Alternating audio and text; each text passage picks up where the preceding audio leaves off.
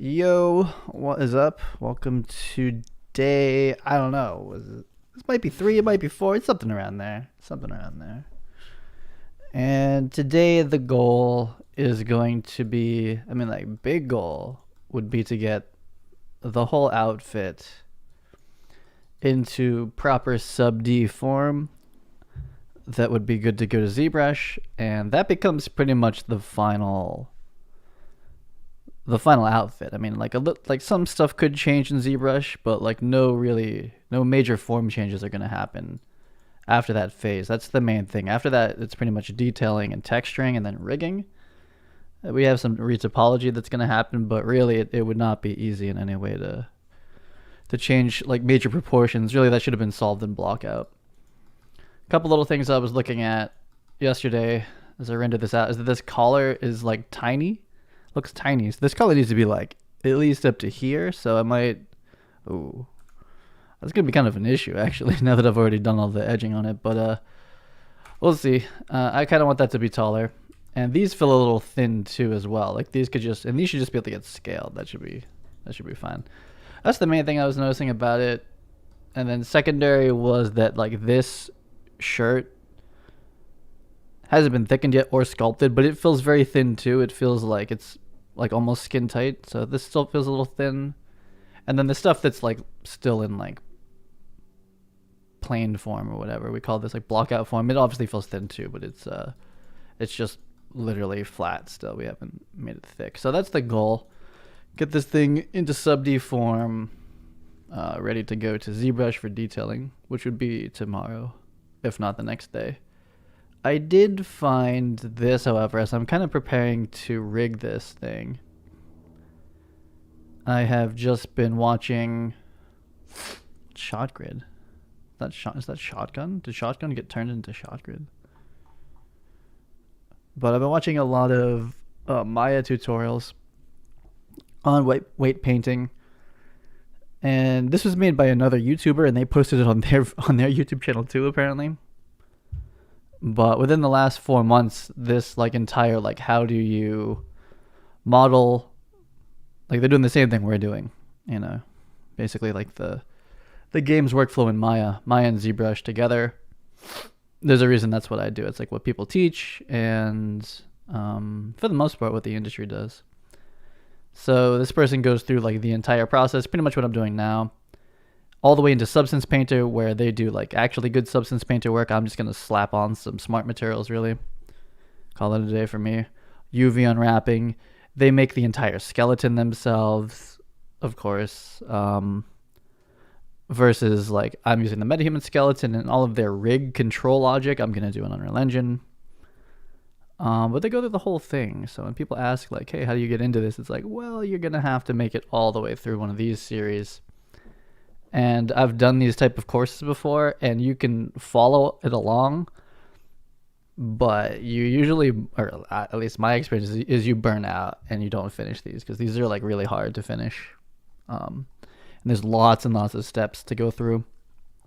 So, but it exists. It's for free. All this content's for free if someone is so willing to learn it. But the one I was watching was on, this one they talk about the basics of skin weighting, and then this one he goes and rigs like the entire character or skin, weight paints it. So this one he just goes through like the different types of kind of like auto skinning methods there are. With MetaHumans, it's much different. It's well, actually he does have these middle bones. I didn't watch the video where he made the skeleton, but I'm assuming those are twist bones. But this is a good like intro to that. And then he goes through and really just shows the mechanics. This is still like beginner level, because like advanced Maya usually means like we've got 5 plugins and they each do like a slightly different thing. And but this is the basic mechanic, and I'm not going to be engaging any further than this. I'm still not going to use NG skin tools or anything too complicated. So if it's a little bit wonky, that's fine. I also found on Twitter, actually I don't know if I have a fast way of finding it, but the person that helped design the MetaHuman rig, what was it? Oh, I found like another rigger or animator who used their technique. I kind of want to find it actually. He just talks about like clothing needs bones. Oh, this is very recent. Fix the export issue, and we're both dedicating a lot of effort to make sure the tool can transfer animation in the broadest circumstances with fine control. Even copied a wolf animation to the mannequin. Okay, wow. So we're gonna have some pretty nice retargeting tools. But I've kind of lost my stomach for interacting with Unreal Engine 5 in its current state, because it's like, yeah, there's all this like new stuff and whatnot, but when I was programming it, there'd be like just infinite crashes, and so it was just like, okay, I'm like not making progress in the way I want. So it's gonna massively. I mean, it's the timeline I had set up for myself to make software. It was based on nothing. But I'm waiting for a UE5 main 1.0 to come out, and I'm sure even that will be pretty crash fest. What's up, Original? How's it going? But these are the main things on my radar at the moment. It's just focused around MetaHuman. So really fundamentals of Maya skinning. Rigging is really important. The control rig and retargeting. It's going to hopefully be happening in Unreal Engine. I found like a really nice looking motion capture Maya course on cleanup. It's $500 though. I'm like, maybe I'll wait and try to get it done in Unreal Engine anyway. Unreal Engine's gonna have like the runtime aspects that Maya never will have. That's how I feel about 0.5s at the moment. Yeah. Are they really that bad? I guess we'll kind of find out. I probably could just like, there's a chance that like me rigging this character, I can't get it back onto the 0.5 skeleton. In which case I'll just put it back to the original skeleton, and I've already retargeted that in Vicon, and that still counts. But yeah, it's I feel like I probably have another year of limbo ahead of me, which is kind of fine, but like it's gonna be probably at least another year before I can release, if then. I mean, I hope, but probably another year before I can release like a proper Unreal Engine 5 app. Send me that course. Is there history on this on Twitter? Let me see. Does it show like what I've liked? Can you see my history? I think that's how I usually do it. No, it doesn't. Can you find the stuff that I've liked? Like, oh, likes. Here we go. Yeah, that's the fourth one. Oh, okay, cool. Word. Yeah. So I like things very, like, my Twitter is very razor focused on like who I follow. It has nothing to do with like who is cool and whatnot. It's purely focused on MetaHumans, just like this channel, pretty much. So anytime anything around the MetaHuman or animation industry, stuff that's relevant to me happens on Twitter or LinkedIn, I pretty much know about it when it's public. But this is the thing that talked about Reham's rig here. I guess she did some sort of like collar system. But as I'm getting to the point where I'm starting to make hoods and rig hoods, if you look at like how this, I think this person added this hood rig to it. You can't cloth sim a hood, right? They have to hand animate and have control over each part of it. And in this case, this would mean that we have to add bones to the MetaHuman skeleton, which is beyond scope for me. But like that's what it basically comes down to, like to clothing and a lot of stuff, is that it needs its own child skeleton. That you would take the existing base MetaHuman skeleton and then add bones on top of it. And as long as that base skeleton is there, Unreal Engine can still use it. Or you can use animations that don't have the extra bones. Like that's allowed. No, I don't have a cold. Just like waking up, really. Literally, I like eat breakfast with my family and then like hop right onto this, and like the first part of it's just like waking up. I thought this was cool. Kind of shows like how the chest muscle needs to stretch and move as it's like kind of attached to the lower part of the arm here.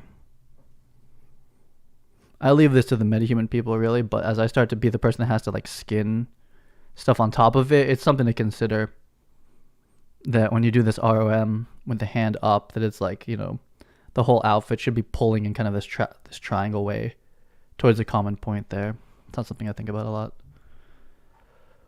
Oh, this was it. So this caught my eye. I was like, oh, a Rococo suit. Let's see how this is. It's a pretty nice model. It's in Maya, so that's a plus. So the cleanup looks pretty good. I mean, there's only so much you can do to Rococo root motion, from a cleanup point of view. And I was like, okay, this looks pretty decent. I don't know about this camera work. What in the actual fuck is that? But whatever, it's a mocap cleanup. And so I found this. And if you listen to it, it's kind of weird. I think he's Russian and then used like a text-to-speech voiceover. So I think getting through this would be a bit painful. But, he talks about retargeting in Maya. I see it says without motion builder, so this is on a motion builder one. But the things that I'm interested in, so we have kind of basic Maya animation stuff, which is fine. There's this overrig method, so I don't know what that is, but that's kind of the crux of this of this course is this overrig script for Maya. It's probably an auto control rig or something that allows you to do corrections faster or something. I'm not sure. But being able to take mocap walk pieces and then make it, you can watch the video, into walk cycles correctly, spinning in a circle, going at a certain speed, looping certain parts of mocap animation. This is the next part of my life.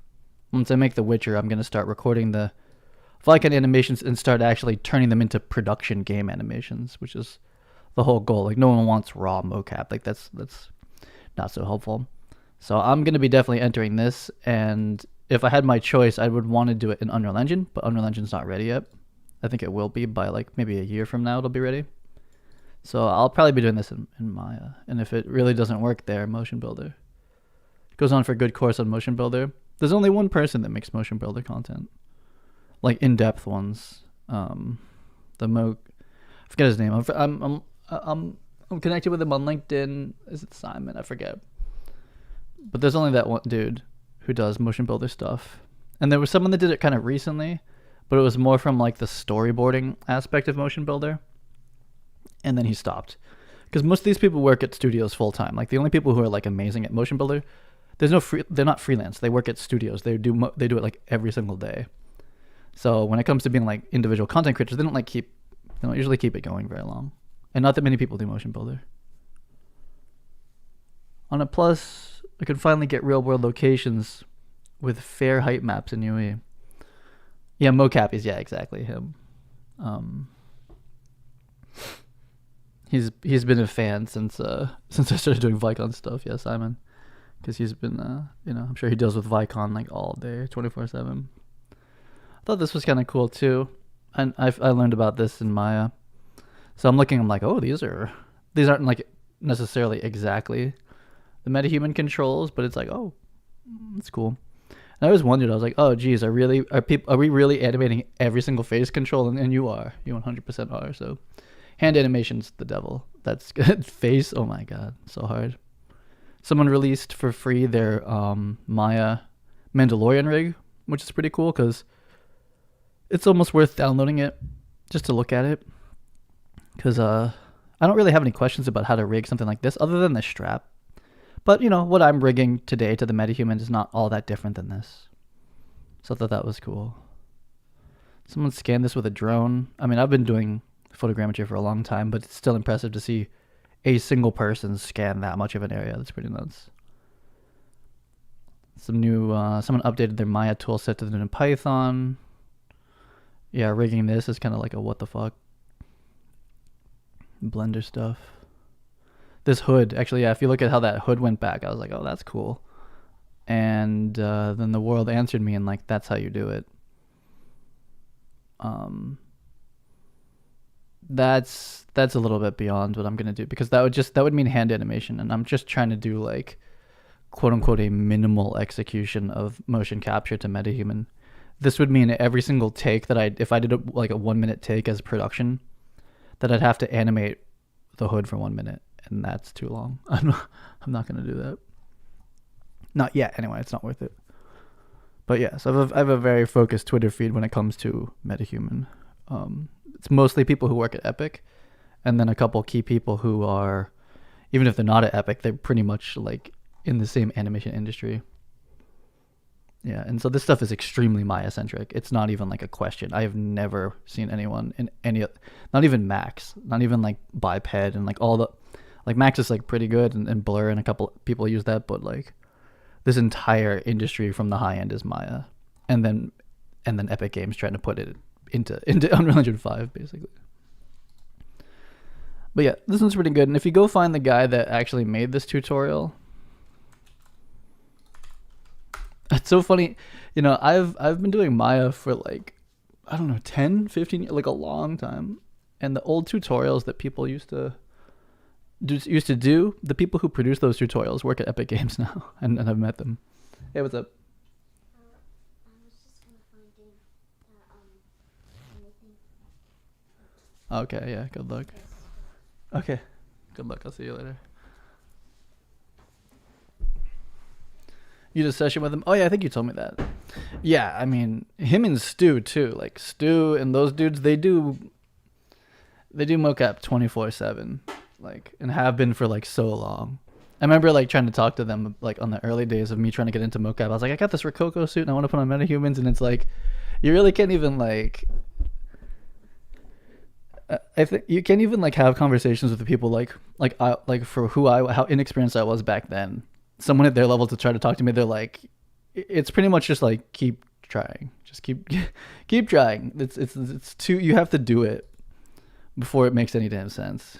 Okay, I want to watch this too actually, but this is the real challenge. Like 3D modeling and the stuff I'm gonna finish up is art. Like I understand the construction, I understand the topology. From a mechanical point of view, I understand the 3D modeling. It's just like an art execution thing that like, yeah, it may not come out as good as like a character artist from Naughty Dog. That's fine. But I understand the mechanics of it. Rigging the mechanics, there's still a couple question marks for me. But this person, I think they might have done some Unreal Engine stuff too recently, because it's, you know, the strong Maya animators transition to strong Unreal Engine animators, obviously. That's like, if you look in the industry of like basically the 3 people who do like exceptional Unreal Engine animation work, they're all Maya animators. So they basically do it all in Maya anyway. And then they just render it in Unreal Engine. It's like, oh my God, where did these people come from? They're just all cinematic animators in Maya, and you import it to Unreal. But this person basically, I'm pretty sure I've interacted with him before, or her, I don't remember. But this name is kind of familiar now.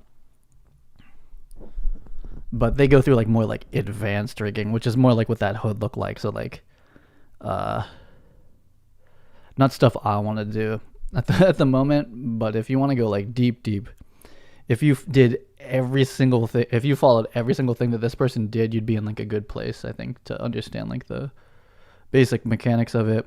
But he basically has the exact same character tutorial on his site, or maybe there are extra ones, I don't know. This skinning one though is the money. And then the other one I wanted to point out is it this one? I mean, he rigs the face. I'm not rigging faces like that. No, thank you. This one's pretty cool. Oh, I think it's this one actually. So he rigs this character who's like MetaHuman-esque, and he goes through the fingers, which is what I'm kind of terrified of doing. However, these are Unreal Engine mannequin fingers. These are MetaHuman version beta. These are beta MetaHuman fingers because they're just one bone per joint. MetaHumans now do not work this way. MetaHumans have these main joints that accept the mocap and animation data, but the actual mesh deformation happens from the child bones connected to them. And so that's where I have the question on mechanically how to execute splitting up skinning across multiple helper bones, leaf bones. Just what should that look like? You know, when it's like I wish that MetaHumans stayed in this form, but they didn't. In multiple levels, MetaHumans are like way beyond this type of a rig. So when it comes to weighting them, like what is the idea? Do you select? My general thought, and I'll do it. It's probably wrong. Then I can ask Reham and all those people. But again, like them probably trying to explain to me like these extremely high end technique to someone who's a beginner, they're gonna be like, like how much have you rigged? It's like probably them telling me I won't be able to understand yet. But my guess is I'm gonna start by rigging the MetaHuman hand in this style, and you end up with basically vert groups where you're like, okay, this part of the mesh, right? It's just rows of verts. You're just saying when you're painting, you're basically saying this vert gets what percent of control from this bone. So what we're going to have in the MetaHuman are two bones on the sides of each one of these joints. So what I feel like it is that we're going to weight it kind of like this, and then we're going to select these, and then the helper bones we're going to have to split left and right or up and down, however they're laid out, and then from this selection only repaint and weight it to the helper bones. And it's not hard. I just don't know what the right mindset is for that. Like how should that be done? And it's the same thing for the shoulder, the thighs, and the knee too as well. The knee has them in the elbow, and I think there's 2 twist bones. And so you kind of have to understand how the MetaHuman control rig and you can't do it in Maya. You can only do it in Unreal Engine. You're gonna have to understand how those bones are gonna move. And it's pretty complicated because they're all pose drivers. In the post-process blueprint, there's like 8 nodes that drive the pose drivers that are driven from Maya assets. They're all made in Maya. But it's kind of like it's not a secret, but it's not shown how they move. So that's kind of the tricky part if you're going to use the MetaHuman skeleton. It's definitely possible for my outfit that we could ignore the helper bones. I tested this with the Halo rig, which I didn't stream. But I did a little R&D testing with when I made the Halo Spartan. It's possible that we can ignore the helper bones in a lot of cases and rig directly to the I would say like the base skeleton, like the mocap skeleton. Which I might have to do because like when you come into the shoulder, there's like 4 bones, and it's like how am I supposed to section them off? That's just like it's a little too advanced for me. So if it's a very skin tight outfit, because like the MetaHuman skeleton is designed for skin, right? Like the MetaHuman's like skin, and it's like kind of doing muscle deformation, stuff like that, and weight preservation. But when it comes to like a big shoulder pad, you actually don't want that, and so you might hard rig them. So it's just kind of like just questions. And before I can ask Epic or ask, like a senior at like one of these companies, what's the approach, I kind of have to do it myself to know what questions to ask, like very specifically. Like the question turns into like a Zoom call. It's like, okay, I'm like in here, we've done this, right? And I'm like here, and when I do the rigging this way, it looks like that. And then I need like, it'll be like, how do I paint this one bone, like this specific bone? It can't just be like, how do you rig a character? So I need to boil it down to the point where I can ask the right question, right? Like, what is the question about what bone? And it's probably going to be here, here. I think I know how to do the butt ones and the knee ones. The knee is just a front and a back one that's, as this bends, basically the knee would collapse. And so the pose driver knee front bone pulls out and scales, I noticed. And then the back one does something to counter it as far as that. But then the fingers are each going to have their own thought too. It's like, okay, so I guess it's the same thing. When you basically skin this and you bend it, you lose mass here. Like this turns into like a flat noodle. So it's kind of the same thing here. Each joint, when you fold it, goes flat. And so it has these 2 bones that like splay out, pose driven, set driven by the primary rotation of each index joint here. So the thing is, I don't have the pose drivers to check them. So it's a bit of a blind back and forth process for me. But anyway, that's a bit of a look towards like what I'm working towards and where my questions really still lie on this workflow. As far as like constructing clothes, ZBrush, Maya, Blender, that's all the same, and that's really straightforward. Once you understand like what quad modeling is, and just like generally how you would put a skeleton through quads, it just becomes art. That's the hard part, is like doing the proportions nicely and pushing vertices around for hours. But the rigging, there's still a lot of like mechanical questions I'm not sure exactly how how to get that going. And then of course we have to integrate this all back into like a proper control rig, which I'll be like using my own control rigs very soon. Like the default MetaHuman control rig is just supposed to be like, a starting point. And it's more like it's laid out like a tutorial. It's more of like a tutorial on how to approach control rigs than like an actual like full production control rig, I think. Because they put the whole damn thing. Oh, you know why? It's because they built it in the MetaHuman control rig was built in 4.26 before there were control rig functions. So the entire control rig is one graph, and no one's computer can look at that graph and have it not lag. I don't think there's computers faster than the one I have downstairs, and you can't open it. It's like so crashy. Or it's not crashy, it's just laggy. So in that way, it's not very production, but I'm pretty sure like we'll see like a humongous update to the control rig system by 1.1, like Unreal Engine 5.1, MetaHuman 1. I imagine there's gonna be a massive overhaul, and I do also imagine that there will be a someone was talking about ALS yesterday. I'm pretty sure they're gonna give that to us. Like almost entirely positive we will have Unreal Engine 5. It'll be like, here's a MetaHuman, here's them perfectly blueprinted with accelerations, turn in places, and all that stuff, and here's a production level control rig, and here's how you retarget it, and it'll be just all one thing, even for the face too, I imagine. But the body definitely. So that's my assumption that will happen. Everything more or less points to that happening. So to try to R&D your own version of that, probably not a great use of time. So I make clothes and learn how to mocap instead until that comes, because I'm pretty sure all that logic's going to be given to us, and then it's like to deviate from it is at your peril at that point. So I'm going to thicken this thing up. But looking ahead to rigging, if you just follow this, that's it.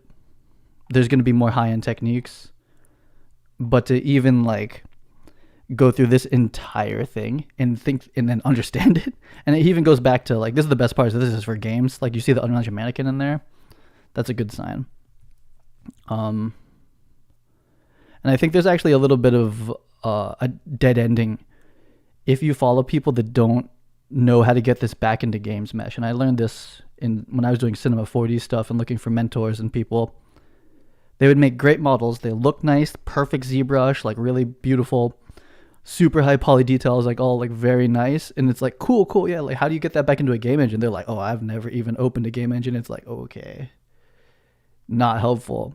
The people who approach it from like a high poly render only, like Marmoset is the end product, those people do bad techniques, and their workflows will leave you in like some pretty bad dead ends when it comes back to like getting it back onto a skeleton and into a game. So that's something you just kind of have to fail through, that I've definitely done.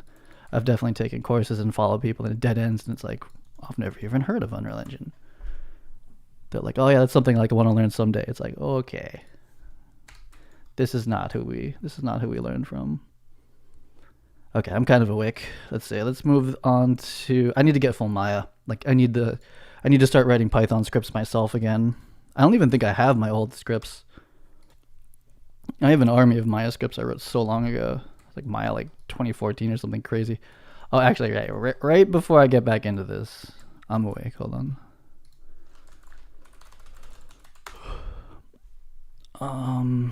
My very first YouTube video. These are my like old videos. SketchUp and shit. These like my Maya previses and stuff back in the day. Where is it? This was like my first like ever popular or like well viewed YouTube video, and it was Maya 2015 running on an Apple MacBook Pro, the last one that had an Nvidia card in it. We still use this computer, which is insane. Still works. So this was 7 years ago, running Maya on a MacBook Pro. And these are all my like custom, oh, this one's not. This was like MetaHuman Creator for Maya back in the day. All HIK. Yeah, this is a soundstage I used to work in. And we would do like motion control previs. Oh yeah, this is my Cinetracer of Maya. An old version of it anyway. Anyway, I have all these plugins and stuff, and people who are like in the deep previs industry, like used to use these, and like they've been. If I ever remade them, I have basically an entire industry of people who would buy my Maya plugins again. I discontinued all of them. So this was a long time ago. Jesus. But yeah, basically all this previs and moving humans around, and like this is like doing, this is now in sequencer. I've been doing this. I was doing this for previs. I would previs entire commercials this way. And it had to be in Maya because I'd have to send them back to the mill, basically, the mill and MPC. So I have been living in the Maya verse for a very long time. Just took a break for a while. Okay, we gotta thicken this thing. This one's like good enough.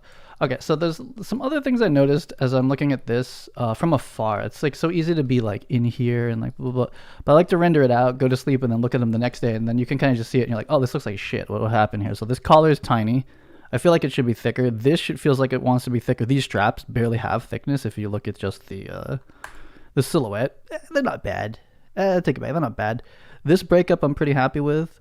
He's thin overall. Like and there's not really much I can do. I'm not going to modify the MetaHuman body, which would mean modifying the MetaHuman skeleton. I don't want to do that. Not yet. That would be like an advanced. It would be nice to be able to do that, but that's going to head down paths that I'm not going to probably come back from. Like completely changing the skeleton proportions, I'm not ready. I would definitely I want to do this, understand this, and then it's like, okay, now we go and we move around this proportions, make him bigger, move the skeleton joints, move the child bones, and then I need to know, like, how do you approach that? Like, what's the idea? Can you make a tutorial on how to make your VTuber character look in the camera? Oh, someone else was asking about that. This year there's gonna be a lot of VTubers coming out. Let me say that much. And so yeah, they were asking how to do that. It's actually, I'm not in Unreal Engine right now. It's the answer to that is in the MetaHuman control rig itself. But yeah, I can understand people wanting to do that. It's a control rig thing though, so you kind of have to have the basics of control rig down before you can approach it. So I would say for now, just if you follow all the control rig people, there's only like 4 in the world at the moment who are like really doing it. Start building your own control rigs over the MetaHuman. And if you do that, you eventually will figure it out. Like it just like dawned on me one day looking at the MetaHuman control rig. But you basically copy and paste the core logic out of the MetaHuman control rig, and then you give it a world look at. So in the MetaHuman control rig, there is a world. They've solved the math for you and mapped it nicely to the MetaHuman. It's not perfect, but it's pretty good. And you can just take it out of the control rig. It's in the metaverse, yeah. It exists. That's what I'm saying. Like the MetaHuman control rig is a tutorial. It's not a production rig. It's basically like for people who are interested, it's like, oh, I wonder how this works. They basically laid it out in a way that it's kind of easy to reverse engineer. So there's a lot of answers to like how MetaHumans quote unquote should work, and kind of like the Unreal Engine animations team's take of like how they convert Maya tools and Maya control rigs into Unreal Engine control rigs. And the the Unreal Engine control rigs are more difficult because oh shit, I'm like working right on this one. They're more difficult because they have the inverse solve built into it usually, and also, where's this shit going? Into subd. Then we gotta hide this one. Also, their runtime. They work at runtime, whereas Maya's, doesn't have a concept of runtime really. I mean, it kind of does. I mean, it does have animation preview, but it's a completely different concept in a frame by frame renderer compared to Unreal Engines. So there's different temporal concepts. Like there's no like, maybe there is. I don't read a lot of animation tools in Maya, but I'm not sure that there's like the concept of like star time in Maya. It's usually everything's just per frame. Like you can ask for like the previous frame or the next frame or something like that. It's all frame, and then time is just kind of a variable of how you say how many frames per second there are. Whereas Unreal Engine is much different. So the kind of animation programming concepts are a little different there too. Unreal Engines is better. I like theirs much better. So I'm gonna take this crappy poly. Oh no, I'm kind of like shaping this in a bad way. This kind of had it going. But I'm just gonna form fit this into here a little bit closer. Definitely the idea with this kind of piece is to model the part that's closest to the surface, and you can even go in a little bit. Like it can go into it just a little bit there. That's fine. And then extrude out. Versus shoulder pieces, I think you should model the outside, the silhouette in concept phase, and then extrude back in. And then you kind of just push and pull back and forth. But if I had to write a guide on how to think about it, that's how I'm doing it now. And at one point I was like, yeah, getting back into ZBrush, I like moving the low poly around in ZBrush, and now I don't at all. I think the concept of you're basically always having in Maya like proportional editing on, and so you're just constantly managing the brush size and offsets when I'm like usually just like, can I just grab this one vert and do that? So maybe mechanically I'm just like a little bit less good at ZBrush. But I find it's kind of hard to. I feel like I'm fighting the tool, whereas here this is gonna work out. But the second you go into like a subdivision lower than this, or higher rather, and you have a lot of vertices and you need to move them around, then it becomes ZBrush world. Then it's like, if I'm really trying to get this shape perfect, and we're like in like subdiv 2 of this, it's like, okay, yeah, that's now the proportional editing tools combined with the screen space moving of ZBrush is probably worth it to get that like finally like nice results. But when we're in this like boxy stage here, I 100% think this phase don't even acknowledge ZBrush existing. Just do that in your DCC, or where you have the best like single pixel control. Though this workflow has been, I like this a lot. I've done a lot of attempts at character art in my life, and having a base human mesh, let me tell you, helps an awful lot. Because normally this phase, you're doing this, but you're also modeling the concept at that point too. But I already have the concept down. Like I'm just following the form of this. Like in a way, this is very mechanical. I mean, I'm kind of ruining it in a lot of ways, but that's because I had the base MetaHuman to kind of draw this all off of. So that's really nice. The MetaHuman has allowed me to get like much further along into the character pipeline than I ever used to get. Like I never ended up like mocapping any of the stuff I used to do. It was like, that kind of looks like a shitty character. And I was like, okay, I guess I'm not a character artist. Time to pick a different profession.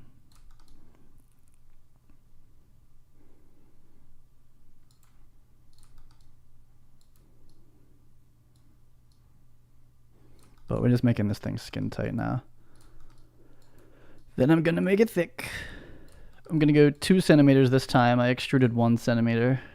Not enough, I don't think. I don't know whether you can share this, but how long did it take you to make, or did it take for you to hear back on your mega grant? Well, I've had multiple. The very first one, this was like many years ago. I don't remember. Less than a year on the very first one. The second one I heard back like almost the same day, but that was like kind of a different arrangement. And the mega grants were pretty new back then, and they told me back then, okay, this is getting into small talk territory where I won't wanted to keep these streams online, but back then they told me that no one was applying for mega grants. They were like, we have all this money and we can't even, like, they needed to get the word out. You know what I mean? They were like, no one even knows these exist. Like, we just have this fund that's not getting used. And so, I kind of helped with that a little bit. So I got that mega grant like instantly. And then, not officially, but part of it was like, hey, okay, let's just like try to tell people that mega grants exist. So I made a YouTube video about it. So that was kind of like a different situation than just like applying cold for it. So that one was like instant. That one was like approved before I applied almost. kind of like a collab with the Epic Mega Grant team itself, which there's a team for it. There's multiple people. And then I have some other ones in, but the grant system has evolved a little bit, and I think it's kind of like probably on its last legs. It's probably going to turn into something else at this point. But we'll see.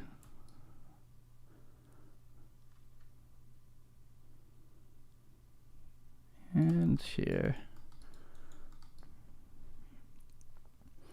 I think the idea though with the grants, I've seen, I don't know all of the people that get them, but I know most of the people that have gotten them.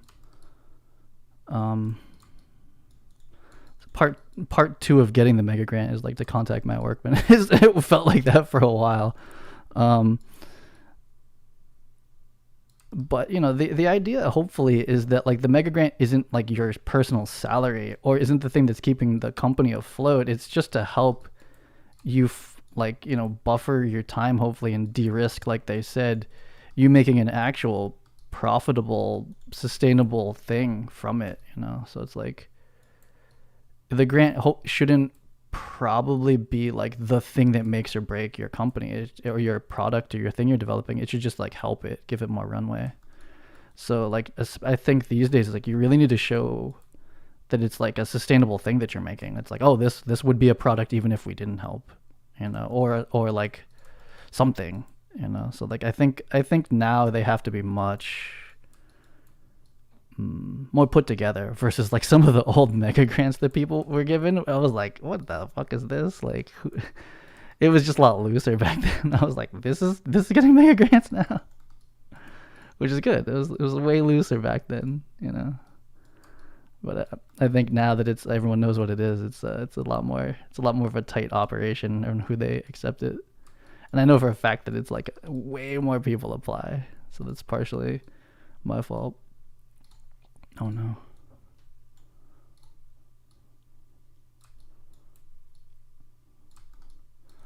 Okay, so there is basic tweak of this thing. Let's make it thickening.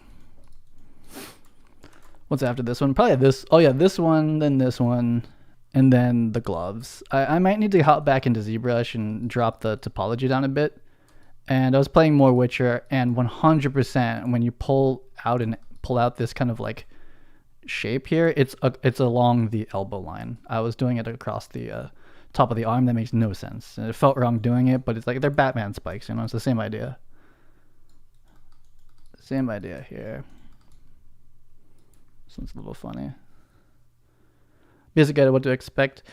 It's a moving target, like anything in this space, really. Nothing, like by the time you make a video about it, it's kind of like probably not right anymore.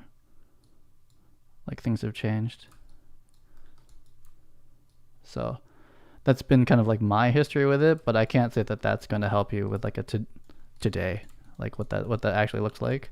But some context, I guess. The thick A. So let's do like 2. That's a bit much. Yeah. Then I went through this yesterday, but like the thing is, like, once you smooth it, it loses even more. Okay, I'm kind of back to thinking 1's fine, but it's once you smooth it though. So maybe I'll do like 1.5. Let's see what 1.5 looks like once you smooth it. Like so in low poly farm, it's like absurd, right? It's like what the hell? Like it's not leather. But I'll box it in and see how it looks once we smooth it, because it's gonna obviously lose mass at that point. We're working on, let's rename this the sub D. Okay. That's fine. And we low poly. I'm going to be real proud of myself if I can finish this. I mean, I'm going to. There's really no world where I'm going to move on before this is done. But I've been trying to complete characters for a long time, and I didn't make the skeleton. I'm not making the human part, but even doing the clothes, it's for me, if I think about it too much, it's kind of overwhelming still. It's like, oh my god, that's a lot of stuff, and I gotta UV this, and I'm gonna have to retoppo it, and like it's just like a lot. Okay, so that's a pretty thick ass strap. How come this one got so small? What happened in here? I swear I only extruded this 1, but maybe that was less. This one I just did like 1.5. I don't know. That one's like way thicker, but like the thing, like it kind of looks nice though. Like, and I mean like it's how come this one's selected? The hell? How come this is still selected? There we go. And I mean it's like when you look at like what are we adding to this character when you do this, however big this just was it 1.5? I think it was 1.5. It just like it shows up more in the silhouette. So if everything stays very slight and you're doing a video from back here, it's like there that doesn't even exist other than in color. So it's a little subtle. So like it depends. Like these are little bumps, and you know we don't want these to be like super crazy, but there's something nice about this silhouette breakup. That's primarily what we're going for with character art. Is like the primary silhouettes have something interesting about it, or else it's when these silhouettes are very flat and boring that the characters are boring. Like it doesn't look good. Yo, Lenovo on TikTok is something else. I haven't done any campaigns with Lenovo, but they're pretty funny on TikTok. I was like, maybe there's something there. Then that's pretty hilarious. I haven't been doing any partnerships lately. I'm too tired. But yeah, I don't know. I like this kind of like this. That's what makes it spicy. This stuff. You get this nice like that's why like in concept art you start here. You just take a black pen or paintbrush and you start getting the silhouette nice, and then you fill in the negative, you fill in the positive form, and then the other stuff. But it's all about this. It's all about this silhouette here. And then when you're lighting, or at least when I approach like cinematography in real life or 3D, you want to start with your hero and silhouette as well. And then every decision you make from there is basically like if you're defining it with like brightness or darkness against the background. And I like the background and then the foreground. But it's still keeping like this stuff interesting. But if you don't model in something interesting, then it never will be interesting. I'll just say I kind of like the thick one, but it's not as thick as this one. If I had made this one as thick as this one, they would be kind of like too big. They don't match, which I don't super love, but this is still a bit of an R&D character, so I might kind of just leave it. Let's do the belt. Virtual Sci-Pack. Start your own VTuber channel. Nice. Yeah, I used to do more VTubing, like casual desk VTubing. I haven't lately. Mostly because all my VTuber stuff is on my Vicon computer, and this is just like a solo workstation on its own. Control rig. When Unreal Engine 5 version 1 comes out, it's going to be like... If those retargeting tools really work like that, and we get Spring Interp Quaternion and a couple other tools, you have everything so perfectly laid out for writing live VTuber stuff, live animation. Work in academia, used to grant systems. Oh, okay. I think you did 0.5 as far as I remember. Oh, for the thickness. Yeah, sorry, I'm like super late looking at this. Is that what I did? Yeah. I don't know. But that's what I was noticing about this is like, it's like, because I didn't draw like a two, like really, I feel like if you're like really into this and you want to do this like really right, you would take kind of like in Marvelous Designer, they kind of give you this outline. You should probably take the MetaHuman outline like this into Photoshop and then draw the proportions first. Because it's even less work to adjust them. Right? It's like, do you want to see this outline here? And if you don't, it's like this little tiny bump. Because as I look at this, what it looks like is it's skin tight. This is still very skin tight feeling. But from a rigging point of view, the more skin tight it is, the easier it is to rig. So that's kind of why I've left it. But as far as a concept, it seems very thin still. But that's I know for rigging that's gonna be better for me. But I think the silhouette is still pretty weak. Okay, I take it back. You can't do this belt. This would be a mistake to do this belt before the underlying layer, right? So we should do this layer first. That's always a bit of a tragedy. Then it's like you get the move tool out in ZBrush and you're like, we're just gonna start moving shit. But better to do it here first. Okay, so chest lower. So we're gonna turn chest lower into a proper mesh. Sub D, the D. So it's also a little thin, so we'll see how this goes.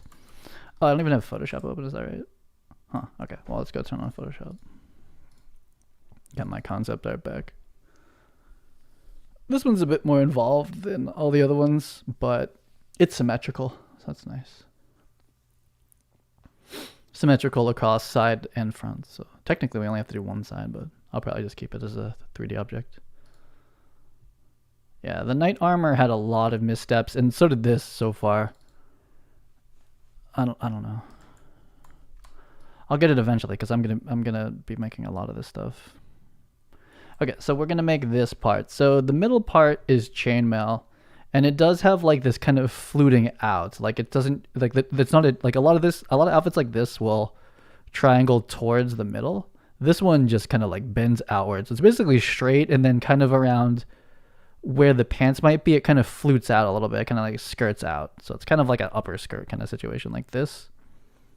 And, you know, if we were to draw these middle lines, they're pretty much coming from, like, you know, if the nipple is there, it's like, it's kind of like a six-pack. Yeah, it's kind of like a chainmail six-pack that kind of skirts out a little wider around the skinny part of the body or the pants, the waistline. And then kind of similar to where, like, it pretty much the mirror on the back. And so these are 4 vertical strips of leather put together with a couple stitches. So it's basically one panel, it's 4 panels, front, side, side, back, right? Almost equal. But they're, you know, where you place them design-wise is, this is one of the brighter things on the outfit, I would say. Like, this is, especially if he wasn't front-lit by the sun when I stood him in the game, this is black. There's not much contrast between any of this. So it's basically like when you look at this character, it's like black at the top. These are maybe kind of shiny. And then a huge silver stripe in the middle. So the stripe in the middle, like if you make it smaller or bigger, kind of defines a lot of this outfit, I would say. So it's important, basically, where you put that. I didn't really concept that phase yet, but, you know, given the subdivisions we have, this would be plausible. Oh no, oh man. Once you use the tab tool, that happens all the time. I mean, that's pretty good. That's pretty reasonable. I think this is a little wider than in the like. I think the question is like, so this basically has that shape into it. So I did a good job getting the base shape because it kind of has this shape already. I feel like this is maybe a little bit straighter and it's a little bit wider, like, but it's close. You know, I think the question becomes what looks cooler. Can you invert the selection of the faces? I don't know how to do that. In Unreal Engine, it would be in Unreal Engine. In ZBrush, it would be Control click and it would invert the mask. Geralt could use more thick. Geralt himself is just a, like if you took his, if you showed his like like his body under it in like a front view, the dude is like a square. He's a square. He's a thick person. This MetaHuman's a very tall rectangle. Geralt's a square, like trapezoid, like top trapezoid looking shape. I think the question for me is gonna be now, because like once you do this, it's done. That's what it's gonna be in the game. Like it's not gonna change in ZBrush or anywhere else. This is kind of the reverse color, but the question is like, what looks cooler? Like that doesn't look very cool to me. This shape looks pretty bad. This is like actual corset. This shape itself, I'm not a fan of, but the thing is, it's like canon Witcher 3 armor. So that's what I wanted. I want to wear. I want it, and so I'll make a better version of it as far as what I think is cool. But like, I know I wanted this like kind of canon Witcher outfit. But like, what looks cooler? It being thin, or it's a 6-pack. I think that's basically what we're doing. It's like this is a chainmail 6-pack. I think is the concept. So I'm going to. Well, I realized you could like you could like get rid of all these little things. I need to kind of come in and customize my Maya as well. But yeah, anyway, so I'm gonna do world X this. So we could chop it in half, or we could do world X. But it's the phase now is to kind of shape this. Oh, dangerous to grab that. I think we got it. And kind of shape it so that it looks good, you know? So if we do it like this, if we angle it in slightly, it starts to take the shape of what a 6-pack would be. Like the 6-pack is kind of like here, here. And I kind of want to downplay the skirt aspect of it a little bit. Like basically the shape that would skirt out. I'm like, Like, what if I push this towards more like being like that? I don't know. That's kind of what I would rather it be like. This is like an okay amount of topology too. It's a little bit much. Like if I wanted to make like big sweeping changes to it, to the proportion, but really what I'm looking at is like this front silhouette here. So I feel like this was a bit much. Oh shit. This was a bit much. Oh, I should just lock all that stuff. It's this one. That was a lot of topology. Yeah, so maybe straight, but maybe just a little bit in, something like that. I feel like that's slightly nicer looking. You know, it's probably even just like just straight.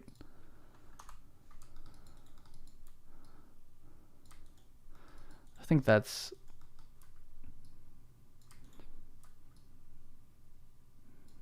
something like this.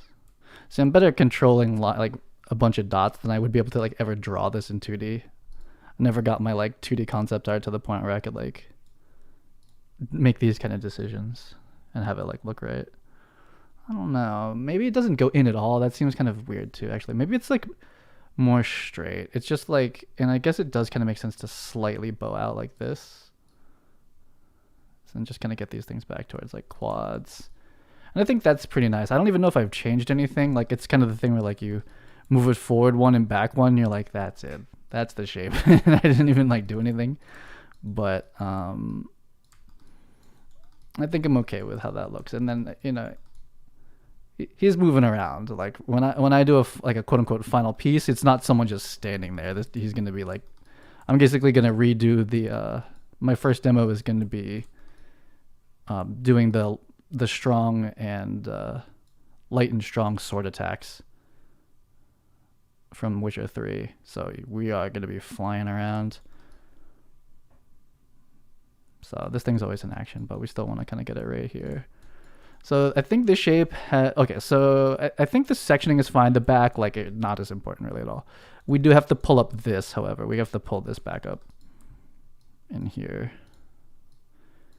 And the way I'm going to rig this, these will never tear apart. I'll rig these to the exact same weighting because we don't want this seam to show up because there's nothing under there. So we'll seam that in the rig as well.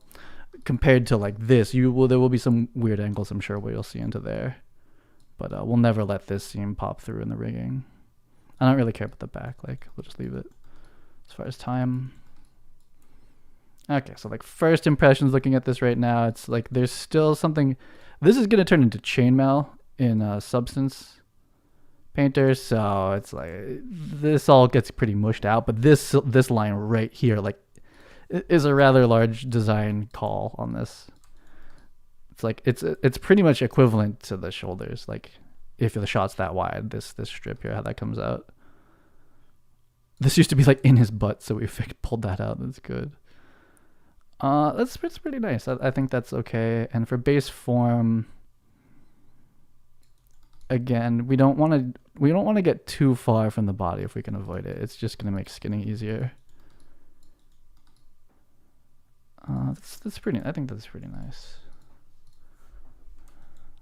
It's too early to smooth it. Right? If I smooth it, it's gonna lose like all of its. It's not so bad. So that's the smooth version. So it's kind of like we have a bit of an arc here, and then it skirts out. It's about right.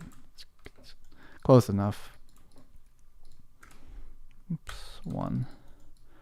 Okay. So let's think about this. What have I learned from doing the shoulder plates? Because I did these shoulder plates damn twice, so fucked up. So what are we thinking here? So I think the idea is we should thicken the whole thing first. I should thicken the simple shape, right? Get this to be a 3D shape, right? Like it's not really, it's not like you couldn't 3D print this yet, right? It's like it's this is concave the wrong way. A bit. You're gonna have to do this pass to the every freaking vertice. So it's a little bit. Yeah, so if we look at it from here, it's a little flat. Oof. And this piece is gonna get retopoed. So I probably shouldn't spend too much more here because this piece is getting prepped for ZBrush, but that's not this topology is not what goes in the game, for multiple reasons. So I shouldn't spend too much time here because I can still do a lot of like the final reshape in ZBrush, and then we retopo over that. This piece, there's no way to reconstruct or to use this as the base topology. It won't work because it has so many weird bumpy details. So I think we're gonna call it here. So I'm gonna turn this into like a simple thick object, and then we'll extrude out the side panels. Looks good to you? That's good. Doesn't look, as long as it doesn't look bad. I think it's okay. It's a little bit curvy. I think I could probably just like have it be straight, but am I gonna hate this later? I think I am. Oh shit. I really don't like it pulling out like that, but it's kind of what this shape is doing. He's not very hippie though, right? He doesn't have like huge hips or something like that. Let me just pull out this one part right here, and then I'm gonna thicken this thing and move on. Because again, we can shape this in ZBrush. Oh yeah, we're convex in kind of like a funny way. The low poly is not shaped perfectly. Like there's a couple angles that are kind of not so nice. But so this one, because it's like a main piece, we kind of define the outside of it. So we're gonna extrude in, if it allows me. Okay, we have to flip the normals. Should be fairly easy.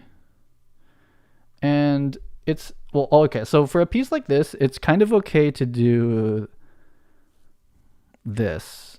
So I'm gonna give it, let's see how this goes. I'm gonna give it like what like is like the actual garment thickness. Then I'm gonna do it again and kind of get, oh shit, what the okay, I think I have something selected wrong. Hold on. That might have been, let's go back. Something was wrong. So let's go into ISO. Let's see here. Ooh, this wants to be out. I keep fighting this like silhouette. Yeah, I don't come to the profile as much as I should. Like just straight ortho profile to shape it out. Like it's a little bit like pops out of the stomach a little bit too much. This I can still shape in ZBrush, but I mean, if you get it right here, it's just easier. Okay, just in case, let's do something. Let's just merge all these together. Merge verse 140 to 140. Nothing changed. I mean, this was never a symmetrical object anyway. It was always just like one solid 3D thing. Oh, so we can see some bad that, but let's just leave it. Extrude. So I don't think it likes doing this inner extrude. That, what's that? What is this? This is craziness. There's really no reason for that to happen.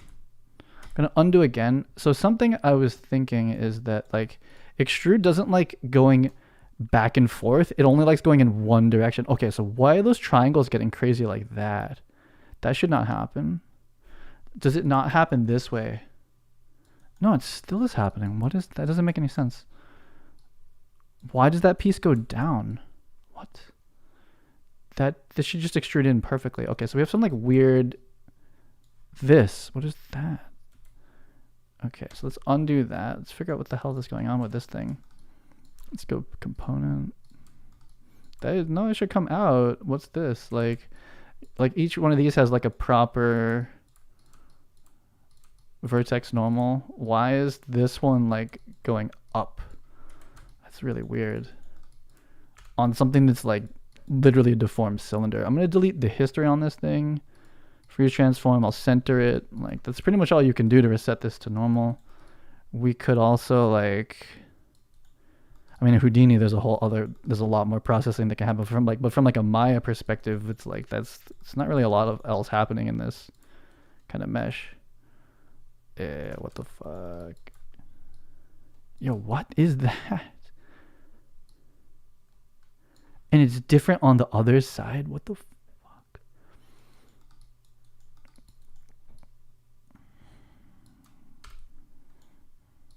What are you doing? What is this? How about on the inside? Is the inside happening too? It's just these outside vertices. I should be using slide, but I'm just trying to sort out what the hell's going on here. Why though? What? Doesn't make sense. Why? I'm just about to leave it. I'll like maybe like cut it in half, but that's a very odd thing to have happen. This side's cleaner. We don't want symmetry. I'm gonna be using a lot of copy weights. That's the inner edge. What the fuck? This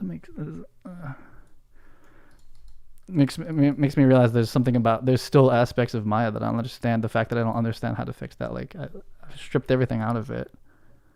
Why would that go up? It's like if that vertice had like, if I like reset the axis of that vert, then I could kind of understand that it's like it thinks that that's its normal for something, which is like kind of impossible.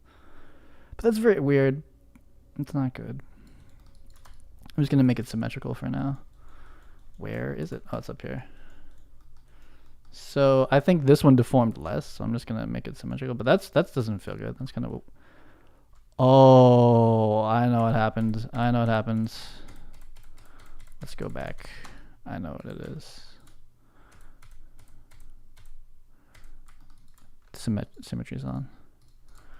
Maya does not enjoy symmetry for a lot of these operations.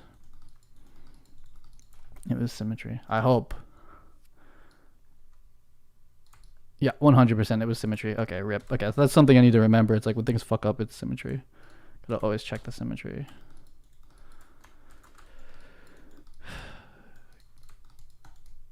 Okay.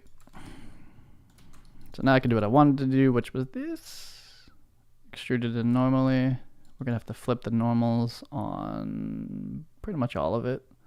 And I was gonna go even further in to cap it, but I don't need to actually. I think we'll be fine like this. So the thickness we don't even really see. It's pretty much this bottom edge there, and there should never really be a situation where we ever see up here.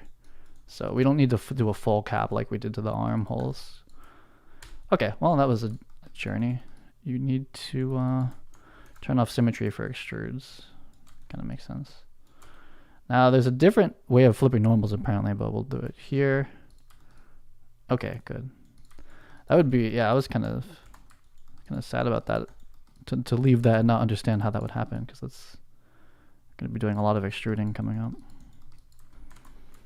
Okay, so I'm going to keep this object. We're going to duplicate it just in case. Going to move on to here. So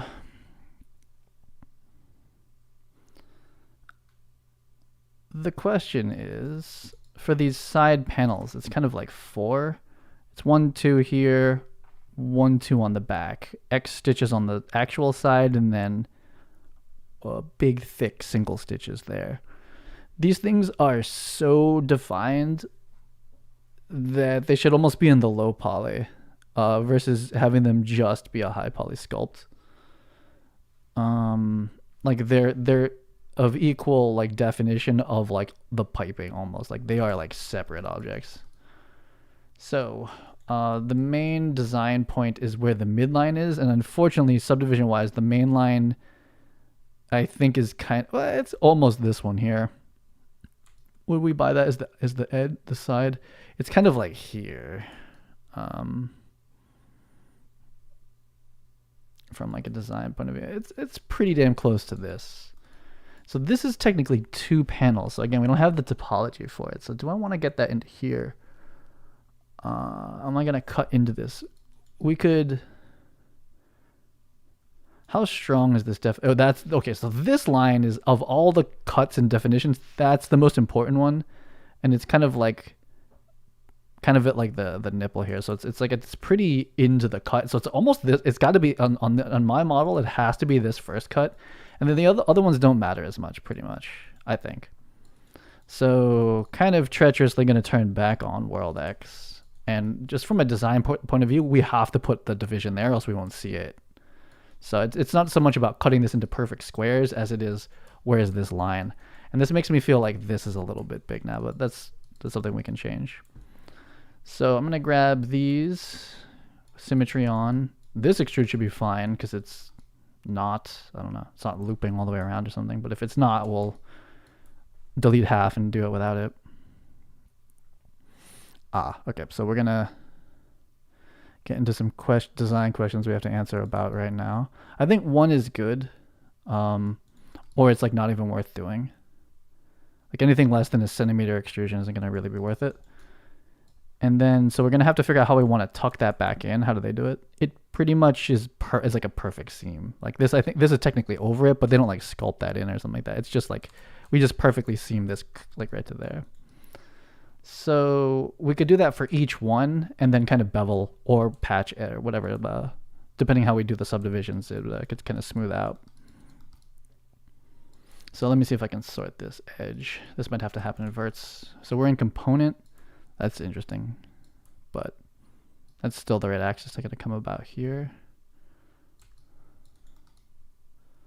Is that how I want to do this? There really isn't like a pillowy top though from the design, but I mean that's like kind of how I would want to 3D model it.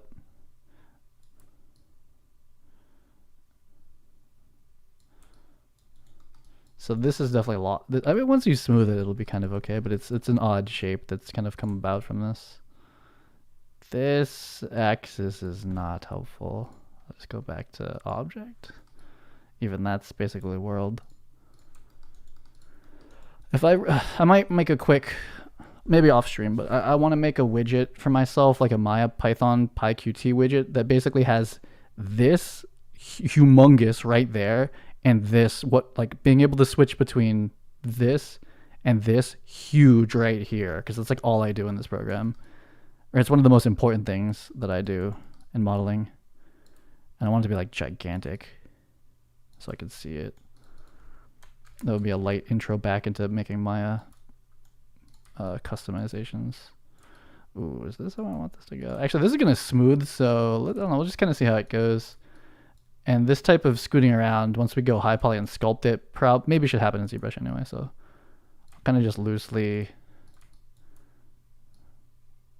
I'm basically rounding it off at this point. This one could be a little bit more square, doesn't really matter.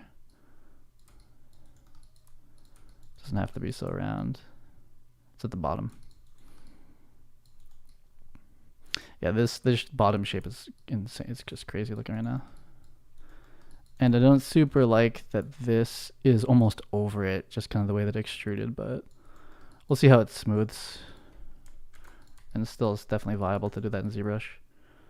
But I kind of want to take now on what axis is this about to move. We'll just do world, I think. Is this world? Yeah, world. Just kind of pull this away from the edge of the other one like this. Oof, that is a funny shape. But again, it's like a weird padded, pulled tight corset leather thing, so it's kind of an odd thing in general. I'm gonna do the same thing to this one, and then the other ones are really kind of details. Like they don't really show up on the front of the character all that much. But I'm gonna basically do the same thing to this patch, and this patch, and that'll be it.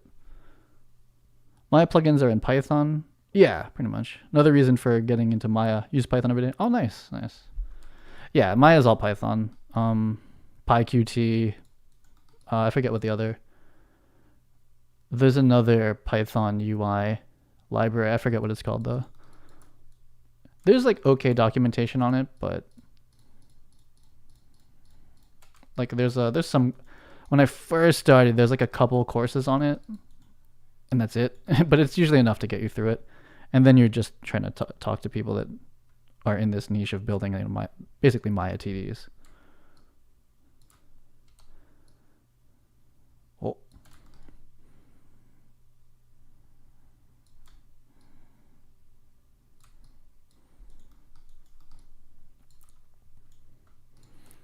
I think modelers aren't really writing scripts. It's mostly the TDs, like the character people.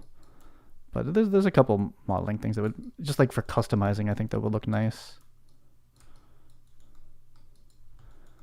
It's not like Houdini, where like Houdini, like every single shelf tool, you can open up the source to and change it if you wanted to. Maya's like, it's like kind of an effort to actually make your own modeling tools. Like if you wanted to change, like if you wanted to make like a selection tool that selected in a certain way, it's kind of a labor. It's not very integrated. Like you would spend like a month writing the tool instead of actually getting the work done. Whereas Houdini, it's a little bit more fluid to be like, I'm modeling, but I'm also writing tools. And after a month, you've modeled the thing and written the tool. Whereas in Maya, I feel like you end up just writing the tool itself. Like it just takes so long.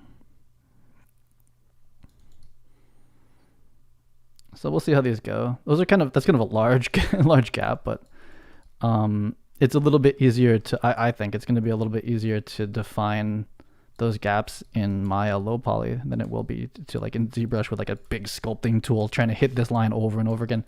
Though I saw a technique in ZBrush where you can basically paint, you do one stroke, and you can keep doing that stroke over and over again with different tools. Still kind of, it's like cool that that can happen, but it feels kind of hacky still. Like I'm like, maybe it's just like a familiarity thing that feels awkward to me. Just popping these out. I'll just do the same thing to this one over here.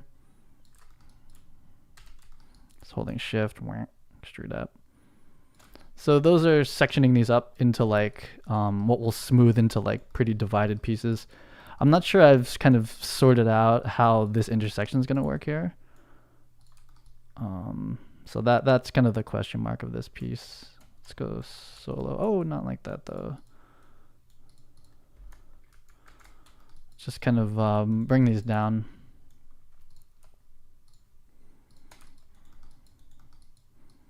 What are we in? World.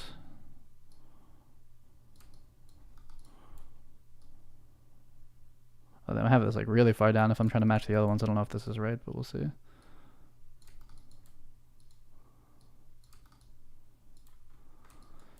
This one.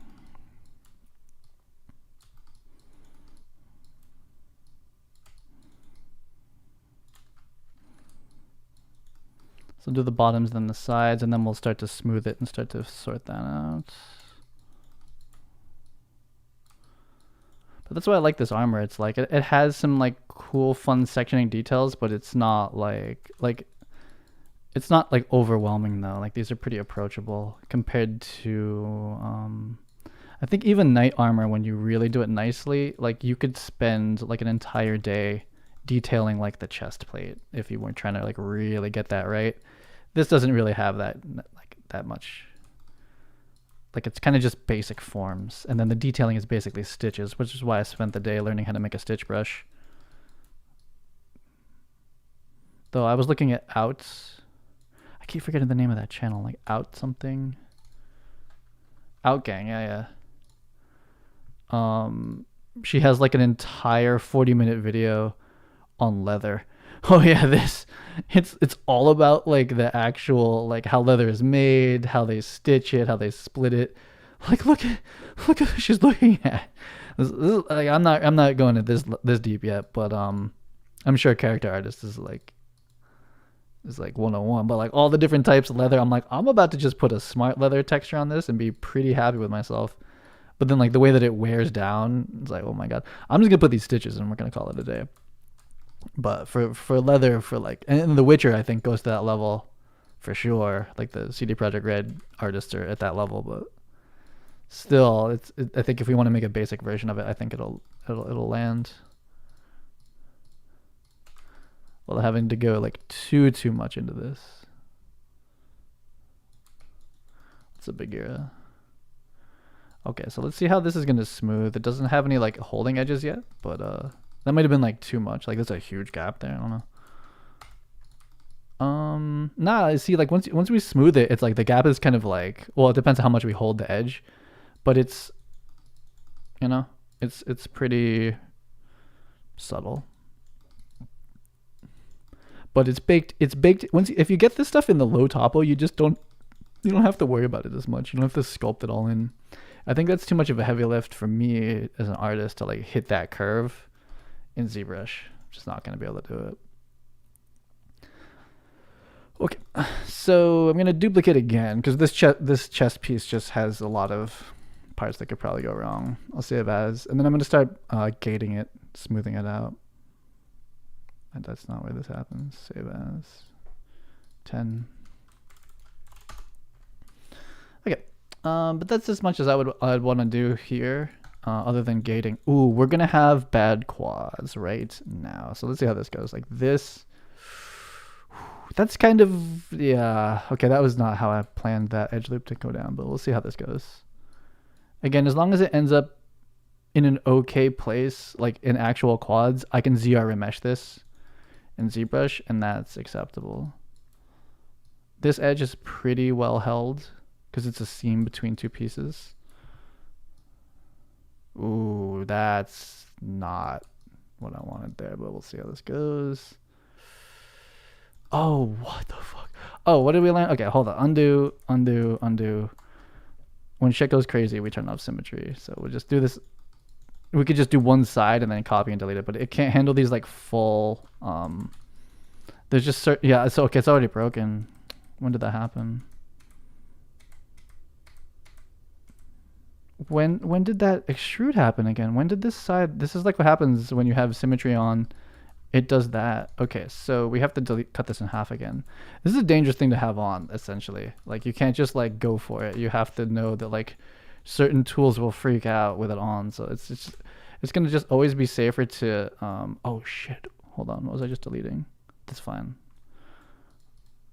Wait, once.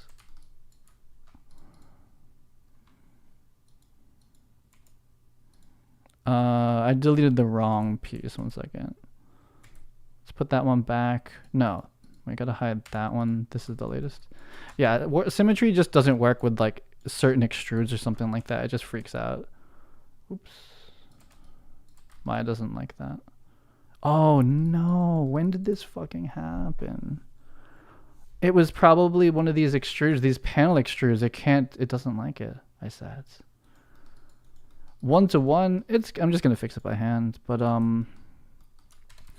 it's more like my take on it, right? Because like the thing is like the MetaHuman itself isn't Geralt's proportion, so it's not like gonna be like it's not gonna look like Geralt, but what I want it to look like is that it's like the MetaHuman is cosplaying as Geralt, if that makes sense. So I want it to be like recognizable to people who know what the Witcher armor looks like, but you know, it's not a 1-to-1 recreation. No. Yeah, it's the symmetry. You can't use symmetry for extruding. Essentially, it's not safe.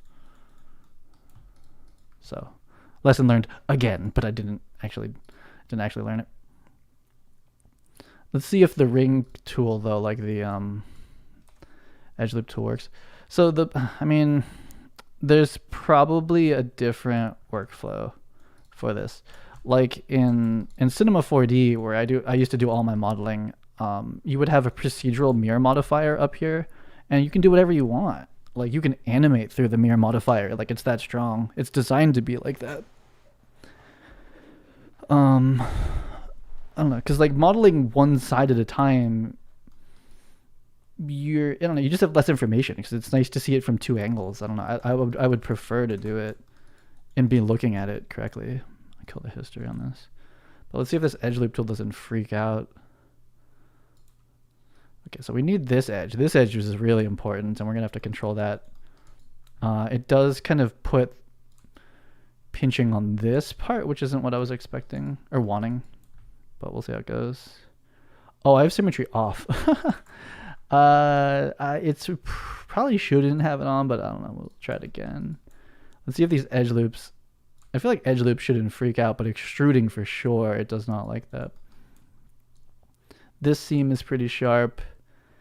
And so like in the actual model, like the biggest seam is on the side, but you don't really see it. Like that's a huge seam, hence the X stitches are even bigger. But if they were all the same, it's kind of like whatever. Like I think that's okay. So to reinforce that seam, the way that I've modeled this is a little bit bad. But let's see what cutting into these look like this. This is a little bit weird. I don't like super like that, but let's see how it looks smoothed out.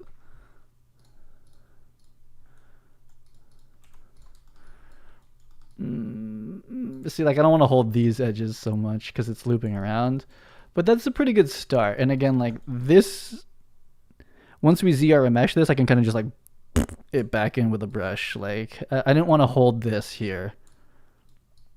And man, this is a coarse set. And okay, so this edge is like creeping in, but that doesn't really matter. I'm looking at this from like a material ID point of view later, but that doesn't really matter because we're gonna retopo this piece completely. This one will be a full quad draw retopo, but I think that's pretty good. I think that's gonna do it for us. Am I gonna put the stitches in here versus ZBrush? Let's see. I think I'm going to do them here because the thing is the ZBrush insert brush is still just inserting. You're just inserting meshes. But you get to use like ZBrush's kind of nice, like it projects, it gives you the placement really quickly. And then you can do it with a spline, but you still have to make the stitches. That's the thing. So I'm gonna make the stitches here and kind of loosely place them, and then we'll see like if I do the final placements in ZBrush. And the stitches, the most important part about the stitch, and I haven't done this workflow myself yet, so this is like see, this is not right, but I think I can fix that in ZBrush. It's also in the back, so fuck it, and looks kind of okay here. We'll kind of pull this out a little bit. But to get the stitches so that they're different colors and different materials than the leather in Substance Painter, in the high poly mesh, they have to be different vertex colors. So they have to be separate meshes, the way that I'm going to process them. So we're going to end up with a high poly sculpted chest piece and then a separate piece of geometry that's just the stitches. So where I make that, it could be in this program or it could be in the other one, but you still have to make the base stitch. That's the thing. So I haven't made any stitches for this project yet. Let's do a cylinder. The best way to do this would be a extrusion across the spline, but I don't want to. This wants to be 8, and the radius and stuff like that doesn't matter. We're going to scale it. So turn this dangerous thing off. Get like way too far into the modeling process and realize that like the whole inside is wrecked because it can't do that. So it's symmetrical, just solo. Scale doesn't matter, it's just overall proportion.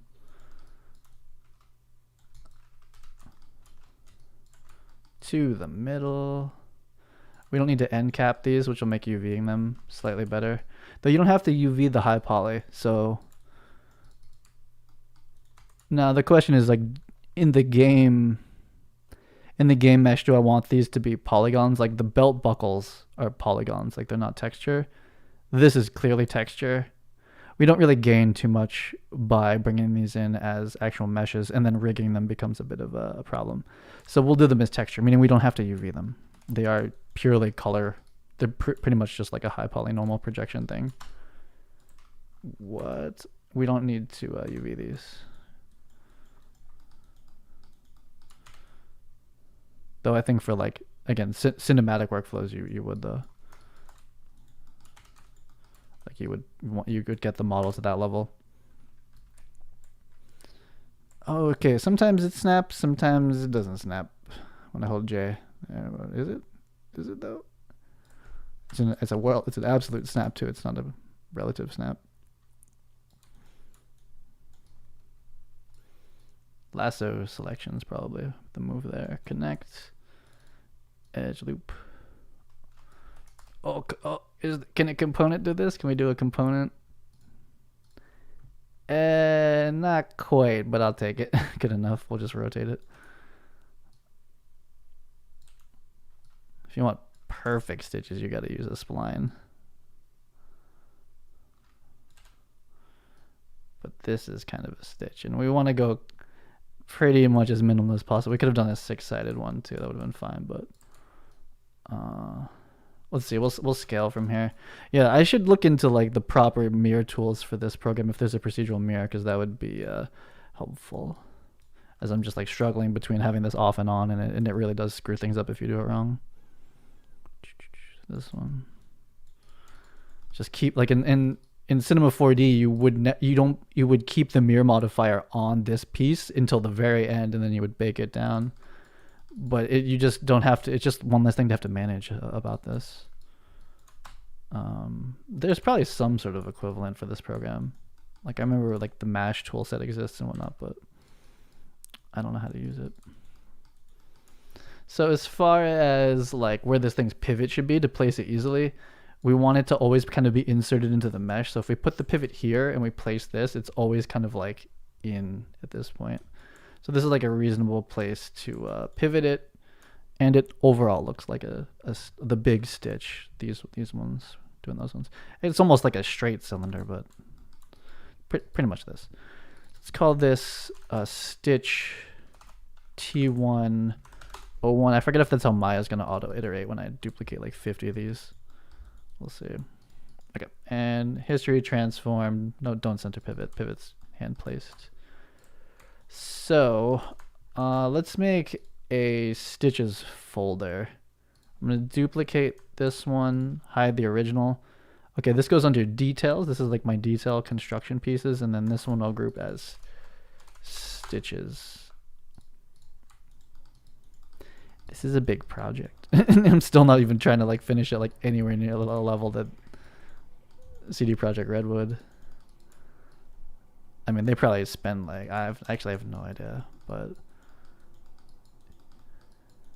how long a single character artist would take on like a real game to get this like thing finished out. Okay, let's go to object. Yeah, so in ZBrush you can just like and it pulls it out and it kind of hits the normal for you, but I don't know. The problem is you have to be in ZBrush though to do that.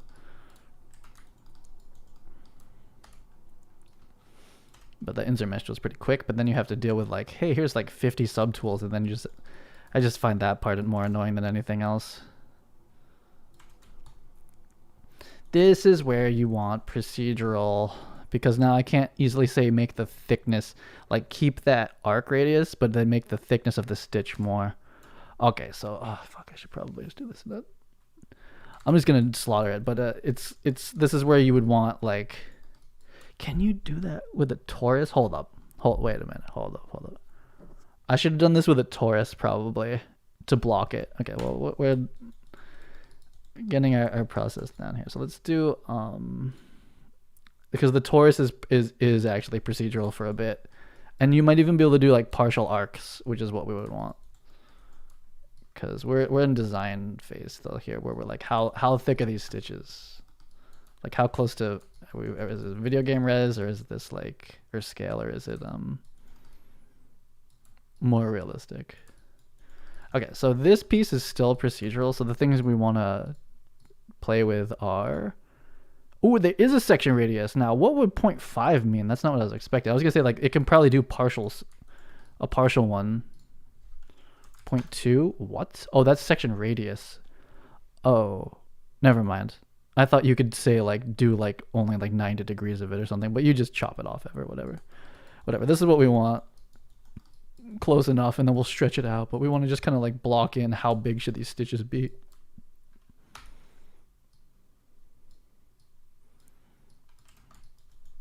And yeah, if we have a primitive, we want to kind of use it. So how is that looking from back here? Like how they're pretty big. So it's like 1, 2, 3, 4, 5, 6, 7, 8, 10, 11, 12, something like that. There's probably a cute way to do an array instance of this, where like you instance it down, and then if I change this one, it changes all of them. I don't know how to do that in Maya though.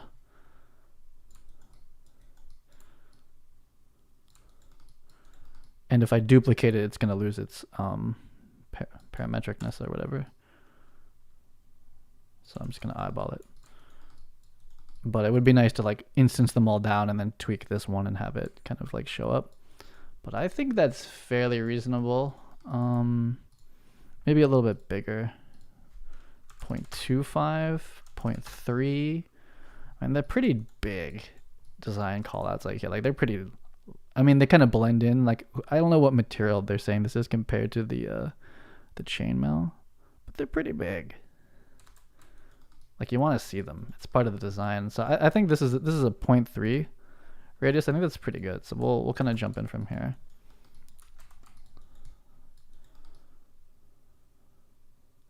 This is a lot of geometry. So let's take this down. Oh, 20, Jesus. Yeah, let's do like 8. We're going to lose a little bit here. And like 16, that's probably enough. So where's this object's actual? So if you do an even number, that doesn't give you a midline. Is that true? No, it's right there. Never mind. I see it. Never mind. It's this right here. Okay. It's a little Cheerio. I was making them like a little bit like this too, but that's pretty good. That's pretty nice. These are going to be high poly. So am I going to smooth these stitches in ZBrush, or do they just stay like this? I think they probably get at least one smooth layer.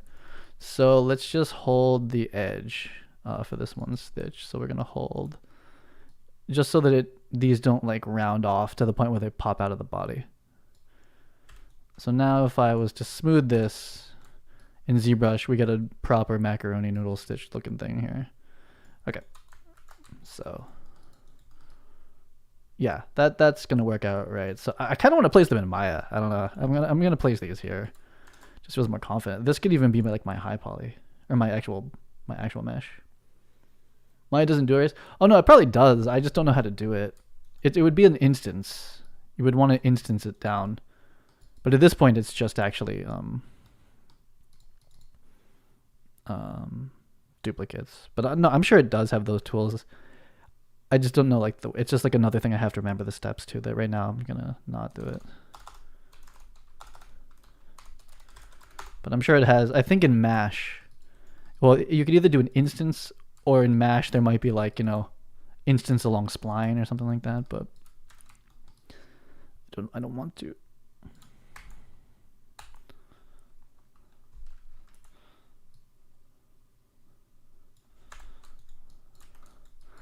Okay. World space should be fine. We'll do it from the front. So let's just drop a bunch of these down this thing. Duplicate.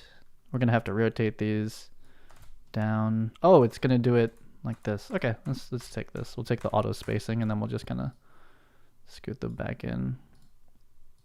So these have no relationship to the other ones now, other than they're duplicates from the same shape, but there's no way to like change all the parameters of all of them or something like that,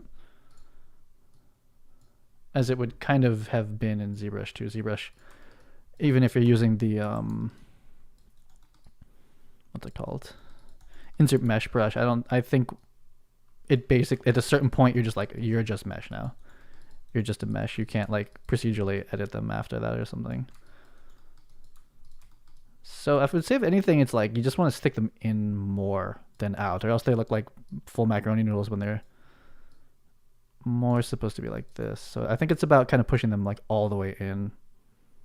We'll see. And if I like really care, when we go into the high poly sculpt of this, we like indent, or you know, we sculpt around them so that they have like more of like a fleshy interaction. But I don't know if I'm gonna spend that kind of time. So we're kind of losing the rotation here. None of these. Yeah, we got to kind of rotate these back across the border here.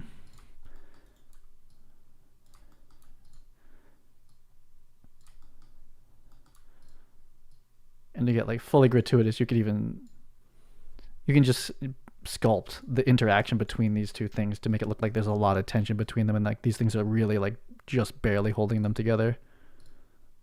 But I'm not gonna probably do that.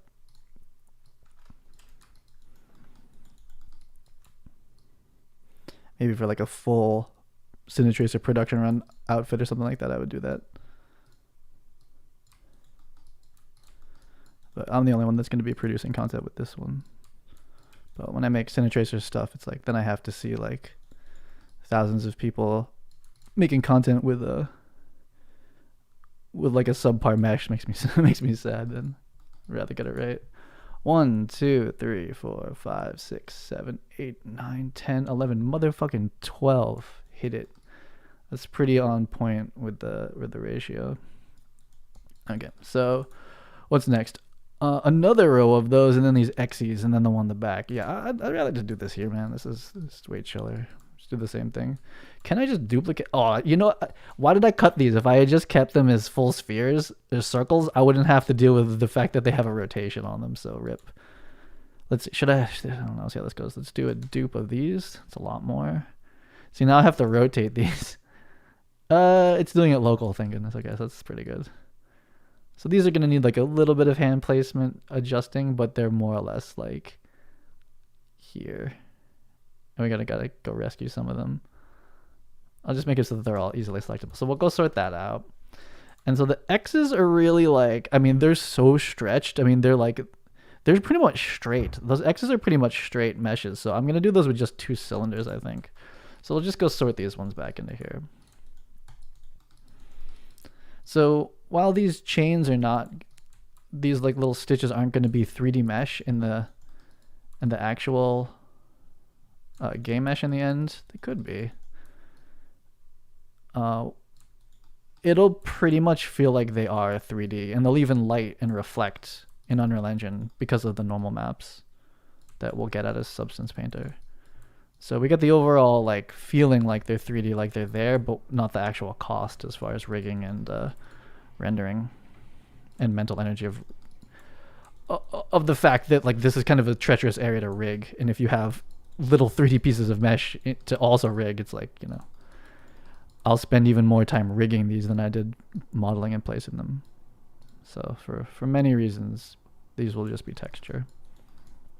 They also don't really affect the silhouette all that much. So like maybe if you're catching this angle, it's like, oh, where are the bumps? But like for the most part, you're not gonna want to see them on the silhouette. Like right there-ish, a little bit, you'd see them. But cool. There's definitely methods to actually mesh out the chainmail in either program, ZBrush or in Maya, but I am not gonna do that. In Maya, we would basically build a 2D seamless chainmail mesh, and then we would just use a wrap deformer and do our best, and then merge them all into one mesh, and then kind of like sculpt them in would be the move. But I'm gonna try to do it with just pure Substance Painter. So we got to do the ones. Oh, did I miss a section? Oh, never mind. So there's ones here and there. I guess we're gonna do it. But let's do all the ones that we're here for. So let's just do them all here while we're here, and then I'll do the X stitches, and then we'll duplicate it. But yeah, so this could be done with the insert mesh brush, but I find managing all of this in ZBrush to be kind of hard. Because these are high poly, I should have just kept this whole thing a torus. There was no point in deleting it back. I'm still in like game dev mode with that, but they should have just stayed a circle. There's no point in deleting the inner part. It just makes this harder now because I have to rotate them. The macaronis. They kind of rotate all nicely though. It's not bad. So what happened there? So basically this is longer than this, so they're more squished together here. But we'll just kind of scoot them back in, get the top one correct-ish, and adjust the rest. So it's kind of like at this angle. And yeah, that takes a lot of cleanup at this point. Also, this is like, I can probably fix the low poly a little bit there, but it's in the back, so I kind of don't care. Okay, let's move these macaronis in. So we don't want to, actually no, we do have to like kind of redistribute the height. So it would have been nice to have some sort of like procedural placement on this, but we'll just do it by hand. It's like all those procedural approaches like are technically faster once they're set up, but setting them up can take longer than just doing it this way. So hard to say.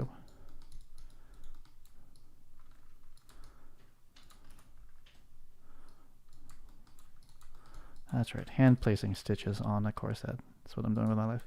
Hey, what's up? Is it Friday? You're pretty sure it's Friday? How sure? How sure are you?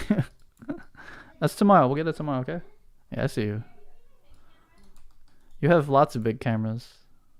They're usually on the floor somewhere.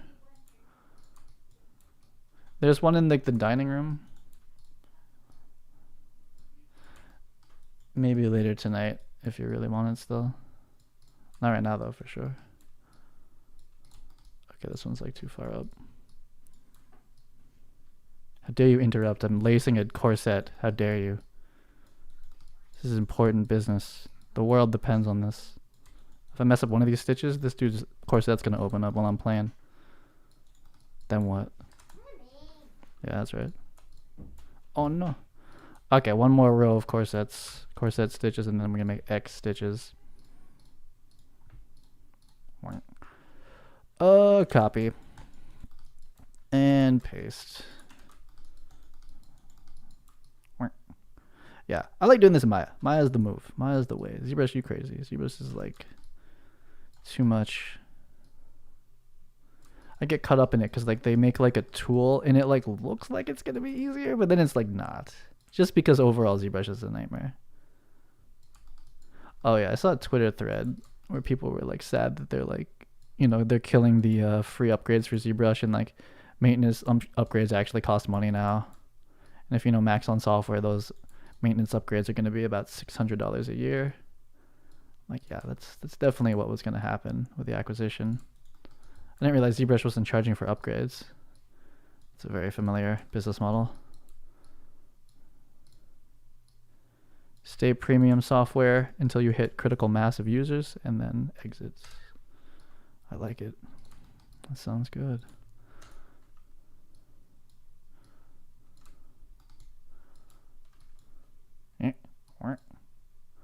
Oh, I'm missing some of these.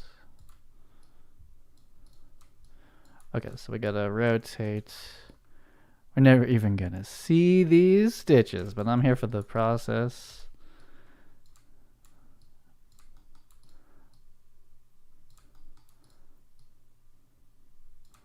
Yeah, even, I don't know.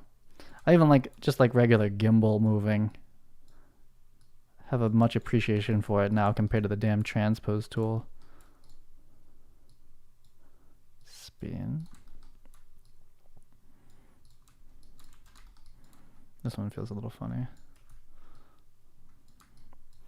Macaroni. You're held together with macaroni. Okay, these shapes got bad.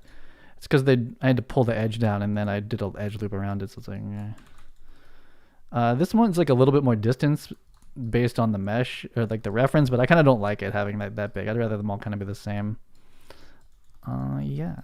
But yeah, these are the things that make that difference though. If it like, it's like, I mean, their characters, the design artists, like, this is a decision. Like this like frequency of detail is what makes this character work. So trying to pull from that, not have to recreate the wheel. Okay, so we'll duplicate that. So how many stitches is that? A bunch. That's it? 24, really? Okay. 12 times 4. Should be more than that. Oh, wait, are these them? What is this pasted? Oh, no, pasted group. Oh, no, I hit paste by accident. Paste is evil in Maya. You don't want to be pasting. We're going to have to kill the history on this. Here we go, 48. That's more like what we're looking for. 24. Yeah, it's 48. History. Go bye-bye. All this pasted stuff, hopefully, the problem is like, what goes wrong is if you do this incorrectly with pasting, when you delete the big groups, the holding nodes, the whole thing dies. And yeah, anyway, pasting is treacherous. We don't want to do that. Now my names are all shitty. So at this point, we could probably merge them all together into one mesh to make it simpler and then mirror it. And even that's one mesh, and that one mesh comes back into ZBrush later. And then as far as the high poly baking, basically these will go along with this high poly sculpt once we get it. They would have to be merged and then have different vertex colors, but that's a workflow I'll work out probably. This is going to take longer than a day, but whatever. At some point, I'm going to test that workflow out to get these as different colors and materials in Substance Painter. So let's make these X's real quick. Those are kind of harder. Like, I'm not really sure how to... this X's happen a lot in medieval armor. Like, this is when you get default stitch brushes from ZBrush, they have this and they always have the X too. These are weird. These are like super 3D. They are a bright color on the side though, so if I'm trying to do this right, it is like that. Some of these placements need a little help, but okay. So back to construction floor level of this kind of thing. They're just cylinders, right? So let's do 8, kind of like 0.5, kind of like 4, 8, 12, yeah, something like that. And this is more like a 0.2, 0.3, 0.4. Oh, that's not actually doing a 0.4. Yeah, 16. So let's say I think that's kind of like the base ratio of it. And there's just lots of them. So we're going to like kind of pre-place them and merge them together, maybe. Kind of like do this. We can delete the caps too. Duplicate. So I mean, they're basically this. And let's delete the caps. Do we care about how that one's clearly over the other one? We do. That would show up in the lighting. Okay. Even in a normal map. So let's do something like, let's get rid of these caps.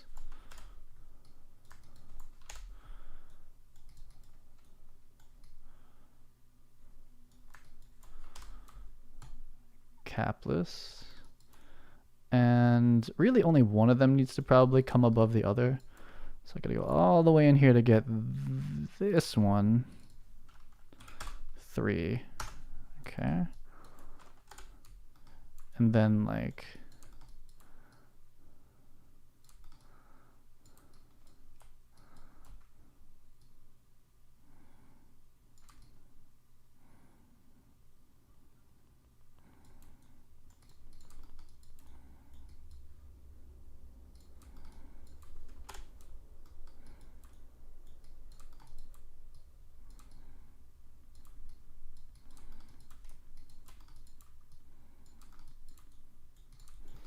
okay, and the rest we'll kind of do with scaling probably. How tight the X's are pretty. Well, they're pretty like almost like 45, 40, a little tighter than 45, 45.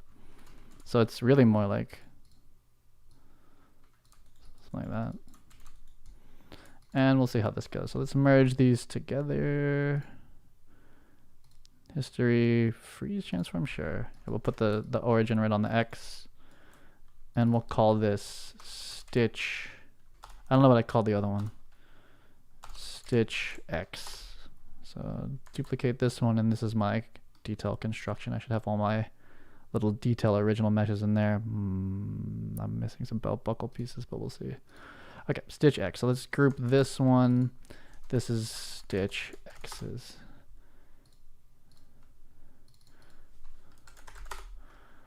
Okay, don't need to UV this. So this is the duplicate, and it's definitely a save as moment. 11. Though I think this chest piece is the most detailed piece I have. I take it back. The glove's gonna probably take me the whole day, and the boot might too. Well, this could be this could be a process here. This could take a lot longer than I thought it would. Oh well.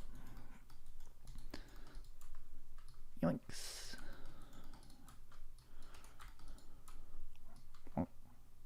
Okay, so there's like not enough gap here to like really warrant this crazy stitch, but I don't know. Oh no, and then I was way off on the, well, not like way off, but I think these could be a little thicker. Yeah, they're not thick enough, I guess. Let's see what happens if I just like full scale it.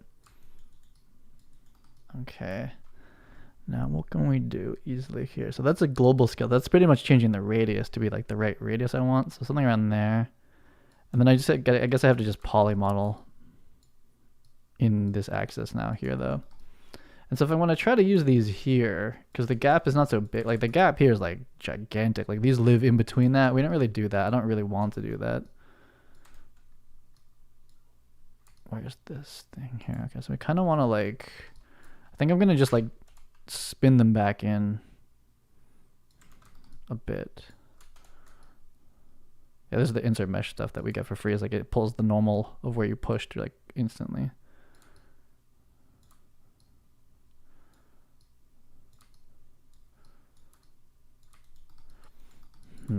Okay, so let's take this. This is kind of, I don't know. This is now kind of deviated. Can I connect all these at once? Hey, nice. And these. Object space, I would like to be an object, the world, object. Like that. And we gotta go like all the way in on those ones, and then the other ones kind of do the, oh. I'm probably selecting stuff I shouldn't be. Maybe not, we'll see. Oops.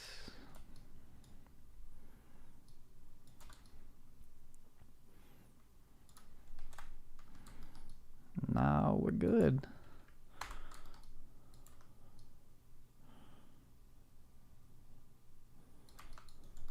I think that's how ours are gonna be. Now they're a little bit like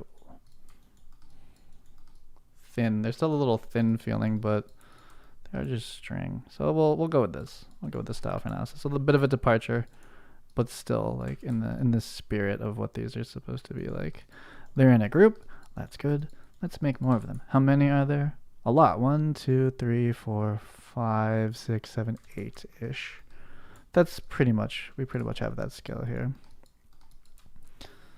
Copy paste. 2. Oh, I should, hold on. Oh, I copied and pasted. Oh no, hold up. Oh, and you can't go back. Oh, that's the other thing about this shit. You can't go back. Oh, pasting is so bad. You can't undo a paste. Let's do this the right way. Okay, so Shift D, duplicate, translate, duplicate, duplicate, duplicate. This the right way. Okay, now we're like way in the body now. One more. Is that 8? 1, 2, 3, 4, 5, 6, 7. Nailed it. Okay.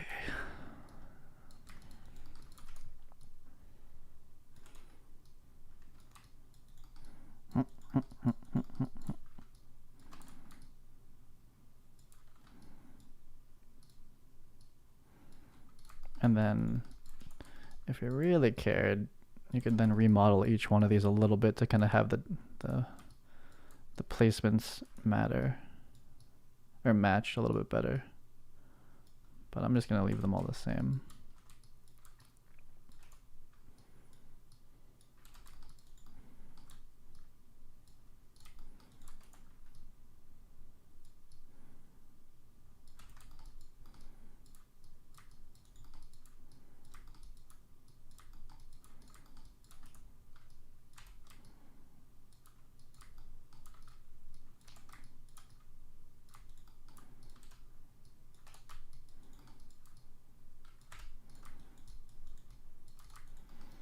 Okay, so it's not as like cool as they did it, but you know, they're there. That's mostly it.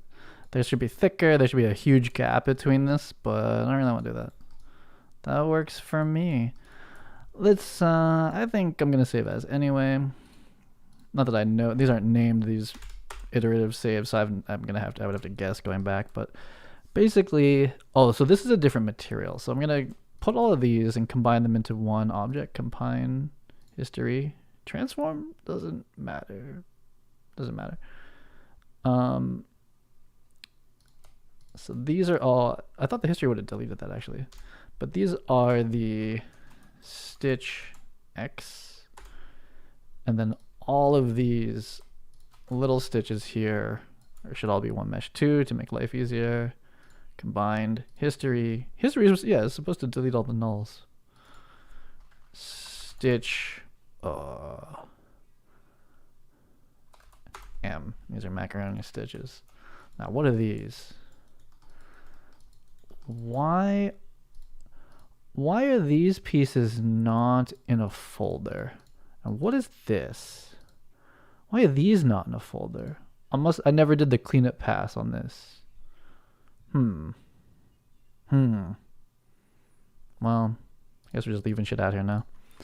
But this can get mirrored now into positive X.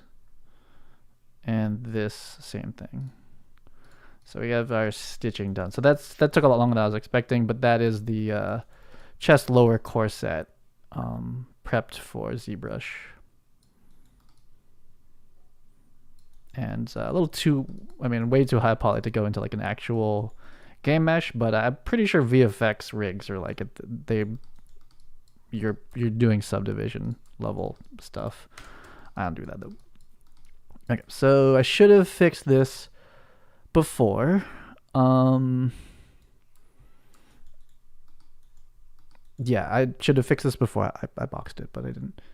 I'm gonna try to just scoot these a little bit around here because, well, in theory, I can probably fix this in ZBrush. It would be better to not have to rely on that. So I'm just gonna bring these up a little bit. These got like a little bit pulled down. So I definitely lost like control of this shape a little bit here. I probably said this is on the back and I don't care, and that's what happens. Those are dangerous when you selected the move tool because you can accidentally extrude. Okay, so this is gonna have issues in here. This is the back, but still, it just got way too far from the body. This one's just as bad. Yeah, it kind of is. Hope the symmetry is working out over there. I can always delete it and mirror it.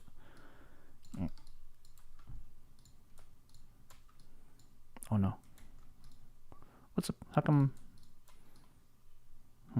Okay. We gotta go in there, kind of find that one. But then, yeah, just pulling these back towards the body will help a little bit. This one's, oh, I moved it. That's tragedy too. Though I should be able to zero it. I don't know. Moving it would be bad. That's fine. Fuck it. Good enough. I don't like these ridges, but we'll take it. So now with the silhouette, ooh, okay, this is noisy. Now the silhouette's noisy. We don't want them to have that's bad. So okay, I should basically push those stitches back in. But then again, actually, on the low poly, they're just gonna get baked into it, so it doesn't even matter. But I wouldn't. I don't want that. How that looks right now. Hey, what 5? Here we go. So these were too sloppily placed. They should have been pushed in more. And what it would even more be is each piece 3D modeling it. It's not even just like moving the global. It's like modeling it, shrink wrapped to the body. Could be done with time. I'm not going to do that though. Wow, they really do alter the silhouette quite a bit. Too much. Because they're inset. In the actual one, they're inside of the mesh. They're not outside like that one is. So, oops. Oh well, that's why that probably looked better. But in ZBrush, or in Substance Painter, but Substance Painter, chainmail, leather, and in ZBrush we'll just kind of sculpt some like kind of folds into this a little bit, and maybe some contact points real quick. That could take forever. That could be a very long detailing process. So, gotta consider that. Okay, next is the gloves. That's gonna be a whole ass process. Am I really at that point now? I guess I am. Kind of through the easy fun ones. The pants are kind of easy too. Is it worth doing that here? So how am I going to say that? Should I section those here before I probably should. I think we're gonna section the pants. Those are easier. Let's do some easy stuff. These are also too low. I'm probably gonna have to do the boots kind of from scratch again. Like these are just mushy shapes. They haven't even been modeled. So, are we gonna trust this symmetry tool? Kind of don't. Where's your knee? Here. These are like here. They're like way up.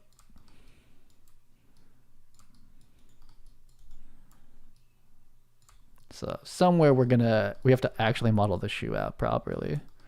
Oh, we're gonna trust this? What about this one? Okay, it's working with symmetry on.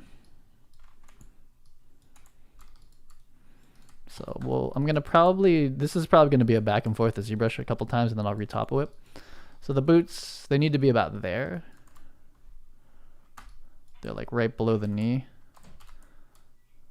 So they might be a little bit high. So I'm going to panel out the legs because that's easy, because the hands is a whole damn effort. So I'm going to do this one. So how am I approaching this? So are these thick? So the pants don't really need thickness because you will never see the edge of them. So they don't need to be properly thick. What has to happen though is we can extrude it. How do I want to handle this type of seaming? Have I done something like that? Not really. So like, I don't know how this is working in real life. Like, is this leather over a full leg, or is it like seamed it? Like, is there padding under it? So like, how should I think about that seam? The seam is really just like, it's technically probably thicker. So it could be, I could just extrude out. That could be the move. So that's like above the knee, like right above the knee. So it's like, I need the skeleton to really be confident about where the knee was, but I think it's like here. So I don't want to extrude with this damn symmetry on. Could probably, I don't know how far down these go, I forget, but like kind of extrude from there. I think so.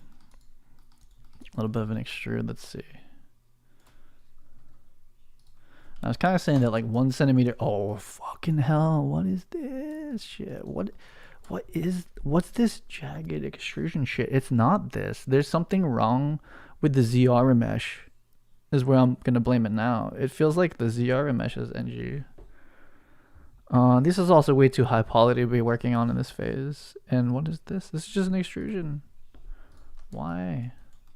Okay, 1 centimeter down here makes no damn sense. That's way too much. Though once you smooth it, I don't know, like, yeah, once you smooth it, it's kind of, I think it's 0.5 though. But what is going on with my just extruding faces? Like, what is happening in here? I kind of blame ZBrush at this point. Like, how come I can't just extrude these ZR meshes? It's been a whole effort. This needs to be a little bit bigger. I want this to be a little bit bigger. I can almost just pull off a scale. How much topo's on this? Nah, we gotta grab each one of these edges and kind of like pull them out like a little bit. There's not that many. And it's mostly in the front, not the back. It's actually just like, yeah, we kind of want it to be a little bit more like that. So I gotta pull each one of these like edges out just a little bit, especially right here. It's like, it's actually mostly these 4 need to get pulled out at some point. But yeah, so why is this not, why can't I just extrude that? What's going on with this thing? This makes sense. Oh, I can definitely delete out a bunch more. How come I can't extrude from you? It gets so sad. It just gets crazy topo. Whatever. Like, extruding, this should have nothing wrong with it. Like, and yet, always smooth view. And yet, this, I can fix it. And we're probably going to ZR remesh this anyway, but what the fuck?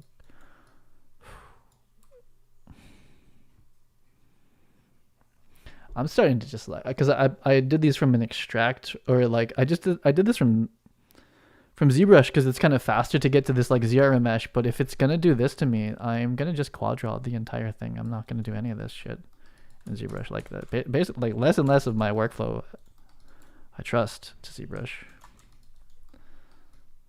Yeah, I don't know. What's up with this? Oh, 3. There we go. I'm almost gonna re-quad draw this. Like, do I trust sculpting this? Because I mean, these are gonna get retopoed anyway. So like, what do we? No, I definitely want to section it here. Oh, and we want to. Okay, so there's a couple things I have to work out workflow wise too. So when I send these back to ZBrush, if I do this and I give them different materials, these will come in as separate poly groups if I import them correctly through FBX or OBJ. So we want that too, to be able to sculpt them individually. Like I want to be able to sculpt the leather and it not touch the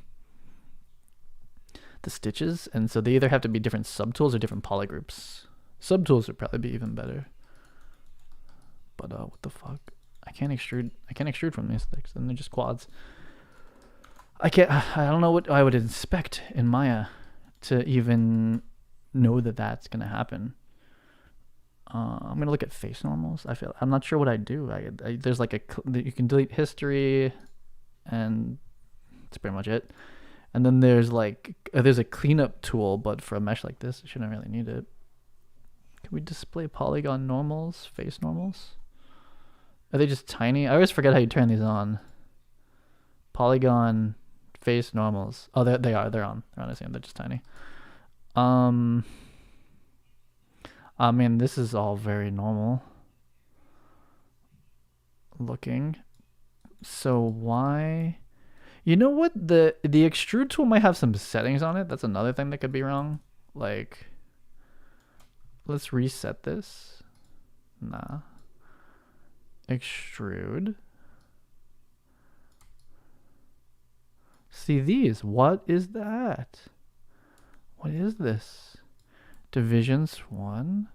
Faces together. There's really not any options for this, but like it starts to add this wonky ass noise here. And it gets worse as it gets wider. Like, what the Like, what? Yeah, it's so bad down here. And these are like perfect rings. I don't get it. Is this a Maya thing or is this a ZBrush thing? I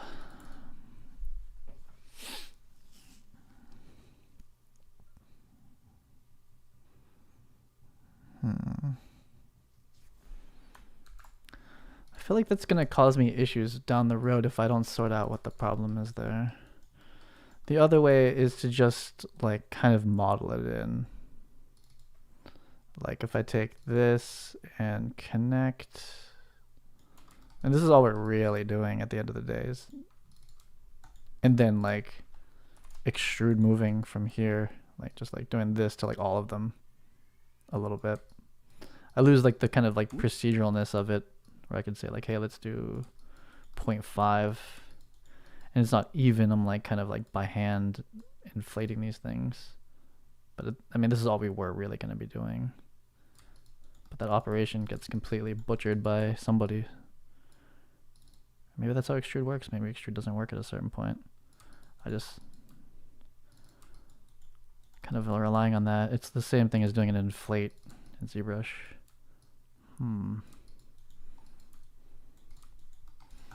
But there's like that seam kind of, and if we were going to do the same thing to the crotch, it would be the same thing. It would be grabbing our only, I should go solo. It would be kind of like extruding out this face here, which in the end, all that really kind of is this. Oh, what? Oh, it's looping both directions. Okay, can we not? There we go. I mean, no, it's still looped in both directions. What? Do I have to hand cut this? This thing is massive. I don't want to hand cut this. I'm working with too much topo here, but I liked this amount of topology down here. When it comes to rigging, is pretty approachable. So I thought it would be nice to kind of model with it. But okay, all we're kind of doing is creasing through here, and I thought it would be kind of nice to give it like a bit of a 3D aspect of that. So where's like the extra edge? Was this the extra edge? It's like kind of want to pull this tighter like that. That's all that's happening. I don't even know if I'm feeling this. Like, how bad is this gonna look if I don't do it? I'm gonna try not doing it to make it simpler too. And then let's see. So okay, well we definitely don't need to rig all the way down here. So now it's time for some slicing. So like right about here.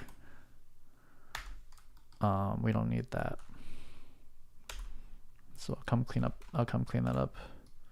What's up with this not grabbing the back edges?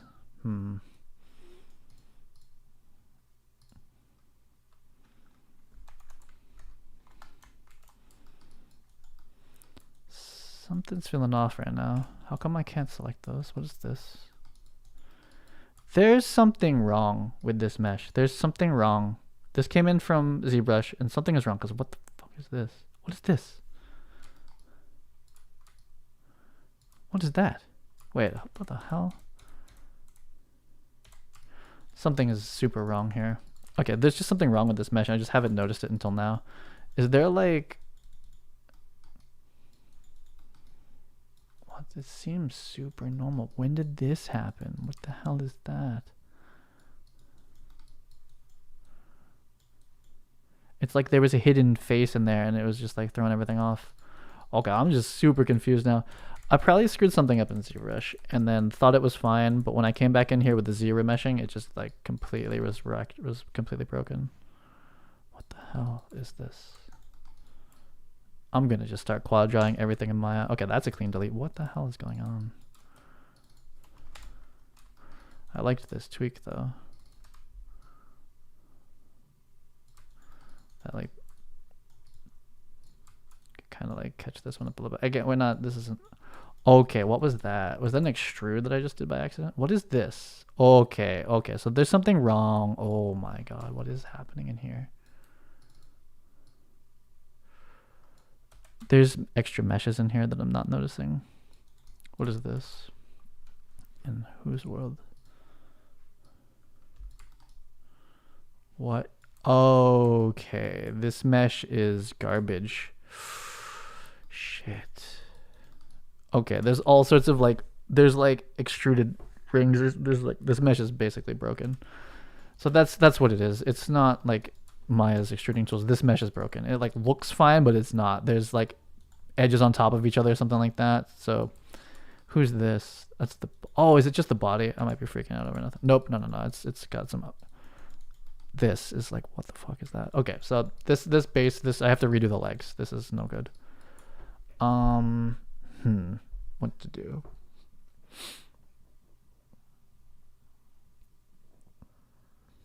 I'm gonna quad draw them.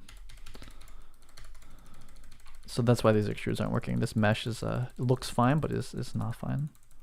Has issues. So we're gonna just retopo this like I retopoed the chest, and then just do it that way. It's always the safer way anyway. And it has like kind of an insane amount of topology anyway. So, well, this is definitely not finishing today. Okay, fuck it. We're gonna retopo this thing. Pants low poly. You're just the live view. Let's see. I should probably, and then I'm gonna retopo these things, get them quadded up, sectioned, and then I'm gonna clean up, and that might be it. I think that the gloves, I need like a full thing of coffee before I jump into those. But it's gloves and boots after that. Each one of those is kind of its own challenge. Okay, do we trust the symmetry tool at this point? I think we don't. So, new thing, we're gonna paint on the low poly. Let's go live on you. And let's secure good topology. Let's stay low to start. So let's define the rings we need. We need a loop around the waist.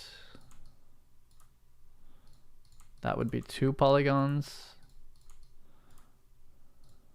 This would be 4. That's a good start. We'll start with 4. 4. We want double that pretty soon. How far can we go with 4 though? Let's see. So the same thing with the leg now. This is the next loop, and the loop kind of needs to pull up through here.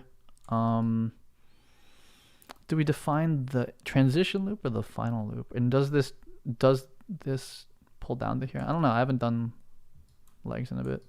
So let's take the loop here. 1, 2, side of leg, 3,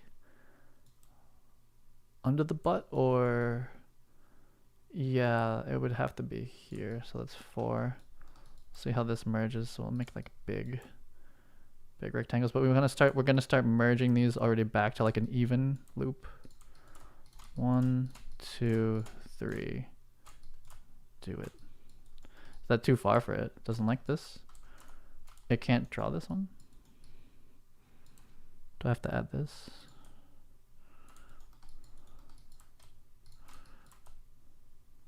Why is that saying no? That's not good. Anyway, that's 5 now, unfortunately. I guess this was like too much to cut through. Well, we're gonna seam it together at 8. I was trying to keep it at 4, but anyway. I think that's the only loop. That's the loop transition. It's this transitions from a waist to like a crotch ring, and then this is straight down with 8. So I guess it's time. We'll just try to go for it. Here comes 8.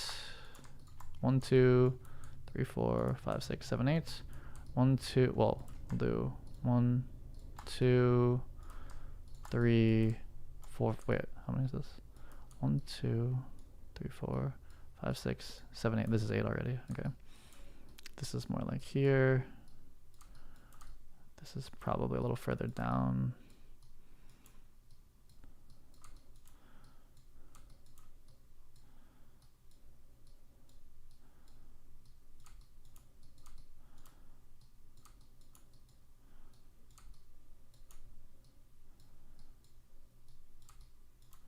And this wants to start transitioning to being flat, basically a flat ring. Whereas this one has like the shape of the crotch kind of built into it. And then the butt cheek right here. I don't know what to think about. Oh no. I don't know what to think about what the shape of this should be like. It's probably the hip bone. I don't know if we care about that. This is fairly shallow here, but if this radiates back out, I mean, that's okay. I'm not really trying to like really deform the crotch area all that much, so it's fine if this just ends up being like not as good. We care about this inner loop a lot though. This loop right here in the butt has a lot of leaf bones in the MetaHuman, but let's see what I get out of it. Okay, so let's see what this transition looks like. So I'm trying to keep this straight in my head. What lines up with what now? So these have the same amount of loops. They should be 8 or faces. So like technically these should line up, but there's always a chance that it kind of doesn't. So this is the midline. So this kind of lines up with here. We'll see how that goes. 1, 2. Start building down. That's a stretch.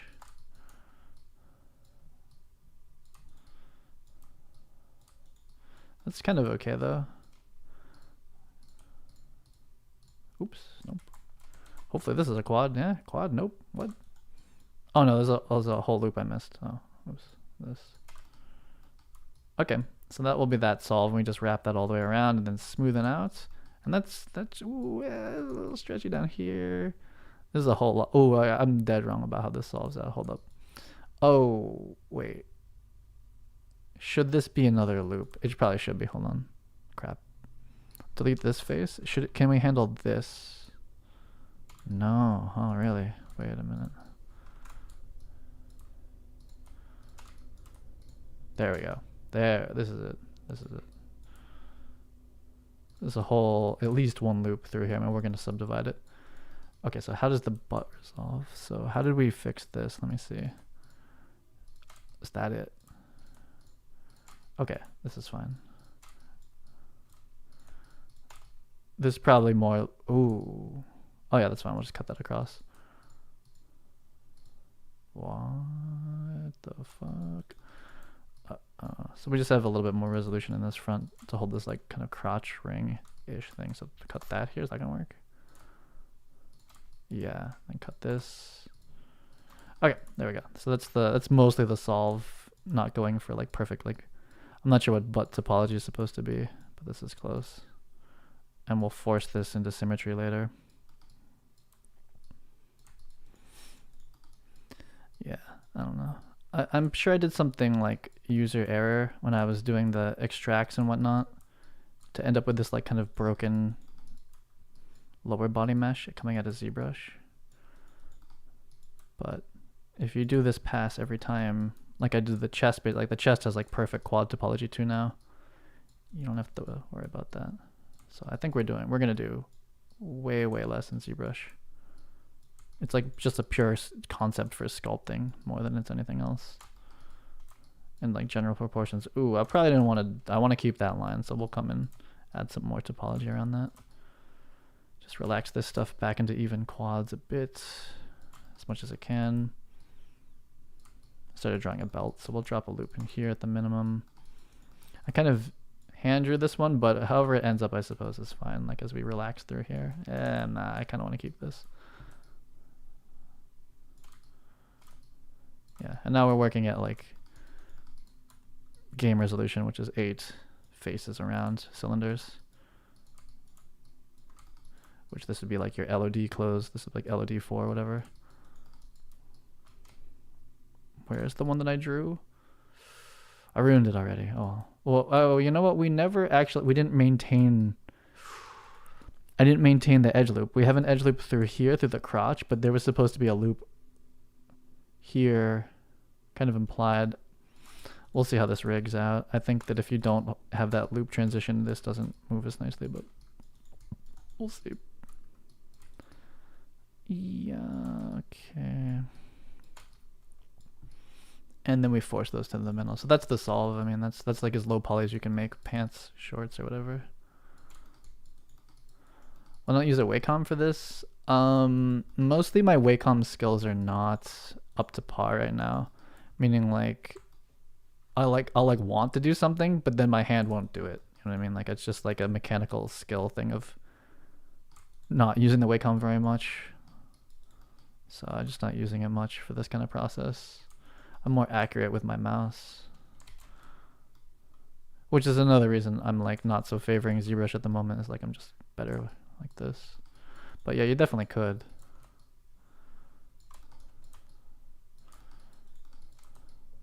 I think if I had a Cintiq, it would be slightly better.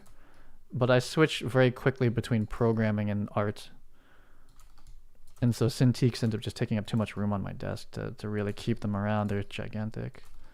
I would need like another desk next to it or something like that. But yeah, this is a very Wacom-y process. Or it could be. It would work out fine. I just have more accuracy with my mouse. I don't have to think about it. Oh no. It's a different part of my brain too, if that makes sense. Like when I'm using my right mouse, I'm like right-handed with my mouse and then left-handed with my Wacom. It's a different part of my brain. So like my programming thinking brain happens with my right hand, and my like art brain happens with my left hand. And this is kind of like I consider retopology more of a programmer thing than it is an artist thing. It's a little bit of both, but the artist did the forms, you're doing the topology. So I'm like constantly thinking like eight around and transitions and loops, and I don't know, it kind of works for me. Okay, so like that's what it should have been anyway. Like this is insanely high. This is way too high poly to bring in to this phase. So that was kind of a mistake on my part anyway.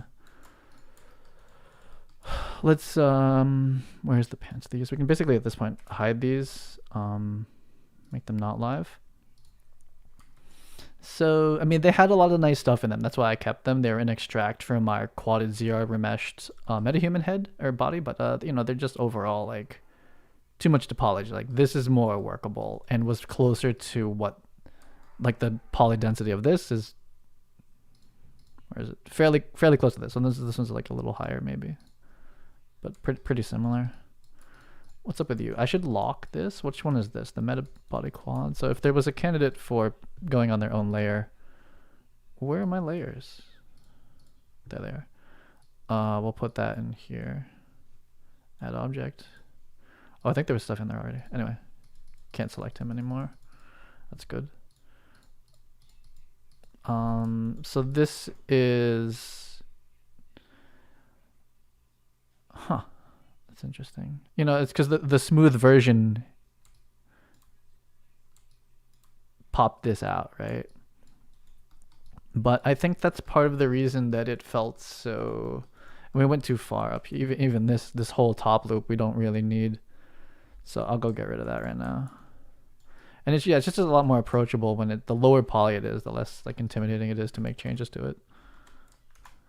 So that's like, it's a loop further than, but that'll ensure that they don't pop out, but it also gives the risk that the pants pop through. Like if I like really bend over or something like that, like this, the pants might pop through at some point, but we'll see.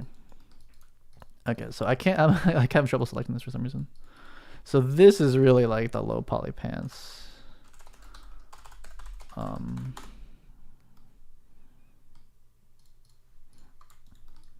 don't know if other character artists have this like thing where they're like bouncing between all these like different versions of the mesh, or like they really just very strictly like we only go with this poly and then we up it, and I don't really know. I'm still kind of jumping around with it, but all I know is that like if you build from here, you just have way less to worry about. Like it's not like when I extrude from this, God forbidding, like hopefully when I extrude from this, like nothing goes wrong, you know, versus like if you're in the ZR remesher and ZBrush and you don't know, clearly it's possible to have things go wrong there. Will this loop select this? Nah, but both ways. Okay, so we just want to get this thing to be symmetrical. That's the next step. So scale these this way and then just edge. Oops. That should be symmetrical now. Let's do that again just in case. Scaled. Snap to the middle. So this should be a perfectly, or when we mirror it, perfectly symmetrical quads. I think I smoothed the edges or something like that. I don't know what happens. Yeah, I smoothed them by accident. But this thing is perfect quads, and it's like, you know, retopology 101, eight-sided cylinder retopo.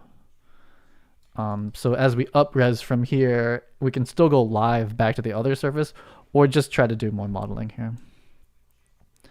I don't know. I'm still like trying to figure out like how I like to think about this, Because it's like in ZBrush and Marvelous World, you just always stay in high res. You're just high res, high res. Everything is like full mesh, and it's like almost like real objects. But that does lead you into places where it's like, okay, yeah, well, that topology is ass though. Like it just doesn't work out. Versus if you start, this is like traditional box modeling approach. You're just from the base up, you're just always good, but it takes a little longer. So I still have like not sorted out which one I like better. So let's see here. So this is his like skin tight naked body. So if I smooth this right now and I shrink wrap it, I live surface it back, it'll hide it. But I think that's part of the reason this looks so skinny. Now there isn't like an easy extrude tool that I know of, like or inflate tool. That's the thing. Like I want to pull all these faces out. So one way is to like extrude it and then delete everything on the inside, I think. It's kind of an awkward way of doing it. But yeah, so let's test if extruding is broken on this. If it is, I don't know what to do. Let's say I was going to do that same design thing I was trying to pull off before, which is like, okay, slightly above the knee, which is maybe more like here, is broken off, right? Yeah, that's it. And we extrude. My God, if this starts freaking out, right? No, so like, see, that's fine. Like this part's kind of to be expected. Actually, no, it's kind of not. I wouldn't I might just be thinking about extrusion. Well, that other mesh did have issues. Like there were inside faces and stuff, but like, you know, this is so low poly that I guess that makes sense that it's pulling that far. And we're not going to extrude that far either, but like, man, I don't know. Just living that 3D modeling life right now, I guess. Like that's all I wanted. It was like, okay, a little bit thicker. And we're like design wise, we've called out like, you know, where is this divide happening, right? So if we're staying like super low poly, it's like this. And just that little bit of extrude pulled us away from enough outside of the actual leg model itself. So we kind of need to do that to the whole mesh just to get like a base thickness and then do that again after. Though in Maya, in ZBrush I would inflate. I'm not sure what the equivalent is here. So I think possibly, what's an extrude look like? Guess I'm kind of like relearning the extrude tool today. If I extrude, oh, what in the fuck? Wait, what? I'm so sad now. What the hell's going on? Let's go back. It's not helpful, Tara. It's not helpful. Be a helpful robot. Go find me Maya. Go find me contextual Maya tutorials based on what I'm saying.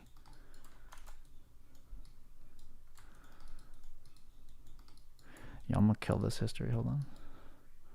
History. Let's take a vert count here. 103. That seems viable. If I merge, still 103. That's good. That means that nothing was bad. So what happens if I extrude, right? So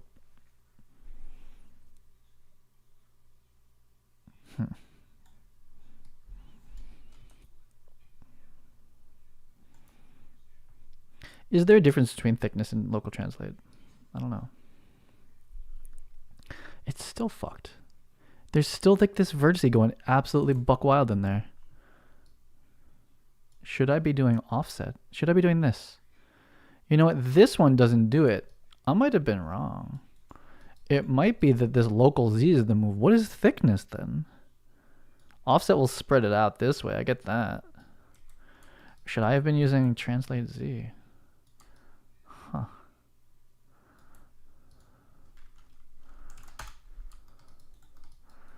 And then, I mean, it's a bit of work, but I should be able to like delete this and then delete. Oh no, what? Oh, you connected the bottom or something? Oh, I see. Right, so now we just have the outside, and then I gotta redo the symmetry line a little bit. That's viable. Just takes a little bit longer. I would maybe go even a little bit more. If I go too much, it's gonna force this, but I guess at this point we can just do like regular old poly modeling, especially from like the face and component view, or just even world space, just to kind of pull this away. When you do it with like ZR and Mesher and ZBrush, like you just kind of, I feel like you get like a more natural feel because it's kind of like fitting the body so well. Versus here, it's just so like low poly and abstract. but solving it out here first. So it seems like thickness does something weird that I was not expecting. I was treating thickness like it was the local z, and I'm not really sure what the difference is. But definitely local z, like the local z translate thing was what I was expecting, and I think that's how inflate works. ZBrush. So that should be mirrored now. Yeah, this is kind of popping out here, but it's fine.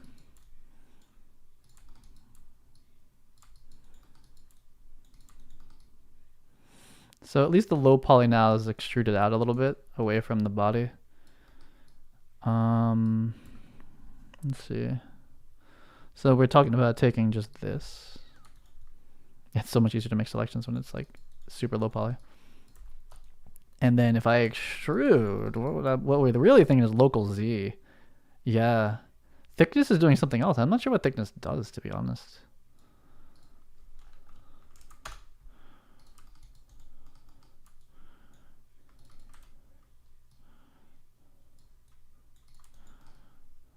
Okay, and so we're gonna redo the boots, but now that we have this thickness, it's like, okay, then the boots should kind of like be bigger, but we're gonna redo these basically. When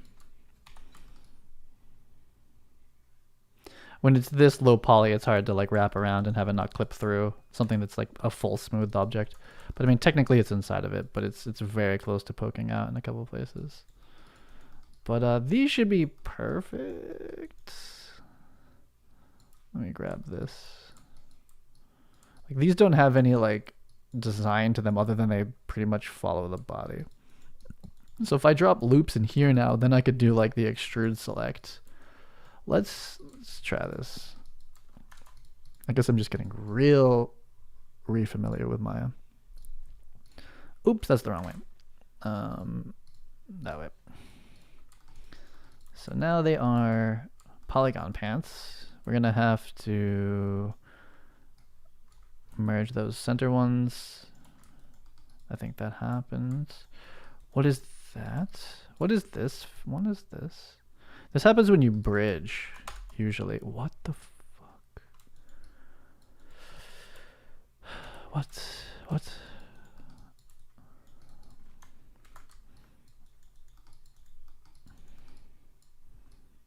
There's clean mesh too. And there's also some UV tools I saw that I wasn't using before. There's like clean UVs or tolerance UVs or something like that.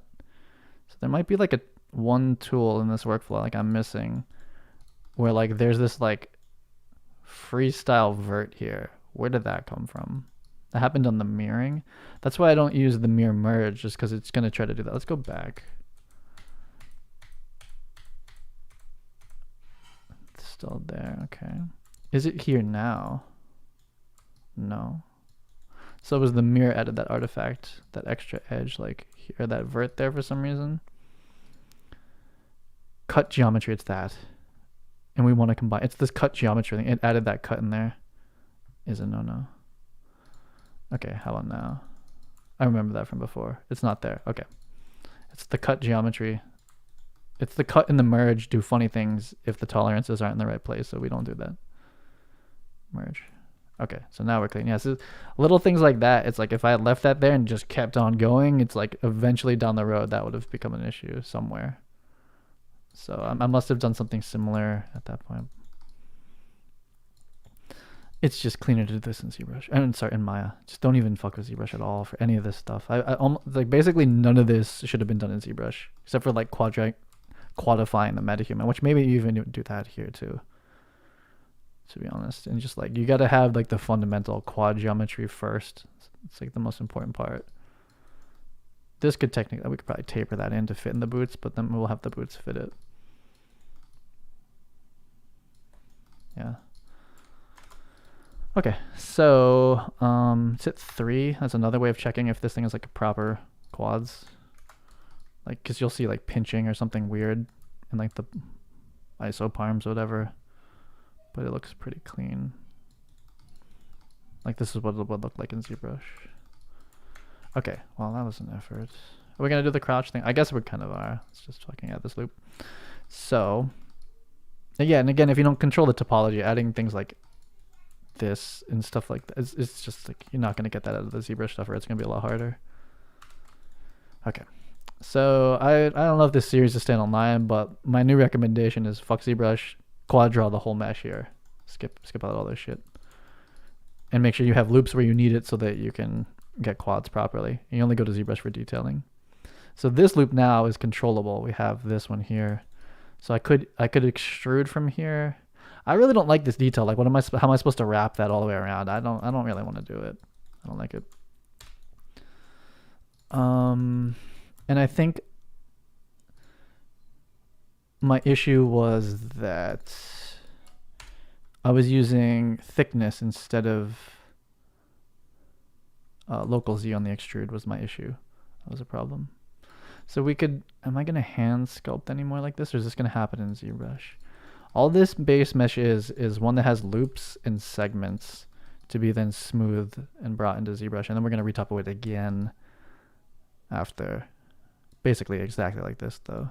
Maybe going for like the extra loop here, which it pretty much has. We would just have one here and then another transition loop after. So that'll be the final game topo. This is pretty much it. The only difference being that I'll start to kind of segment this up a little bit, that this is actually like, ooh, this is going to have a different material, so they come pre-poly grouped because I hate selecting things in ZBrush. So yeah, it's better just to stay in here. Okay, so that looping's pretty bad, and we're gonna come do the final sculpting and shaping, and we're gonna sculpt in folds and stuff like that. That stuff's all very good ZBrush. I think just one should be fine. It's not symmetrical.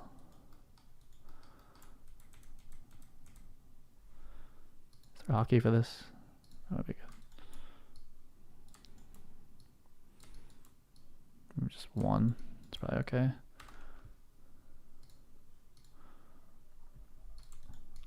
It's still not holding very hard, huh? What am I doing wrong here?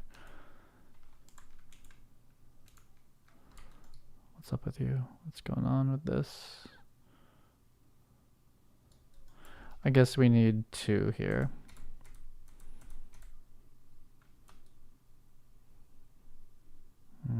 Where'd it go? You would think in edge mode you'd have edge loop, but it's in object mode that has edge loop. Is this? Do I really need this much to hold that?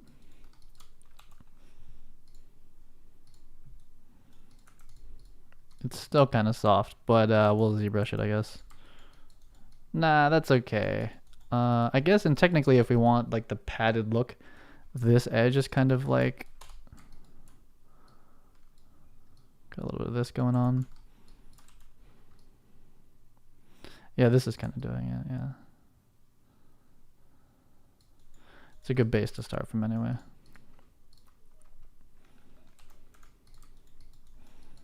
Yeah, so we basically like, and then this loop's probably a little bit too much, but as long as it sculpts fine. We have to come in and sculpt in wrinkles and stuff.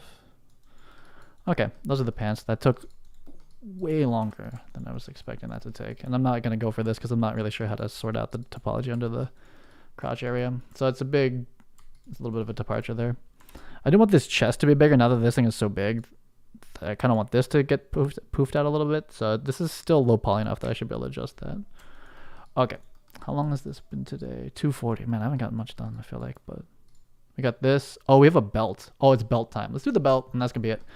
And tomorrow I'll do the gloves, hopefully, and then the shoes. It might honestly just be the gloves for one whole day. That's a lot of detail in there.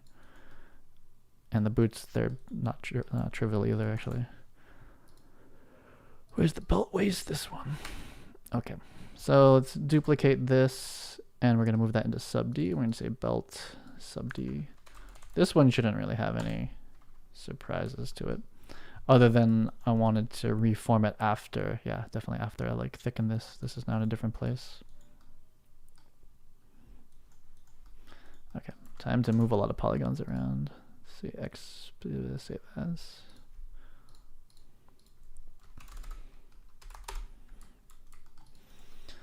I really I gotta figure out what's going on with the ZR and mesh or base meshes. That's like it's like a nice workflow, but then if the meshes are not usable like that, then it doesn't really work. The component. So we just want to get. Oh, what in the f? Oh, is this live? Oh, it's. Oh, yeah, careful with this thing, damn. Oh my god. Okay, hold on. Just gotta hide the original.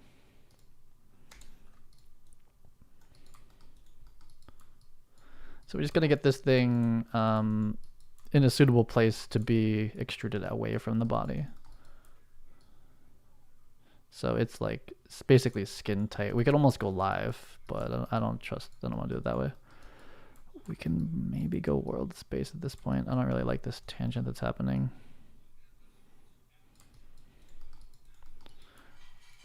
I think we're a little. Nah, this is. I think it'll. The bigger the polygons, the smoother overall it'll be when you switch it to sub D. It's best to control it with as few faces as possible, though it just looks funny for a while.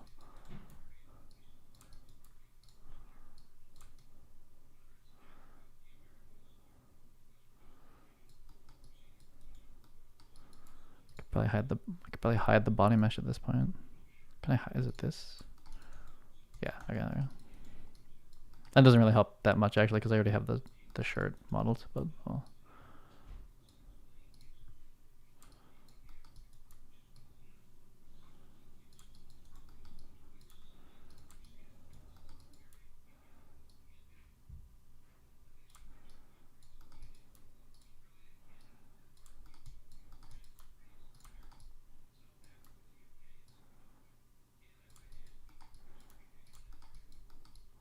Hopefully this belt's thick enough to go over these stitches. I mean, that's what we're gonna basically go for. Or I'll pull it away. I think these stitches are gigantic now. They're like maybe a little too big. But the better this, I think these form-fitting belts really like make it look, that's like the look, makes it look cool. So that's all this phase right here.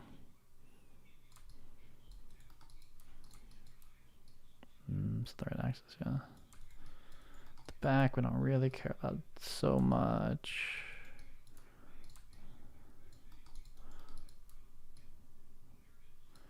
It's kind of nice to record this too, as I step away from making character stuff probably for the next month after this one, to kind of remind myself how long it takes me to do this.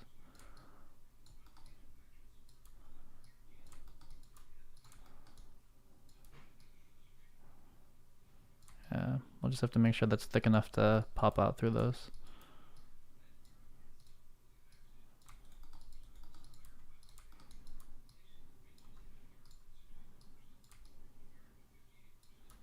It's fine.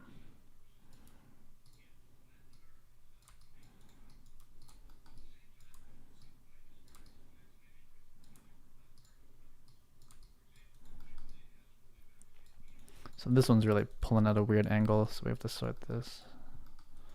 This one, I don't feel so comfortable that this is completely in there.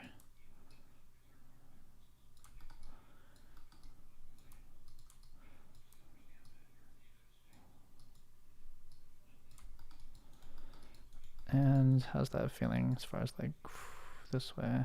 This one's a little weird. I guess this vertex tangent is based on like the edge tangents of the accompany when it changes when I move it. But it's about right. Okay, that's like a pretty good place. This one's maybe a little bit closer. But we can extrude from here. As far as the thickness though, yeah, it's like double this one. It's about right. I think like because I could probably go thicker. Like it could be like a little taller. But it's kind of the same width as the chest strap. A little thinner actually. Nah, it's about right. That's something to consider at some point. Okay, so this has been cleaned up here. Let's see if I can not screw up extruding it. So we want to extrude, which gives you options, and so we want to do it in local Z, I think. 1. It's a lot. That I think is this 1? This is the 1. But the belt one we really do want it to kind of his is pretty thin, but I might go with a 1. See how it goes. It's probably 0.5. I think this is probably 0.5 and that one's 1. The 1 is a pretty chunky ass. Like that's like not leather anymore. Is that? That's a 1.5. Let's see how the 1 goes. It's easy enough to destroy this and have it come back. This tangent's a little. This is a little funny, but I think once we smooth it, it all kind of just comes together. So actually, before I gate it, this has a whole belt buckle on it. So that's we're not done. So, is there a holding loop? There is. Okay, so I need to model this loop on axis instead of, or on construction plane instead of in space like I've had it, but I haven't done that yet. But let's see, we should be able to take this belt buckle and just like duplicate and scale it. Hopefully. So duplicate that one. If I 0 the rotation, it should be pretty squared out. Yep. So what I actually have to do is return this thing back to 0, which is probably not up there. No, it's I froze it. Need to kind of bring it back down here and then model the loop while it's still in kind of like a squared space. Though it's not symmetrical at the moment. It's kind of close enough. Just so that I can keep the orientation correct. So I got to build the little loop first here while this is still kind of square. And then I'll have this kind of like set of assets that I can just use to kind of like remake some, build other ones. Also, this is, I was watching like this, where is it? This needs to be like scaled in a bit like that.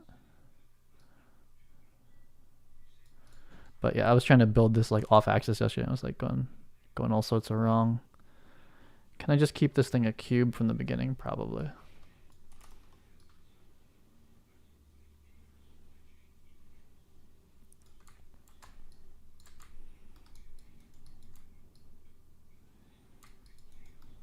So what is that we're really doing to this object then? So as long as it's square, I can start to just kind of freestyle it. And it doesn't even have to be symmetrical, like perfectly. It'll be fine if it's not.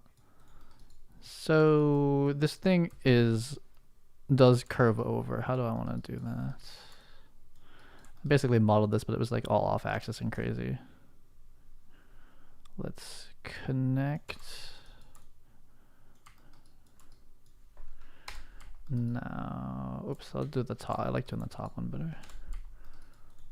So we'll just do this probably from extruding. Can I solo just this stuff? Yeah, okay. So I should try to match like the overall thickness of this object already. Okay, we're on like a way off axis one up. Just trying to match like this thickness. So that one's been smoothed already. Just roughly like that.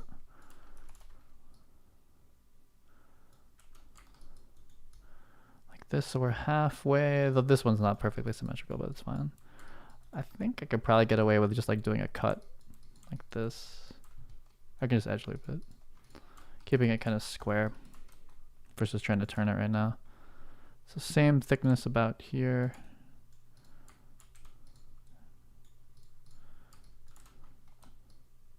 That's all it really is, it's just this. And then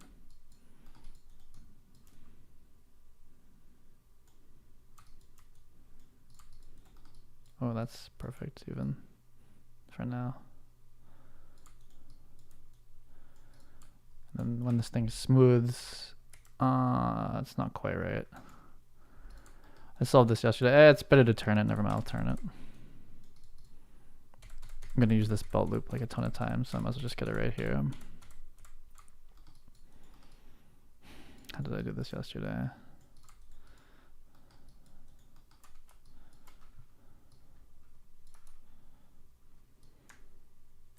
Are you snapping? I cannot tell. That's probably snapped.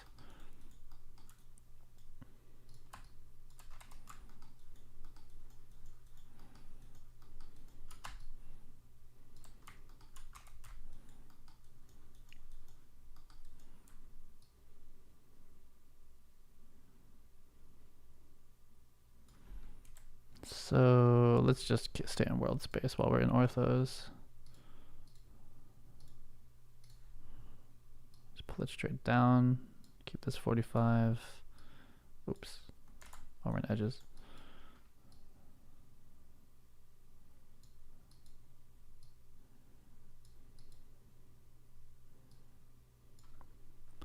Something like that should probably work out better. And then we'll just kind of hold this curve a tiny bit. Hold this much tighter here. Oh, it's still in an angle. I guess that makes sense, yeah. Yeah, that's fine. Okay, so just fitting this onto there. Now, I didn't like perfectly return this thing to its center, but this doesn't have to be that perfect either. Maybe even this one has a bit of a... And I kind of want these to both be straight, like... Yeah,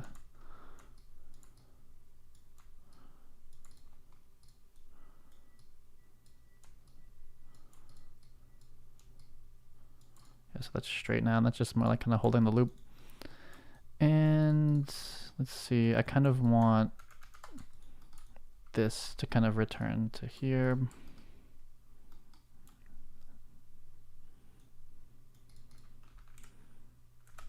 It's a little, gets a little big in the middle. What's up with this?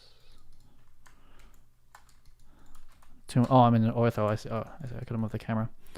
Okay, that's pretty much the shape. I'll just flip it and scale it after that point. So that's good. One. Ooh, was it built on symmetry? We'll find out. I gotta to mirror it. We gotta actually make sure it's on the axis. Probably is, but just in case. Yeah, I can't even move. Oops. What the? I can't even pull it away far enough to, but I think it is symmetrical. So mirror on -y. What? How come it doesn't let me do negative? Well, it's fine.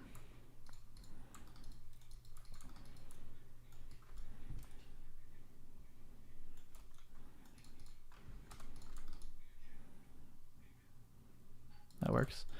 We can cut the caps, I guess. Wait, does it have caps? It does. Yeah, we don't need these. Okay, that's fine.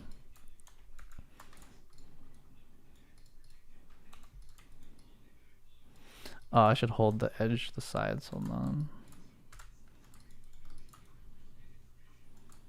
It's not symmetrical, so we're gonna have to do this just by hand. Oof. Yeah, I still built this kind of sloppy. Oh well. I'll do like halfway.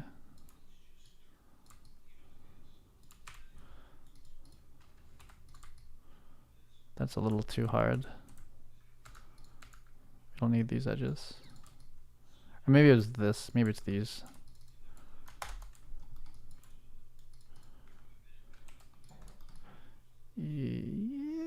Yeah, that's about right. Okay. So we have our loop set, kind of. This is, if these all get smoothed out, they should all kind of work out together. You just kind of scale it around. So this is the full belt, like, starter kit, kind of here, that we would start all the belts from. So let's call this, like, belt master, or, like, belt base kit or something like that. We'll just keep this here. And then duplicate that, and we'll just hide it. It's kind of like details. It's kind of like a details master. So there we go. Okay. Probably shouldn't have edged it already. So now we gotta kind of like form this back into here before we go any further. I shouldn't have thickened it already, or should I have? I don't remember. So where's the buckle? It's kind of like off center to the right. And then the loop is inside, however, still, and then this goes out. So the D-ring is facing the other way. This way, and it's kind of at this angle. Oh, where's the loop? Wait a minute, where'd the loop go? Oh, it's not in, oh no. This was never added into like base kit, hold on. Okay, undoing back.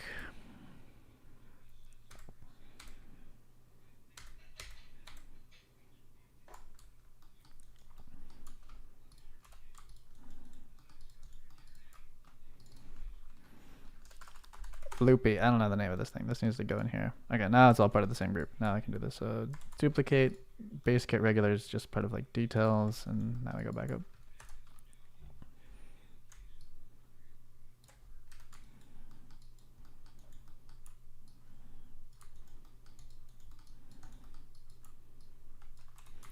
So I guess over time, I'll have my own kind of like base construction library. So this will take less time. I won't be building these things from scratch every time. Okay, so unfortunately I have gated these pieces already, but let's just like roughly get this in place and then model the other piece into it. Let's go to the front. So it's kind of like here. Now if I just scale this, how bad is that gonna be? Because I'll find out. I can come delete out the edges after. So we want to be in object space for this.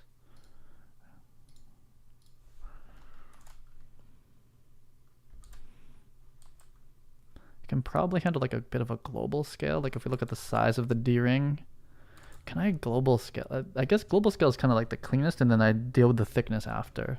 But that buckle is like pretty large. And it's not like I want to scale it just on one axis.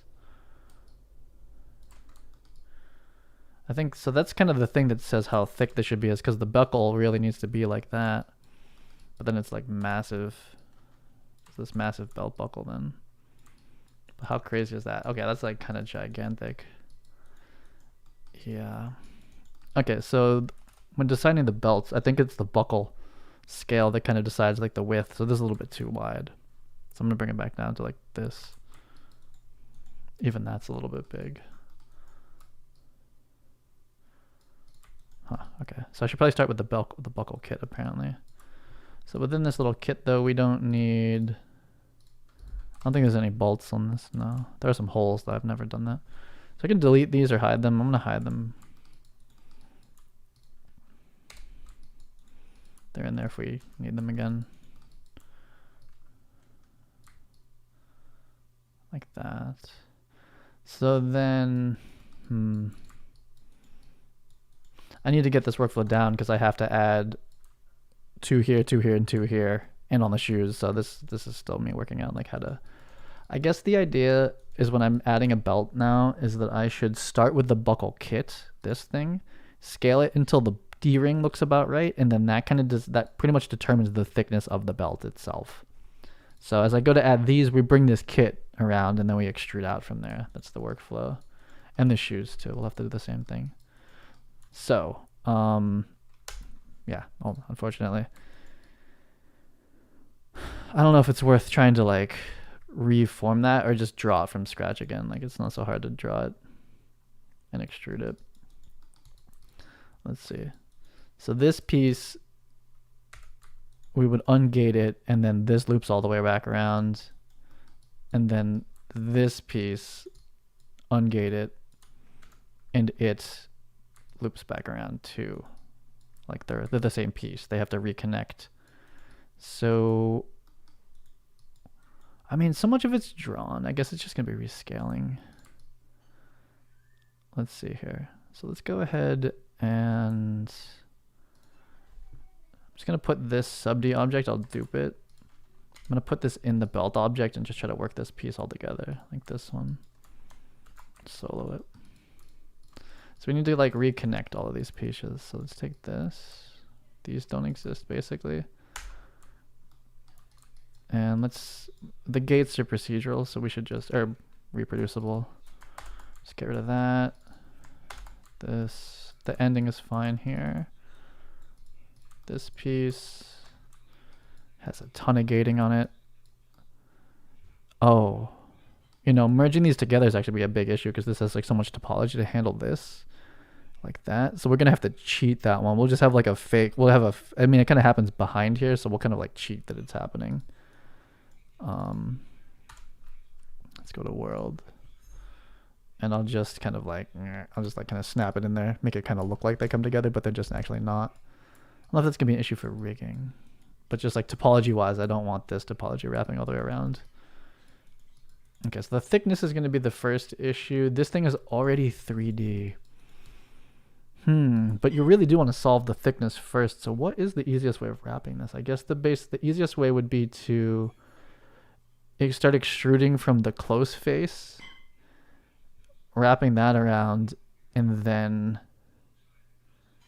extruding it and then snapping those together. What a pain.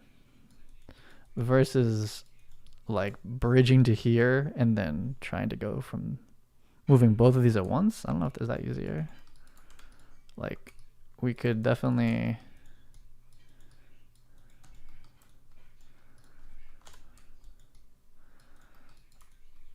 like, is this gonna be faster? This is so much movement on it, but so much of it's like kind of right. It's just like the wrong size. But if I combine these history and then bridge this, like technically it's one piece now. And I just have to move everything together. And this one will fake it. We'll just snap it in. Well, I need to learn this. I need to figure out how I want to do with all these belts. I've got a lot more to do. How come this was so much easier? What happened here? How did this happen so well? What the fuck? How did this go so well? Oh, you know what? You know what it is? Okay, yeah, you know what we say is we say screw it to this piece is what happens. We get that one because that has like all that crazy topology. I remember this. I like cheesed this one. I was like, we'll just we'll fake it and just keep it cubes. Yeah, we just did this. That's how we did that one.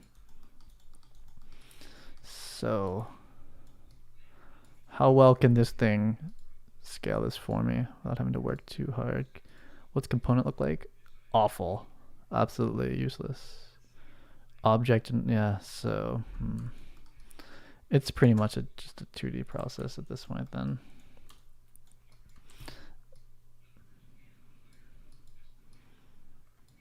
And this is where like screen space moving and like ZBrush would be kind of nice. I don't like doing it this way. Like keeping it in 3D space or having it be thick already just like makes it extra difficult. It's kind of working out fine so far. I'm sure it's probably pulling away at certain angles. Oops. So we're kind of keeping the bottom the same so far.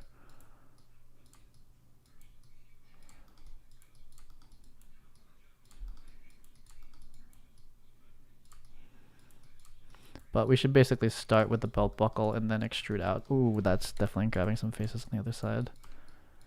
So we start with the belt buckle and extrude out from there. And we simplify the buckle end of it.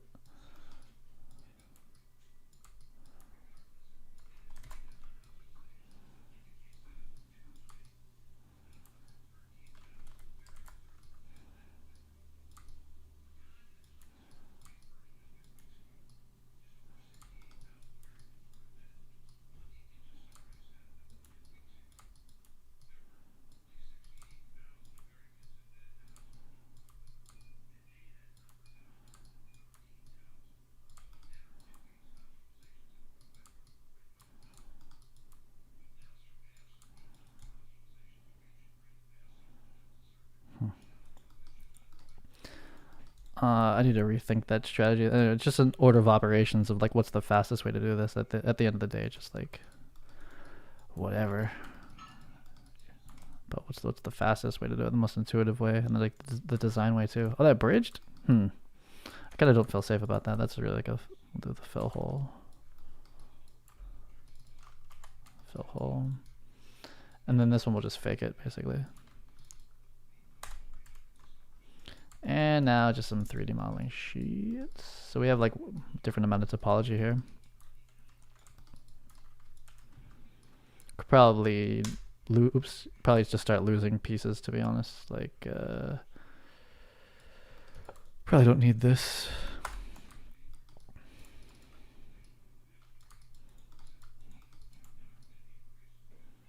You're doing like thickness differences now, I think. Yeah.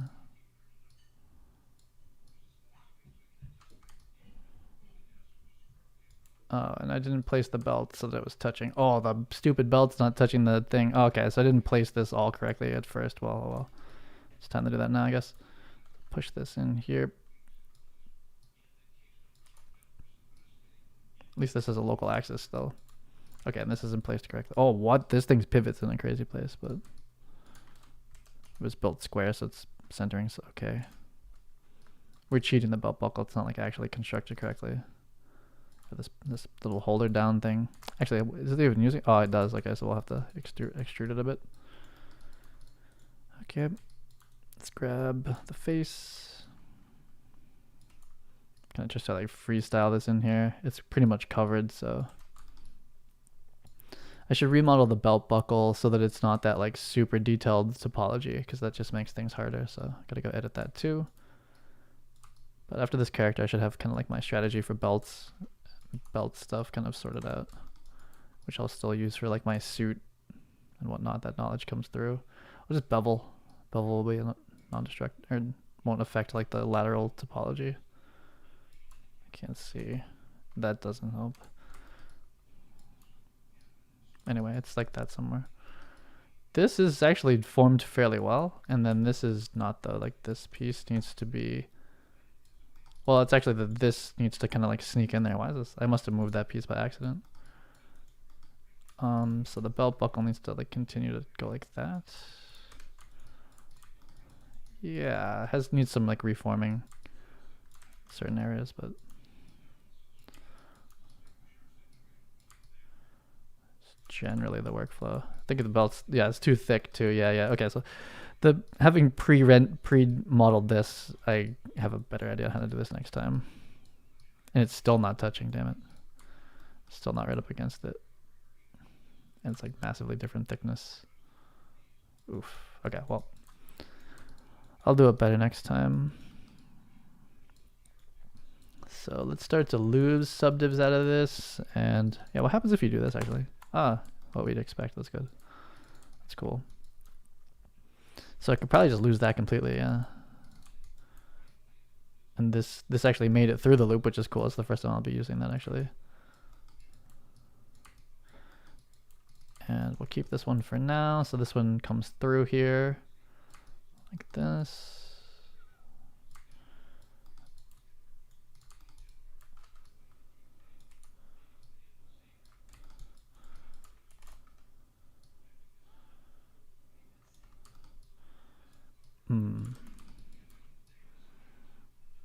I need to go remake my belt starting kit. It's a couple things are not so well done. Yeah, oof. Yeah, okay. I'll just pull this in for now. I'm gonna pull it down. Yeah, I gotta remake these pieces, but only after going kind of through this workflow did I know what to go for. I'll just kind of push up a little bit, fake like it's looping around.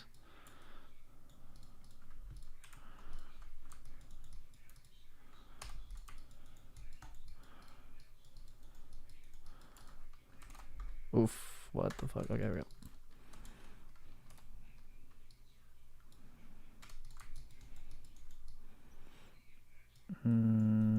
I think with the smooths, it looks like it made it through. I'm gonna have to gate it again. And then, yeah, it's just pretty much like kind of modeling this out to look cool. What's the idea? It's just like pretty hard fold. The big turn happens like immediately. That's pretty much it actually. So like immediately here, this whole thing takes like a rotate. There's no really easy way to do that. So I'm just gonna start pulling edges out. That's gonna be the easiest way. That's a gated edge anyway, this one. Yeah, so basically at this point, this whole thing takes a rotate.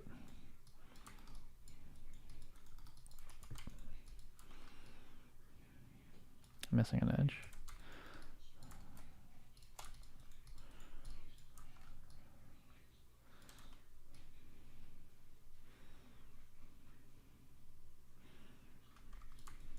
Let's look at it from the front. That's pretty much where it matters the most. So how far does it go? It stays within the silhouette of the shirt pretty much. It's not very far. I could start to possibly turn. Can I get just these two? This here a little bit.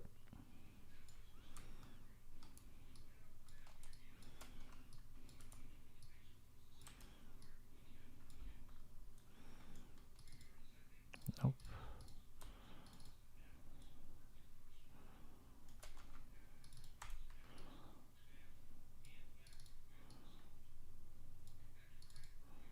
I don't know if that's looping. It's not.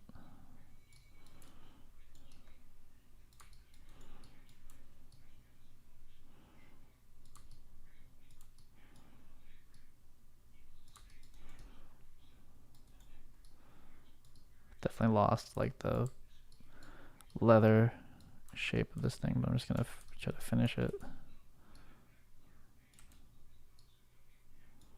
Yeah, this is like twisting, kind of funny now, but these two are like very out of place. Like, what axis? This is world? What? Oh, I see. Yeah, okay.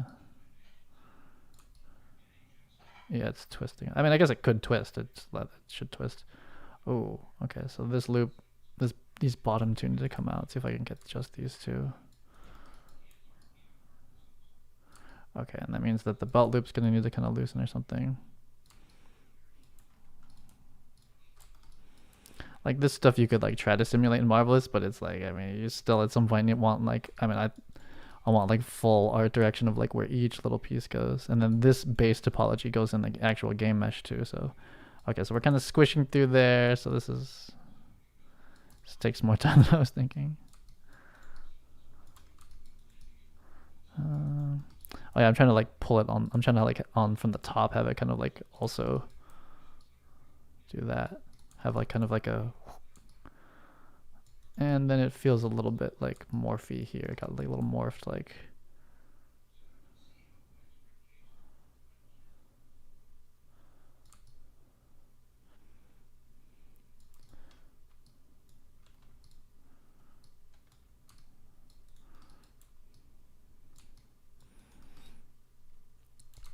Kind of want this to be planar. It's like once you start rotating verts like that off of like the away from their face normal, kind of like it's funny.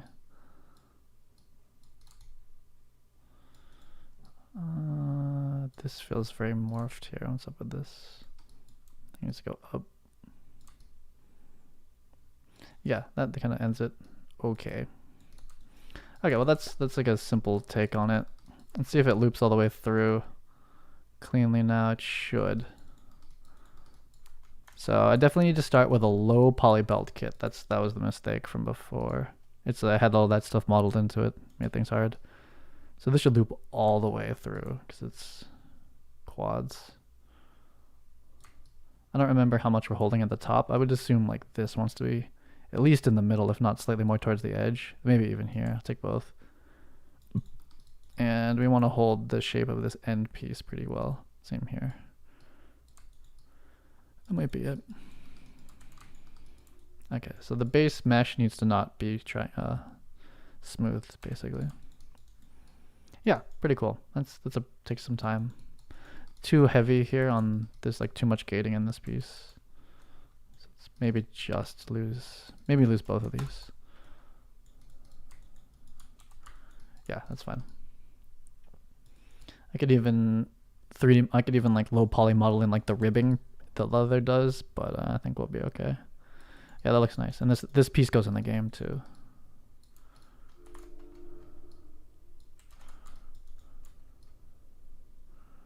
Yeah, and this mechanic, as long as we have this in like the right place, it works pretty well. Belts, they take longer than it looks. Okay, that's pretty cool. I'm gonna make, just so I can kind of see it, just kind of rearrange the materials a bit.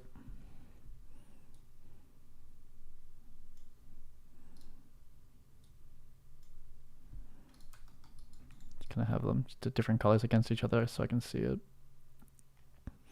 That came out pretty nice. I like it. It's a little thinner than I was wanting for it, but oh well, too late now just to change that. It makes me want to make a Houdini procedural version of this so that I can just be like, oh, make it thicker, and then the belt buckle and everything adjusts perfectly for it, and this whole thing is just off of like a spline. It's kind of like how insert mesh brush works, kind of, but you don't have that great of control over it. Okay, so let me go, having gone through that painful process, let me go back and change my base kit, basically. So this is the belt waist, and this is like a whole kit of stuff, so I guess I'll just put that in here. Is it though? What happened? Where's this? I see. Put that in there.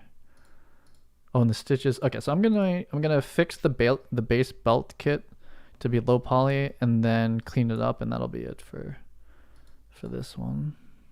So we have most of the upper body done. We basically have the torso is basically done. Hands and then feet are next, and then swords maybe. Considering skipping those for now, just to get through the whole process. I can add the swords and the straps over it after. What was I gonna do? Oh yeah, so we're in details, belt base kit. So we'll bring this up, hide these. This belt base kit needs to be altered. So let's take just this. I think I'm in solo. So let's bring everything back to its one state. So when they're buckles, that we need these like little buttons here, these bolts. So let's go to shaded. So basically they're gated already to check the thicknesses, but like this becomes an issue when it comes to extending them, like actually like using them. So we want to get rid of the gating. This one can keep the gating, but there was something else wrong with it. I forget what it was, but I'll try to remember. Yeah, so this just needs to be a cube. Unless we do some like really clever like poly reduction down to one poly. I don't think that's possible. So it's not possible. So this is like the fully modeled out version. It is a version, so maybe I'll keep it. Like,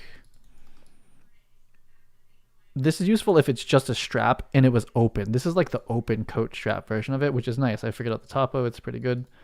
But I'm going to call it strap and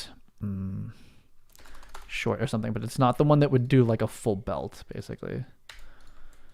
So the full belt is basically just taking this piece, duplicating it. I'm going to call this belt other side. And then this is like belt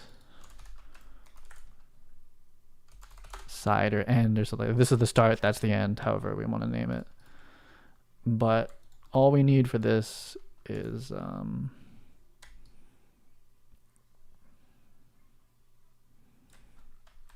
actually this. We just need a cube that's about the right thickness and kind of pre-placed for us easily, like that. And we don't need any of this, basically. It's just a cube, but in the right place at the right size, so that we can extrude out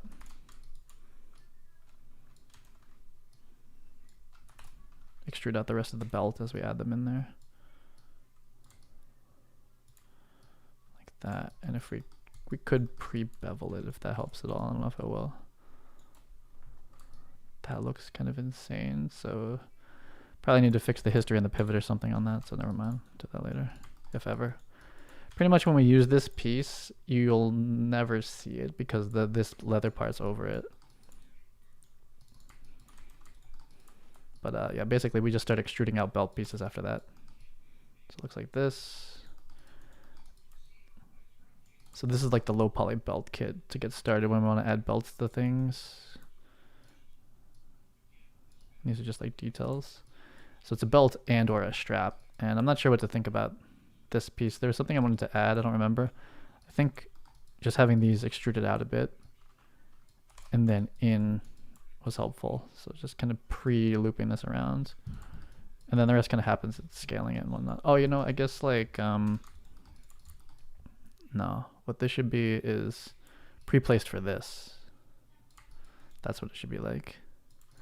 And then we could technically just pull this piece out a little bit just to kind of, yeah, this is the part. Yeah, so this is the part that like you see, and then you extrude out the ends to make this easier on everybody, on yourself, on me. Oh, this is not constructed symmetrically. Oh, I remember that. I'll center the pivot. Yeah. Okay, so this is it. This is the belt kit. This is like what you need to start making 3D belts. And this is just not lying flat because it's, yeah, well, I guess we'll fix that too. Yeah. Okay. Yeah. Okay. So if I fix this now, this should make the next belt I make much easier.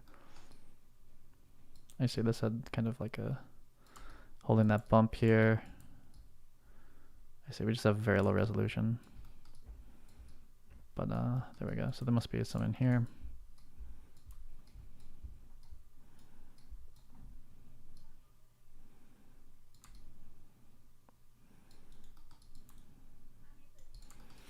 So that's the low poly belt kit now. That'll be very easier to make belts. And then we have our kind of like hidden strap end in the case that we want to do that.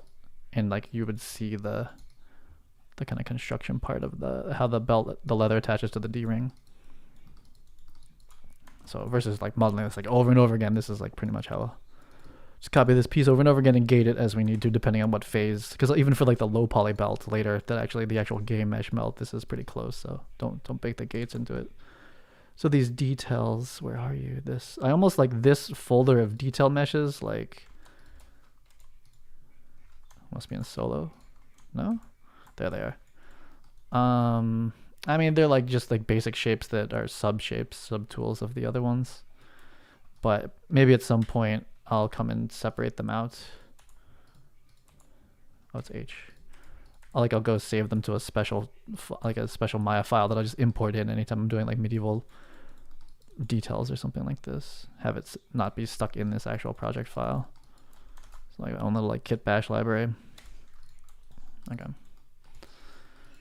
So how long has this been? 3:30. I mean, it's not the longest, but I definitely don't want to do a glove at the moment. I'm gonna see if I can fix this a bit. Oh, and then I'm gonna clean up the file. It's nice to walk into a nice cleaned up one. Chest sub D. Let's just see like bigger. Let's see if I'll do it in sub Ds if that's gonna work out. So I basically need this and this piece together solo. And yeah, just kind of pull out the chest a bit. I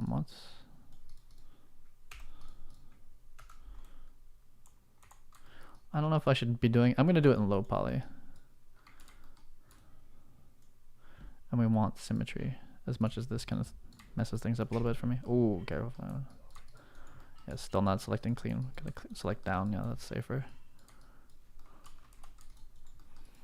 Just want to pull this out just a little bit. That's really it, actually. That's just that one little pull there, and maybe same here without wrecking like the flow. That's pretty good. Like as long as this edge is out, so same thing here. Just as long as this kind of pulls out there like that can be seen, it probably helps a bit. And yeah, I'll just kind of do the same thing here.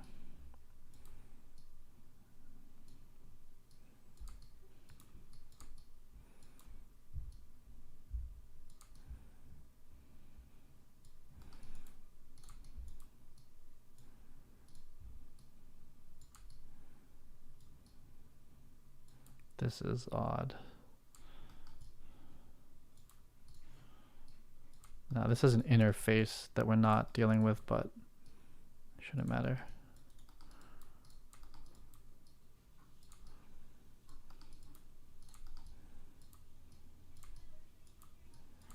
This is also very far away from the back, and this one needs to kind of be form fitted back in, but I don't really want to do that.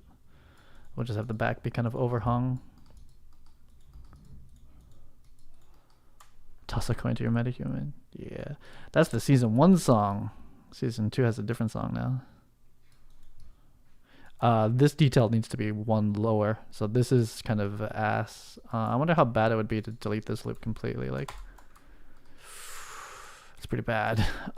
This unfortunately should be here, I think. But in ZBrush, I might be able to kind of like mush through it, like sculpt through it, and then on the retopo of this, the loop should be down here. It's way too high. It's this loop here, if not lower.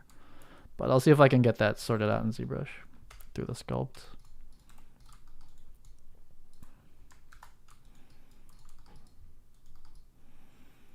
Pretty good. I think this is too thick, but this is what it is. Did this get sunk in somehow? This one?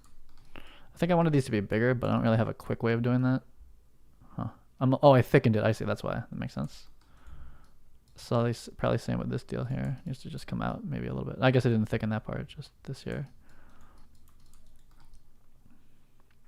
So there's really two kits. There's a belt kit when it wants to go all the way around, and then there's this, and then there's a strap kit, which is a slightly different proportion and it has a different ending. And they have these bolts. So there's kind of like a straps, and then there's belts, and they just both have D-rings and like leather pieces, but they're slightly different. So maybe I'll make that distinguished later. Okay, I'm gonna clean it up in the outliner and just apply some material so this looks normal. Save as in case I delete something by accident. Happens. Okay, so the low poly we're starting to really not care about at this point. The low poly that we have is still the shirt and the boots, and they're pretty I could recreate those very quickly. But yeah, that's all that's left in there. So the sub Ds, these are the, I'm gonna make a new group called bin or old. This is kind of weird, but they're like kind of like the history pieces where like I went and started to make something different. Yeah, so we'll keep them just in case. The belt's like a whole kit of stuff. We can delete these bolts out for sure. Belt buckle, loopy, and the actual belt. What is that? That must be belt waist sub D. Gotta be careful. Sometimes deleting this deletes something else. So this is why I saved, because sometimes this can delete stuff that we're not looking at. This is just the belt itself. So belt, the buckle, and then the loop. So that's the sub D version of those. Chest got bigger, chest lower, belt over, belt under. Where are the shoulder pads? Shoulders. Okay, shoulders. So shoulder, belt, belt, belt, waist, chest. Where's this? Where's this stuff? Okay. That's all that's in there? What is all this stuff? Hold on. Yeah, so it's not unorganized. So I could easily be deleting stuff by accident. Which strap? I see. Okay. Yeah, I just gotta bring all this together. Okay, these go in here. Probably. This. Oh, this is the loop. This is the strap. This goes into sub D.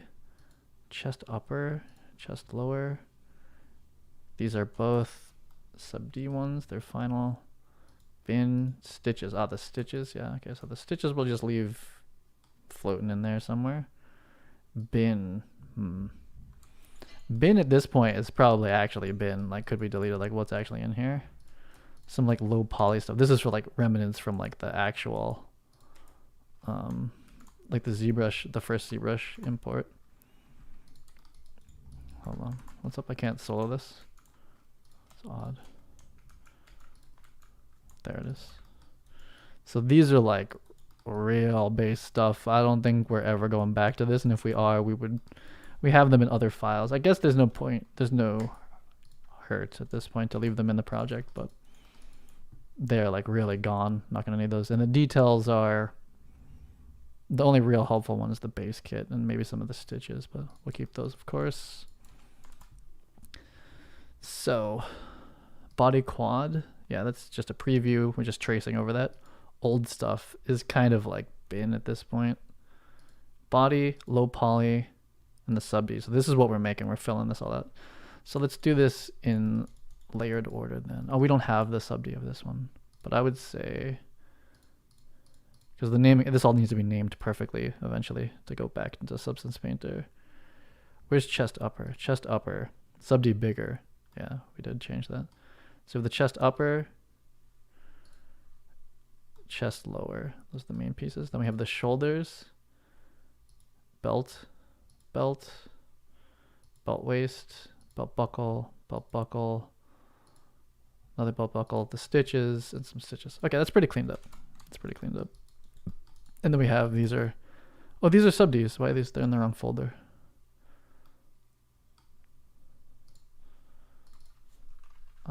Pants, sub D. And so all that's in here, oh, I hope I didn't delete them. I think the gloves are still in here, right? Oh my god. I can go re-import them. Did I delete the gloves by accident? I definitely could have.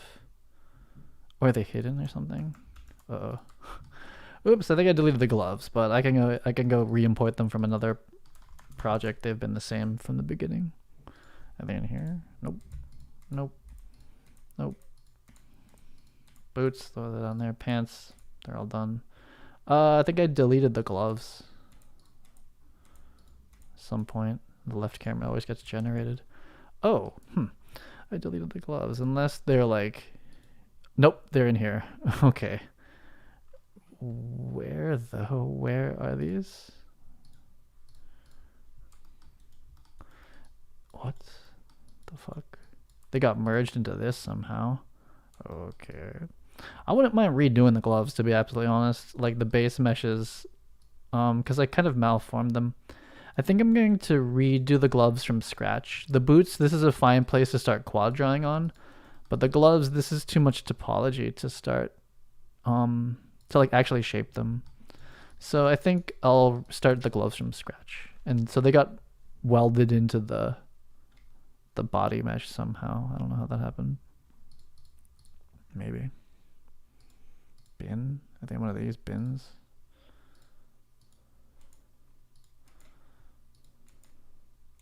Guess we'll just hide it from this level here. I don't know. I'll do gloves from scratch. They're really their own full project anyway. But where are they now? They're really part of this object. I combined these at some point by accident. It's kind of odd. I guess they're fine to leave there. What's this? Okay, they're popping through. That makes that look kind of ugly, but... Okay, so things are organized. So we need to make sub D gloves, sub D shoes, and that's it. Then it goes to ZBrush. And I'm gonna do the swords as a separate pass, if ever, really. So let's see. As far as coloring, I kind of want to start to break this up just by look, not necessarily by how it goes to Substance Painter or even ZBrush. So I'm just gonna like roughly colorize this thing so I can start to judge it a little bit better. So we'll call this one leather cloth. Do we have a cloth one? I don't know. Fong, we'll make a new one. Call this metal. And where's leather? Spelled leather crazy. Leather. So we'll just do some like rough colorization for based on material.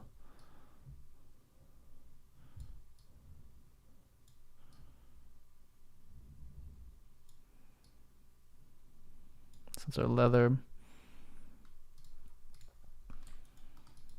I'll get it back. So we have like kind of like a leather 1. Then we have like a second leather. It's so dark in the preview here. Can you duplicate these? Is it Control D? It is, hooray. So then we have like a darker leather, which is like the body leather. Something like that. Okay, so this one's leather 2. It's more like, it's almost like gray, I think. It's almost like fully desaturated, or at least half. Oh, I'm changing the wrong leather. It's this one. Yeah, I think it's black. It might just be black. Something like that.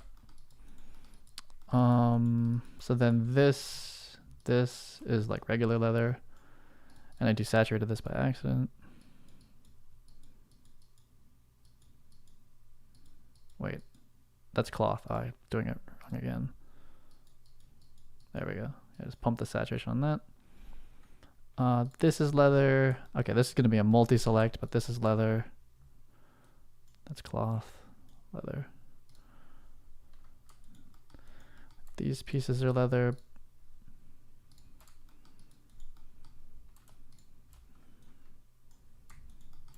This is metal. We'll just call that metal for now too. Metal. Let's make metal like white. It's pretty much is white, but I'll make it like even brighter just to be very clear.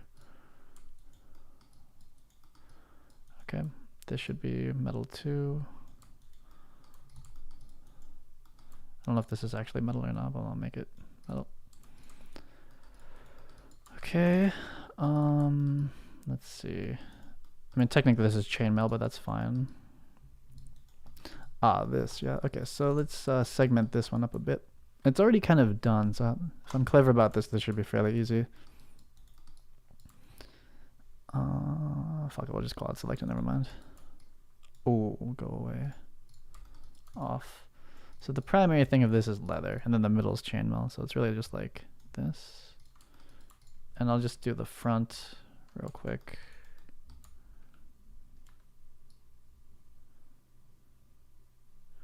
I'll just say it's metal for now.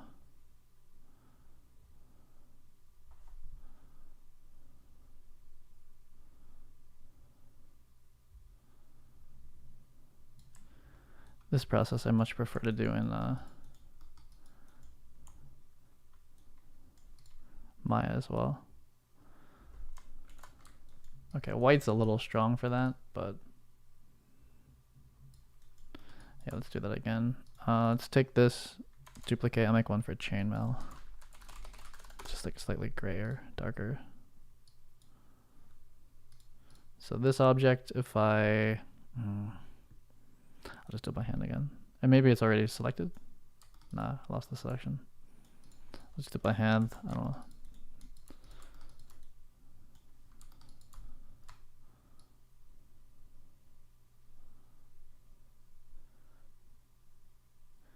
Having this render I'm making with everything segmented and shown is how I like plan tomorrow.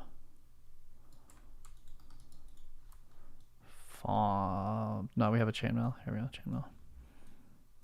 Should probably do that to the upper armor too, just to make sure the proportions are fine. So I'll make all the stitches one color. We do have cloth already. I guess that's what this is. Let's assign this here, and it's pretty white. Yeah, it's pretty much like a white. It's gray for cloth. Some like big stitches going on. It's pretty bright. So like that. I don't have these as a selection, but these are technically leather then too. And the gloves are leather. What are the pants? They're like like tan. They're like a brown, lighter brown.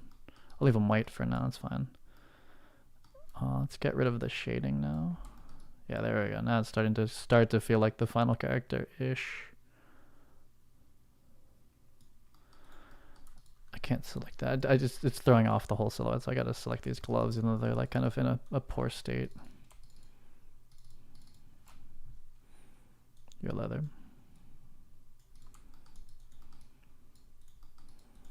Oh yeah, that's feeling witchery.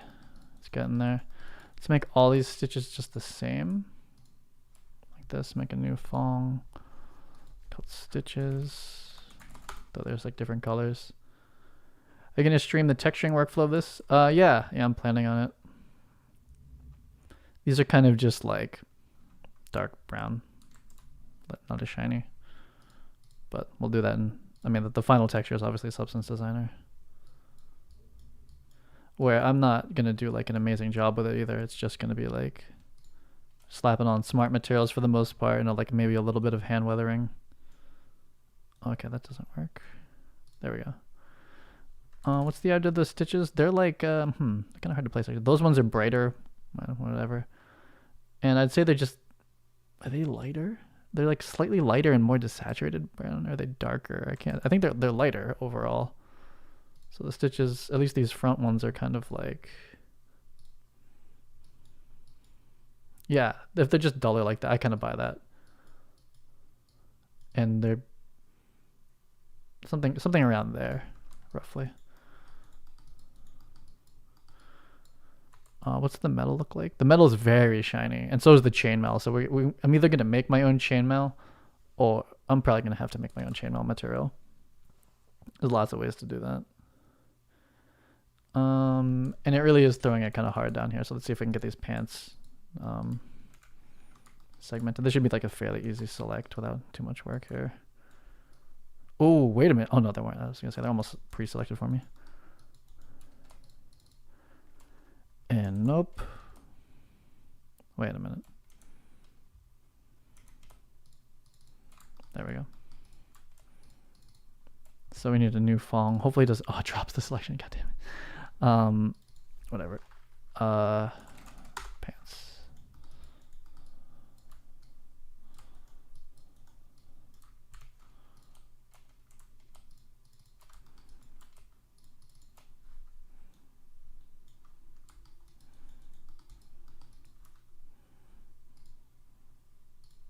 double check this is working. Okay, good. Okay. Everything on this is kind of like, I would say, well, actually, he's standing in sunset, so it's just the color is not neutral. But I would say, like, in general, this kind of stuff is, there's no like white. Like, it's all, I feel like everything is kind of moved towards warm. Like, nothing's really like white, or even gray. I feel like this have a little bit of a blue going on, but I'm gonna neutralize everything. I like neutral colors, and then neutral towards warm works for me. So these are a little bit on like, maybe a little bit around here, and then even if we look at the cloth, so to speak, like this one, I feel like I'm gonna sneak a little bit of, I would sneak a little bit of warmth into it. Like, everything's like a little bit tan, and then we kind of balance out. The other thing I'm not considering, not that we're doing the texturing, is how the MetaHuman skin looks, because he's been specifically colored as well. But I don't really have a great way of pulling him in. Probably need to thicken this up a little bit before we go out. But yeah, so that's a rough colorization. Save as here. Helps it feel like it's further along than it is. But looking at everything gray, it's kind of a larger step to read it. 16. So I'm pretty happy with the belts. I haven't really done this level of detailing on a character ever myself. Clearly some issues still, but like in most angles you would never know that that's not touching. I can go scoot it back in later.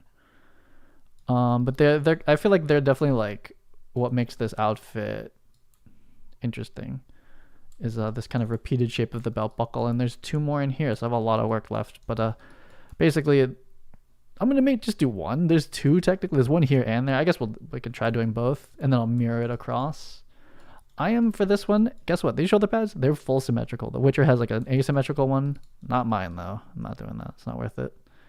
So the hard part, I mean, the boots would be pretty easy. Maybe I'll start with that. This is really easy. As far as prepping for sculpting, it's like just straight, little piping, 1 loop, and then like a hard mesh sole bottom.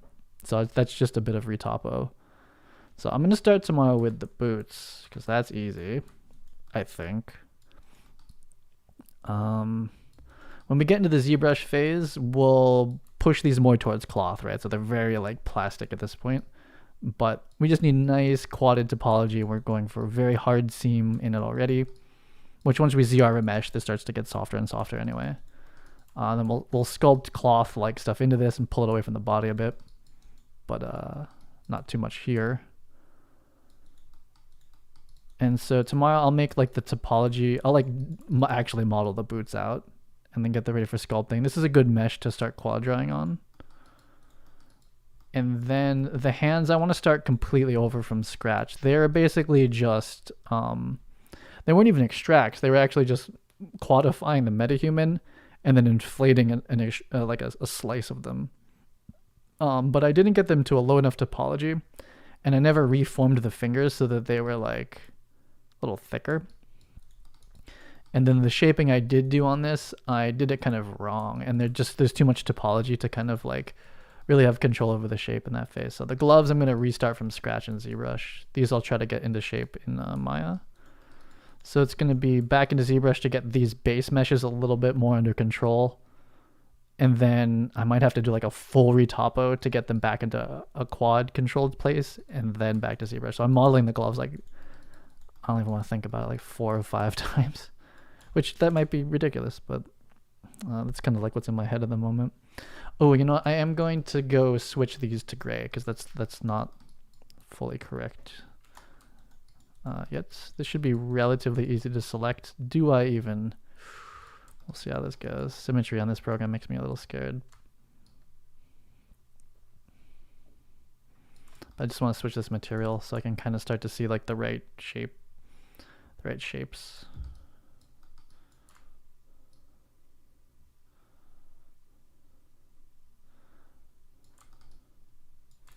Oh no.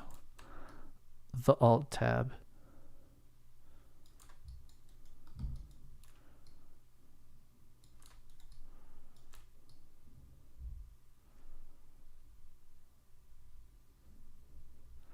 so I had some stumblings with extrude today. Thickness is not it. I think when I'm thinking extrude, I'm thinking local Z, something to keep in mind.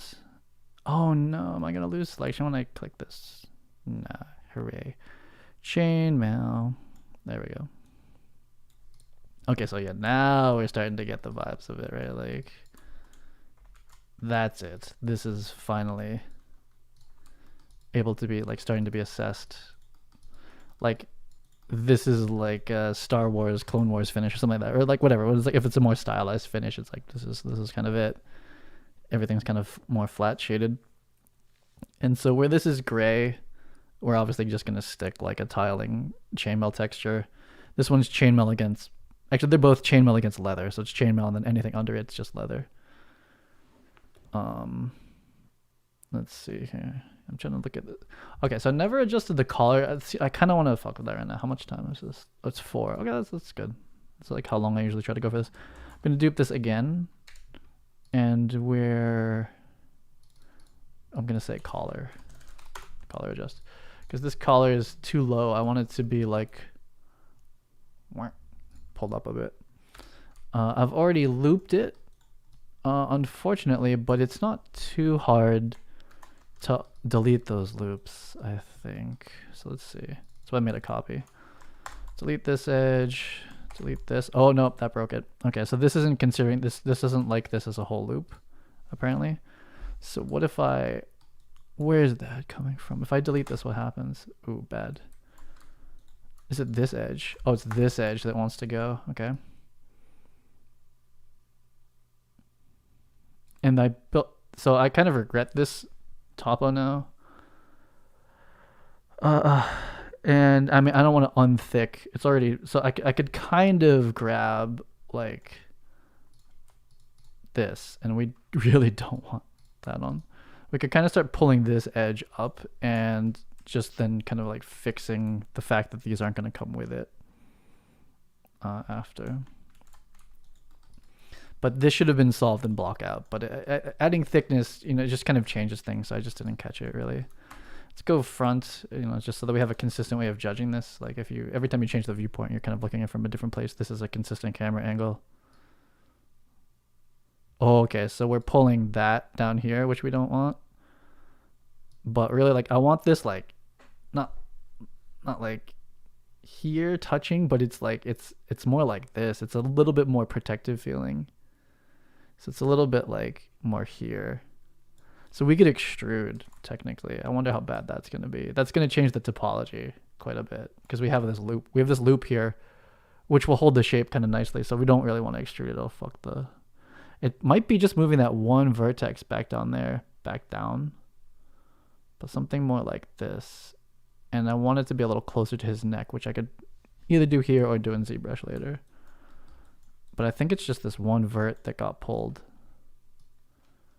Yeah, this is funny. This is a funny thing. Is this even a proper loop happening here? What's this?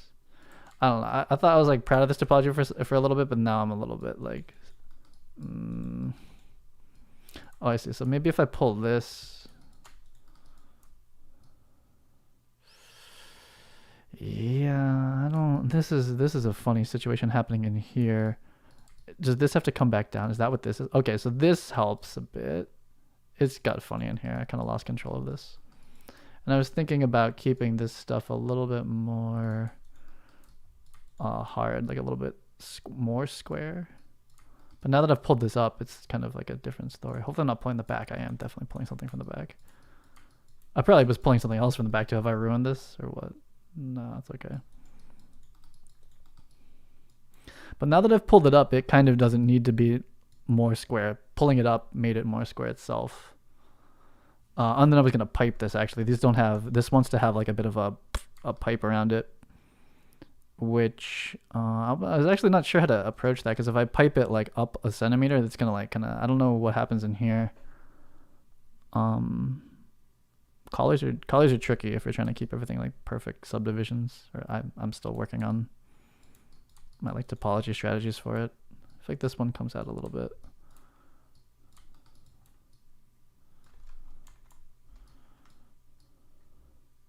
It's really best to solve this here before we get too much into the Z.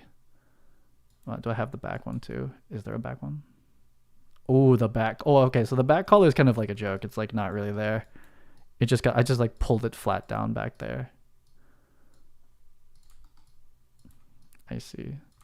Yeah, it's probably best to do like a whole pass here. This is where I'd want screen space. I don't want to move it perpendicular to the camera, but.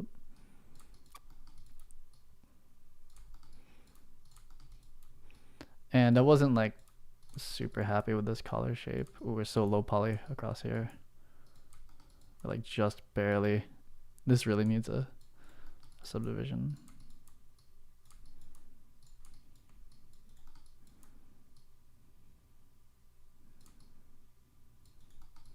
So it's still like design wise, I think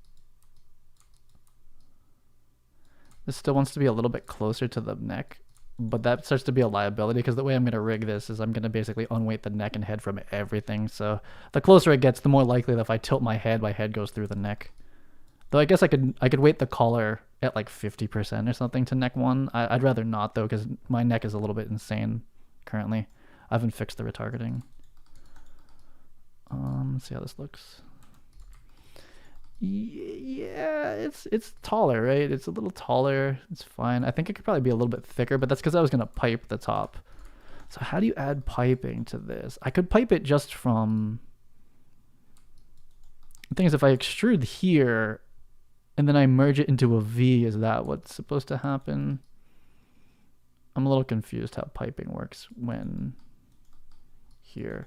I could take it from like, and then not do these, like just extrude these and call that the pipe. See how that goes. So I think extrude's actually fine in symmetry. I think it's actually the, I was using the wrong tool for it. The thickness is just not what I'm ever expecting. I'm always expecting this. So is this quads or did I just make an n-gon somewhere here? I think this is still quads. And then what this means is that,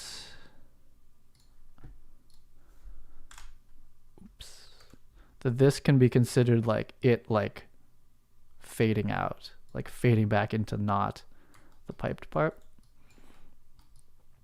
which this still might look funny. And then what about extruding this is what I was considering, this edge. And I think it's a little thin. I'm just trying not to break the quads, and then it's probably going to subdivide kind of odd, and it's looping all the way around. And yeah, this is probably a weird way to go about this. But that's kind of it. I don't know. Are we what's this? What's going on? What's going on here then? Like probably this needs to be pulled back out then. It's a weird one. This is odd down here. This probably, if I was like a little bit more daring at this point, like that's going to be kind of weird. There's probably a nice way of having this meet back up together. I guess if you just started bridging, I'm just like a little concerned I'm not going to be able to get that to work out. So let's look at it smooth though. It makes kind of like an interesting arrow shape actually. But that's an approach for piping. It has like a interesting arrowhead call out that the Witcher outfit definitely does not have. That becomes kind of like one of the more iconic parts about this is that this has this little arrow hull, which I don't want, but I do want this pipe. It's kind of a flat pipe too.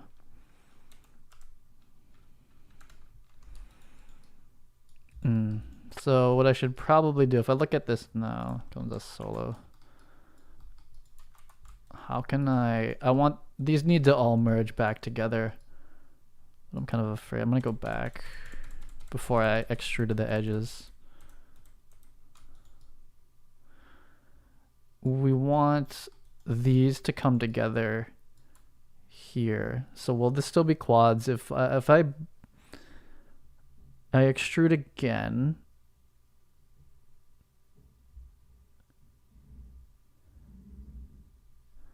Like this.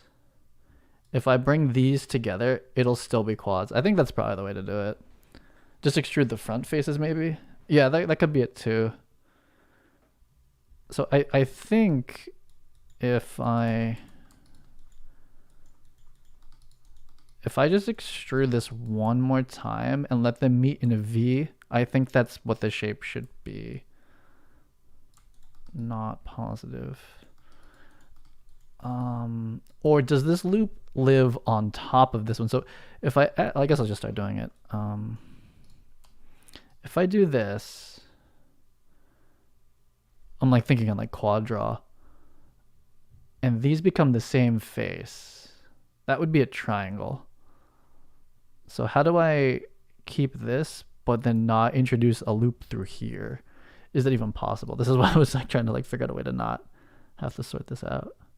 And this all becomes more complicated because I've already thickened that stupid object. I should have sorted this out in 2D before I thickened. So that's why it's like it's better to stay like in the 2D phase as long as possible. But so boring. It looks so bad in that phase. But I didn't sort out this topo. This could also, I could kind of like mush this and then kind of try to sort this out in the retopo phase after I ZBrush it, but it would be nice to get this piping here. So how do I sort this out? What makes this easier for me?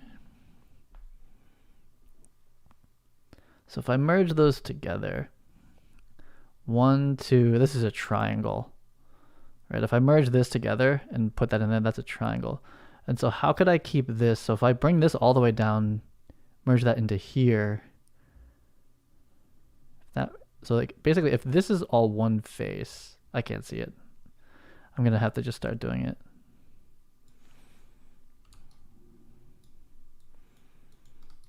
I feel like we end up in a triangle, which I don't want. How is this not a triangle? Oh, it's this because of this retaining loop. This ends up being not. It does pinch like crazy. I mean, we're pinching very hard right there. I think the other way to approach this would have been to have these loops come down, which would have meant like basically if this loop continues down, then it just kind of morphs into this, into more cuts here. But we had such like not perfect quads really at all, but like, you know, pretty quadded square topology here. So I didn't want to start dropping like tons of loops down here. So you kind of want to keep this collar in its own edge loop and then it stays within itself. But I didn't build in this topology for it. Does this loop go back around? I guess that's kind of what has to happen, right? It's like if I want to keep this together, we have this outer loop protecting the collar. And then we have this loop here. But if you extrude from that loop, that's what I've done. How do you get it back in? So I think what has to happen is this has to loop back into a cut under. Okay, I'm starting to see it. It's a lot easier to solve this in 2D than in all extruded out form. And I'm sure I'm going to wreck the inside topology, but okay, I think I see it. I think that like this. Nope, I lost it. No, wait a minute. This is the center line, and then it has a loop around it that's quads. And then we have this extra loop. This loop needs to go around here. So it's a whole cut. I kind of need to go into quad draw. Let me see if I can start this in quad draw. Though I'm pretty sure we're going to break the back. But basically we need this. And I'm a little afraid of world X at the moment. Let me see how this is going to go. Yeah. We need this loop to go under that one. And it kind of comes through here, but we don't want all of this. So yeah, that's what it is. It's another loop. This loop's under and cuts back through here. That's a lot of cutting and shit though. I mean, this is a dupe, whatever. I'm gonna go for it, see if I can resolve that. Because I want the piping. It looks really cool when you get it right, I think. Also, I kind of fucked this chest piece up a little bit, but I'm gonna try to just sculpt out. Let me see if I can resolve this. I almost want to send this back into 2D world, but I don't know if we're too late for that. Like unthicken it. But I already piped like the shoulders and or the openings and capped the openings and stuff. Okay. So there's even more. I forgot that this is how I resolved this one down here. It was a bad resolve, but before I started adding some extra detail, it was still quads and still would have been sculptable. So the thing is, like, this has to come in like under and then cut back through. But I made it an edge loop already. And then I have to redistribute the stuff. And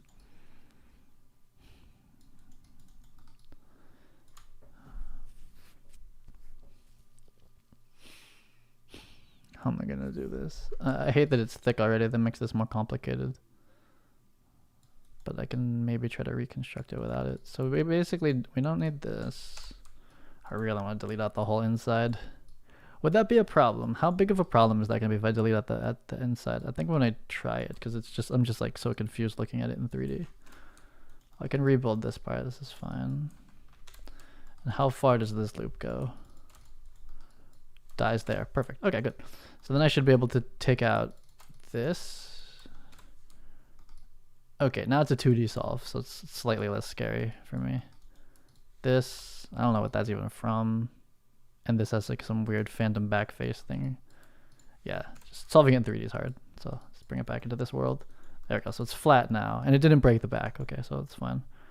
So what has to happen is that this needs to loop back in through here. And I don't even know if that's really true, if that's possible, but so that's going to add way too much. We just want to multi-cut, I guess. Cut from like here. We'll just have it go and die there, but we would take that all the way through. And then how do you resolve this? What am I looking at?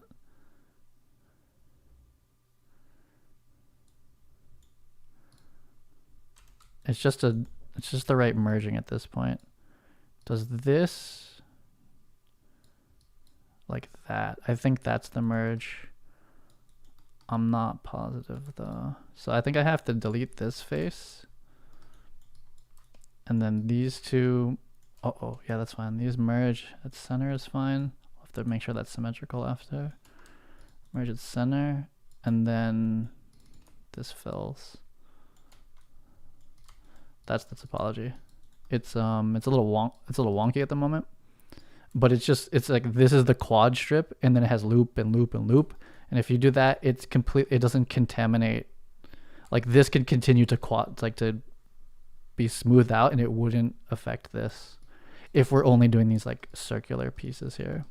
So I have to go smooth that all out, but that's the solve, I think. And then I just gotta kind of redistribute this a little bit because it's not meant to be all bunched up. Yeah, and this terminates right into the side. Okay, so that's it. There's definitely an easier way of doing this. I don't know what the fuck I'm doing. Like, why did I make this loops? This could have just been like quads. I don't know why I did this. There was a reason, but I don't remember why. And whatever. Leaving it now. Can I slide? How do you slide? How are we doing this? Slide vertex? Where are you at? What is this? Slide? Isn't that what it's called? Slide? Slide vertex? Slide, merge, average, chamfer, vertex, crease, something. Right click? Control right click? Control shift right click? Nope. Control alt? Okay. I don't know where the slide tool is, so we're just gonna wreck it. Oh well. This is where like if you kind of get it right in ZBrush, you can just quad draw it and then smooth over it, and it'll kind of sort out this topology a little bit. But yeah,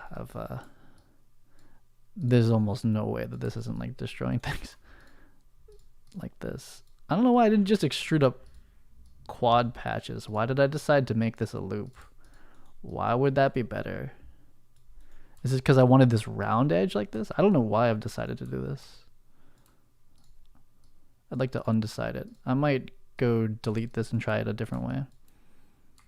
And this is most definitely screwing this up by not doing sliding.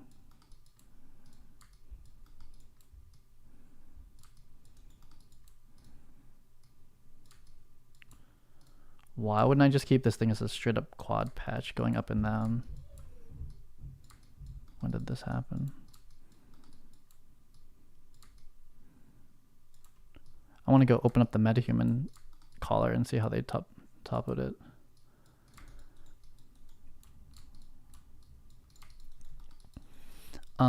This feels very unnecessary to have all this like extra looping in here. This is like this line's so like wonky now. Okay. Well, Yeah, I don't love how pinched out this is. Maybe, is it because of this turned collar, this smooth parted collar? Like, what am I gaining by this not be? Oh, okay. Never mind. Never mind. This is like a much more controlled way of doing sub D modeling for this curved. It's because this is curved and it's not like just like a straight piece. It gives me more resolution to define that curve here than if it was just like I'd only have one polygon edge to define it. So it's kind of a little unnecessary, but gives a little bit more control to it. Now the extrusion, the thickening of this is a little bit afraid. I'm a little afraid of this now. So this loop, does this mirror across? Yeah, must. So this has to be like this, and then that's the symmetry point, whereas this is not. Okay, let me just make sure it's symmetries now, and then I'll look at thickening again. That's just not the right button. This one. X. How come it's not like saying negative anymore? It doesn't. I mean, did it? Merit verge.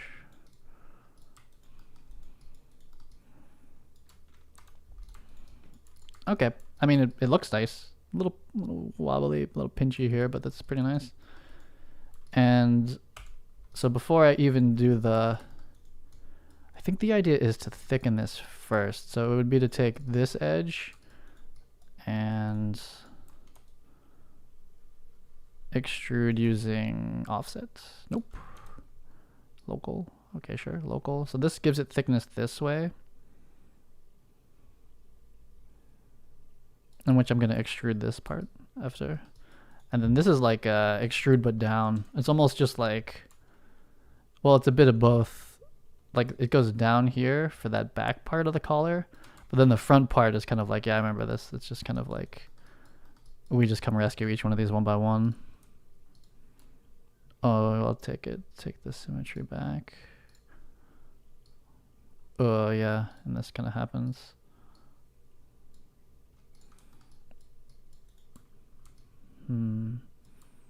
What is really going on back here? What's the nice way of having this? Oh, I see it. We're just spreading it back out. But it pinches. It just all comes together into one point, so there's going to be this kind of pinchy stuff happening. But just to give this a little bit more space for when it quad gets smoothed out in ZBrush. I suppose it's doing this. It's kind of like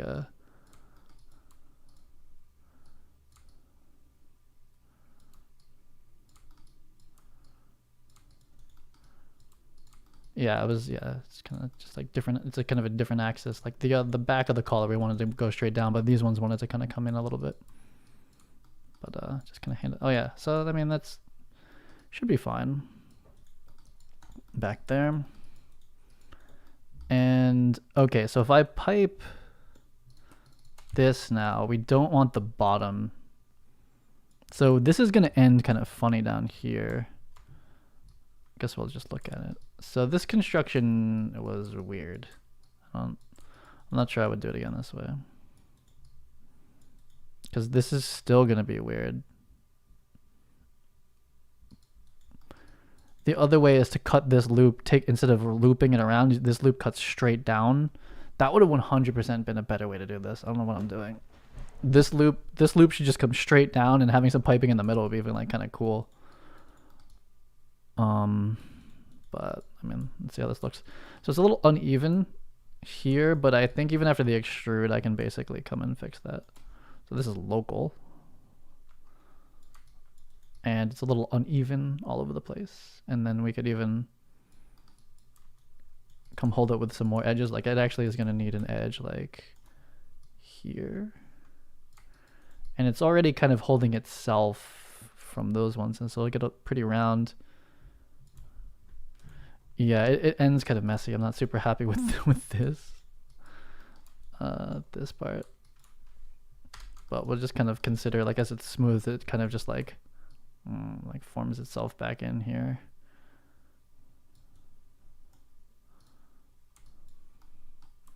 I'm just gonna like something like that. So we'll see how that smooths out. Okay, so it's gonna need a loop here, but that's gonna be kind of a problem. Well, let's see. Actually, that's part of why I was trying to model it this way, is that like as I add resolution, it stays within itself. But that's gonna hold this edge super sharp now. Oh man, this has done some crazy shit. Yeah, I'm not a fan of this. How bad would it be to lose this edge now? It's not the worst. It's gonna be a very sharp collar, way sharper than I was, or a bit sharper than I would have probably expected. Yeah, very hard. Oh, and very pinchy. Yeah, this is bad. This is just bad topology. Like this collar is not resolving. It's like bad. Yeah. Okay. So I think with piping like this, I didn't plan for this top pipe. I could always get rid of it too. I could always just sculpt it into like the super quadded out version too, and then just kind of retopo over it. But I was trying to get it right in the low poly. I'm gonna go back out to before I extruded it. I'm gonna have to solve this same type of topology thing when I do the suits. So whatever, it's all good for that. I think the way is that this pipe needs to come all the way down straight. I think. This is like a cluster F now. I'm just gonna get rid of that. Oh no, that was why I put it. That's what I put back in. So it like kind of works, but it doesn't resolve so well here. I think the other way is to like maybe have this. Can you just weld these together? Is that possible? Like, what's that gonna look like? I'm pretty sure I'm not using this version of the mesh. This has just been like a experiment and trying to mess with topology.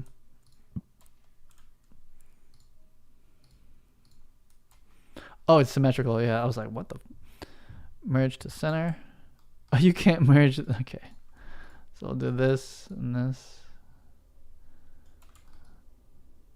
That was way too much of a walk, but it will take. Is there the faces are gone there, right? Yeah, I think I'm seeing through. How's this? Ooh, triangle. Triangle in the back. That's bad. What if I kill these? Oh no, this. What about? We're going way too freestyle now. There's like almost no way this resolves into quads. Let's see. Hey, that's quads though. How about this? Nah, it's still gonna pipe super odd. I'm just starting to like cut away the fact that this was ever looped. So if I start cutting down here, that's gonna be an issue. Yeah, you can't really. Well, I'm gonna start hand cutting some stuff real quick. Like, what if we do like? Can I cut through to this, and then we just drop this line all the way down? So what's this gonna look like? This is a problem. This could cut across. We're just doing half of the model though. Does that work? That's a weird loop. I don't have, that's a weird, why is the loop around like this? It was for this corner. It's not worth it. Is this even quads on this side? That's weird. I feel like we have a 5 gone somewhere. Like that's not allowed, but we'll see. I'll cut it in half. That's really odd looking. Okay, so I'm gonna cut this in half and try it, but I'm gonna try something else right after immediately and just extrude up. I don't know why I didn't just. There's probably a reason, but I want to go remember that reason. I guess I'll finish the cut. I mean, this does bring up new issues, but.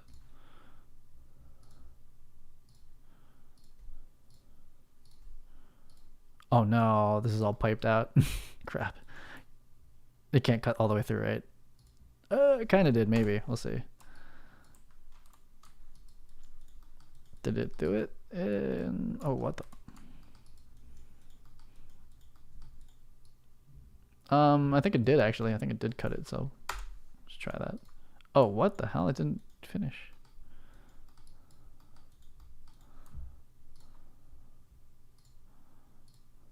I don't think it liked that cut through I was trying to do. Got that one stuck.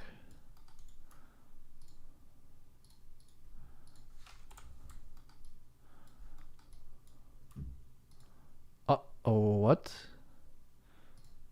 Okay, that's fine. Okay. So let's see here. I don't think I broke the mirroring. Let's find out. This is weird looking. This is weird. I don't know. That's bad. Take this, merge.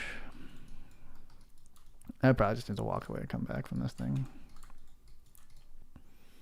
It's like slightly less pinched, but it's not bad. It's not bad how that resolved. It's interesting. So if I extrude, like, where is it going to be like the least weird to have it end? I could almost loop. Oh, what if I loop through here? That might be it. What have I done? That might be it, actually, to have this pipe loop through here like that. So I've given myself a full disaster around that over there. But it might be cool to have the loop come through. How does it actually look? I guess you don't really see it. They cover it with a damn strap.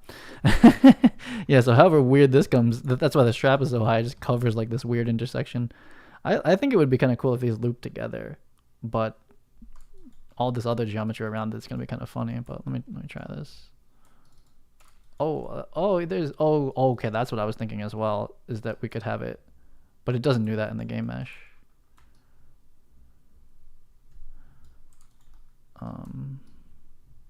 That would be kind of like a suit piping, like it goes all the way, like if this shirt opened, that would be kind of viable.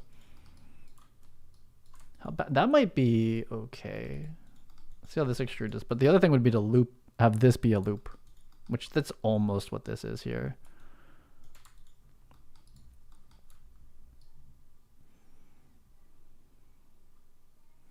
It's a big one, but and the question is how do the support loops work into this? But okay, well that's not how the neck looks, but it kind of makes sense for it to do that because it's like they're kind of merging back together. It's just a little thick. I mean,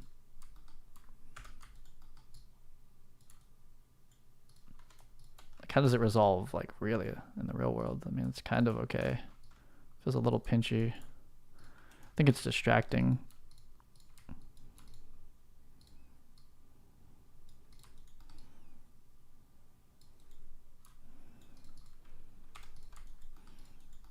You know, it's better than the other ones.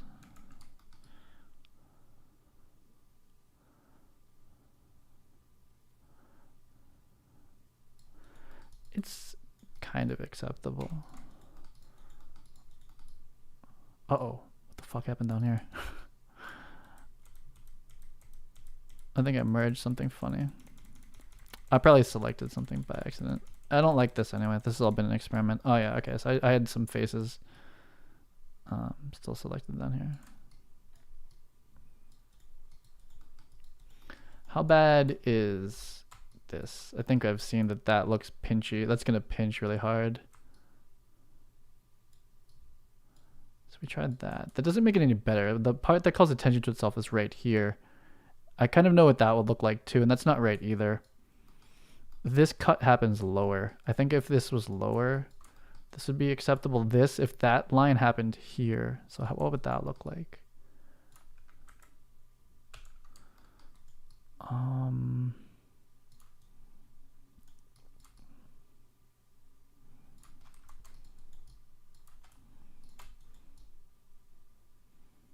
What's on the inside? Yeah, I mean, it's kind of viable to start pulling that. I think it's going to start to tug kind of hard.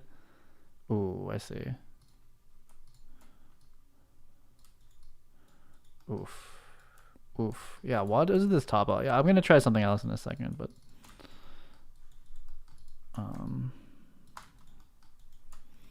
yeah, well, this has been an experiment and a mistake.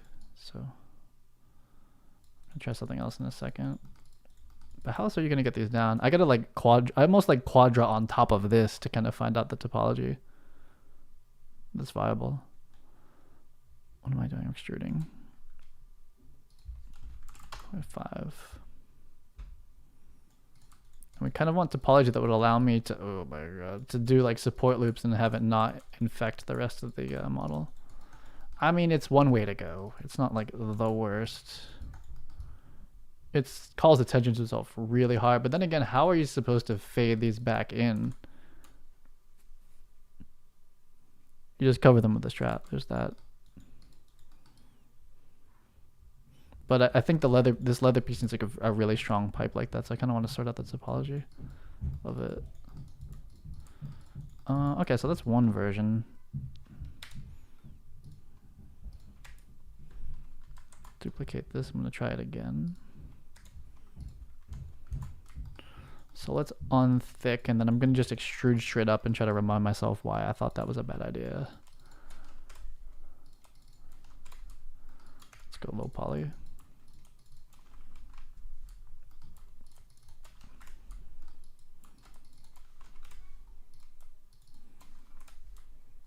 Yeah, look at all these loops in here. What is going on? This is a ton of geometry. Almost like, I mean, this neckline got a little funny actually. This is a little bit odd, but let's turn symmetry back on. There's probably a hotkey for that I'm not using.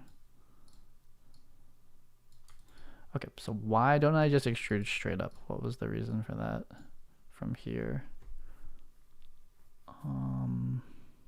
Symmetry. I think this is, we should cut this in half pretty much, but okay, so why don't we just do this? The fuck, why wasn't I just doing this and then just doing cuts here? Oh, quads. Okay, well, I just found out the reason already, but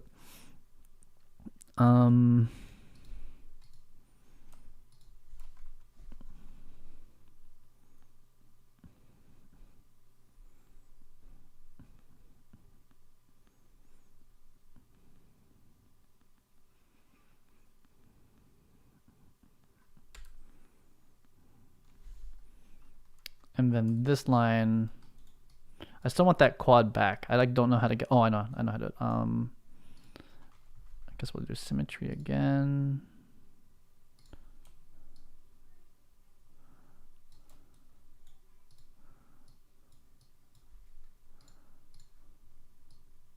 What happened? Those happened together? I didn't want that. Hold on.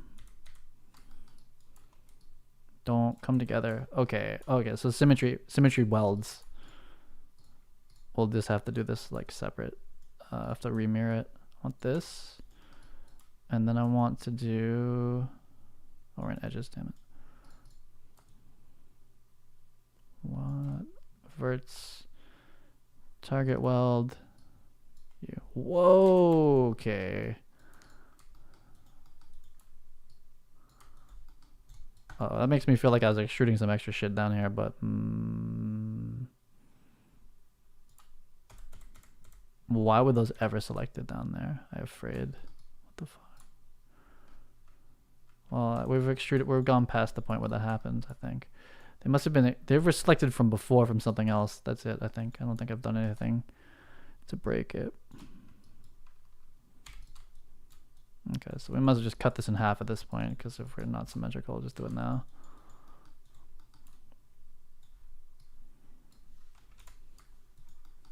So why didn't I just do this? What happens? What's wrong here? So if I'm gonna pipe through here, we still need an edge to come down, but we don't need like all this like sub edge stuff happening as much. So let me just try to sort out like a reasonable color from here. And this is away from the symmetry line. Yeah, why didn't I just do this? I might find out in a second though.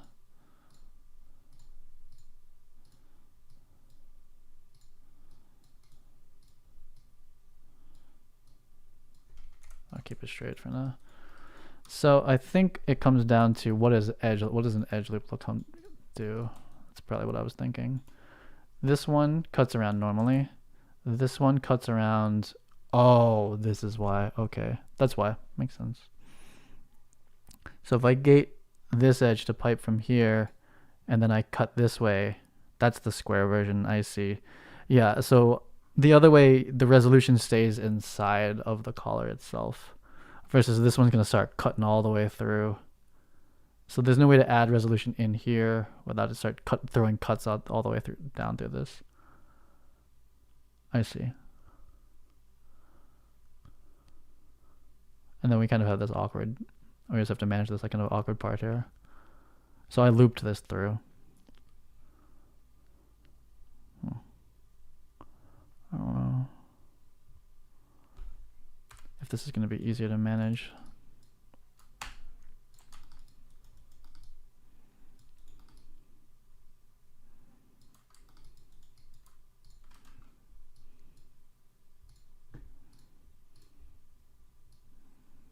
Because then if I extrude this part, it still needs to end somewhere. Like, I don't know how they end it. You can, I guess you just get thin. I suppose that's kind of fun. Okay, well, I answered why we don't do it this way. This is kind of okay if I think if I thin this out, which I get in like the ZBrush, I can kind of like smooth this back in, and then the retopo I can like, you know, just not have it be anywhere near this popped out. Like I think if this is just kind of like faded back in, like subtly, it's probably gonna look okay. I just think when you start to have these little verts next to each other this close like this, it starts to pinch. And that's going to show up in like the baking. And this thing is right under the head. I mean, it's like the first detail. It's like literally you look at the face and then the collar, and then the collar comes to this like kind of sharp point. It's like, it's not so good. I'm getting pretty abstract now with this. Just trying to loosen this stuff up a little bit.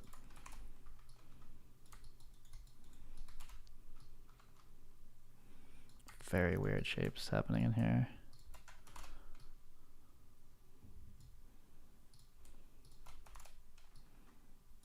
I can see this kind of maybe working. And then going back and kind of like evening out the size of the pipe here. Ooh, that's it. I'll take it. Yeah, so we're just basically like fading it back into this. And yeah, that's kind of nice. I like it. And then, you know, they put this... I was going to try doing that actually. I'm going to dupe this one, leave it where it is. And I was going to try bringing this one back up. Because they pretty much cover that intersection is what's happening in my opinion. Like, right, they're just like, yeah, don't worry about it. Like, who knows how that resolves? It's kind of like that. But then this gives like this kind of wonky spacing that isn't present here. Like it's all jumbled up, but like his chest proportions just didn't work out that way. Maybe I'll put like the dragon pendant like right there.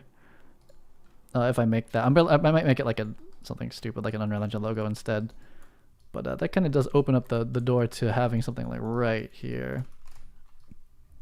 Like even pretty big and chunky. Give it some in-game physics too, even like have it flopping around a bit.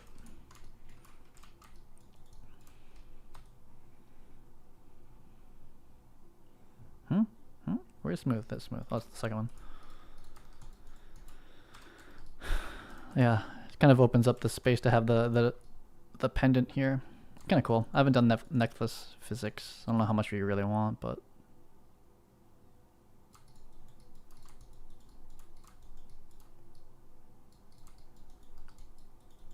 this feels about right here. It's like, okay, and we just kind of ignore what's happening here, and then it's like a belt buckle immediately there. Oops.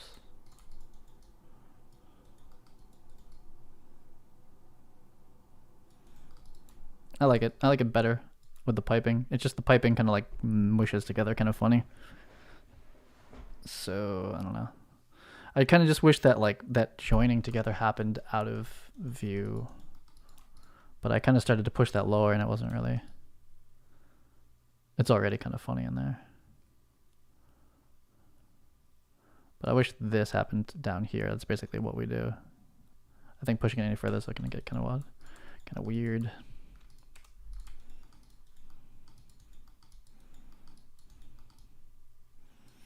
Yeah, overall pretty witchery. There's some brown stuff here. Strappy strap. This just has some straps, color change there. Folds. What are the boots like on this one? I forget. They're like green. They're the same color as the glove, pretty much.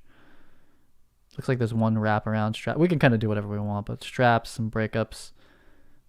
I'm not going to do that strap. I'll do the over the top strap and then kind of like a leather sole with a heel. Pretty easy. Yeah, and that's pretty much all the deals. I think this will read pretty witchery. Even now, it's kind of there enough for me that if this was chainmail, this actually leaves up a really nice clean area to do like a necklace or something, like the chain. So I kind of like it that we have some extra space here. This is procedural still, right? Nope. Oh, here it is. Continuity divisions. It's divisions, right? Yeah, there we go. Pendant. Go even more.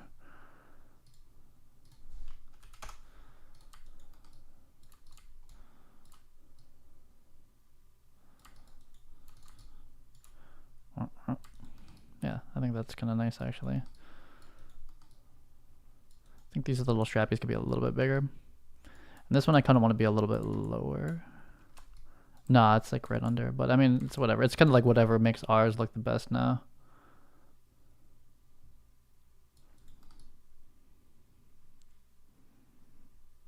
Yeah, I mean, just it's even like if I just finish this, it's like it's pretty much it. It's like, yeah, we don't go down here all that much anyway.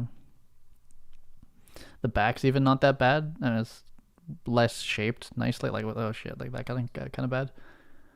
It's not as detailed, but like, you know, for when I like spin around real quick, it's like, you know, shouldn't really notice it. We're mostly gonna be looking at this thing here.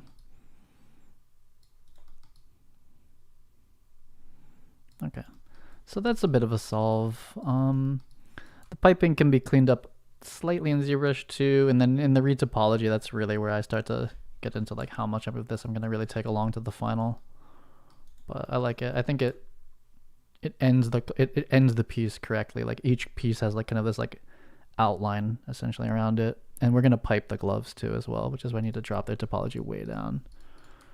The problem is you can't take 8 polygons around and turn that into fingers. So if you said that each one of these has 8 around, that's like, I mean, that's almost what's here. Like, how many is this around actually? This is for me to solve tomorrow, but what's the minimal topology you can have in a hand? If we say it's 8 around, then it's probably 4, 4. It's like 16 at least, plus another. So it's probably like 6. I mean, maybe it's 4 times 5. It's 20.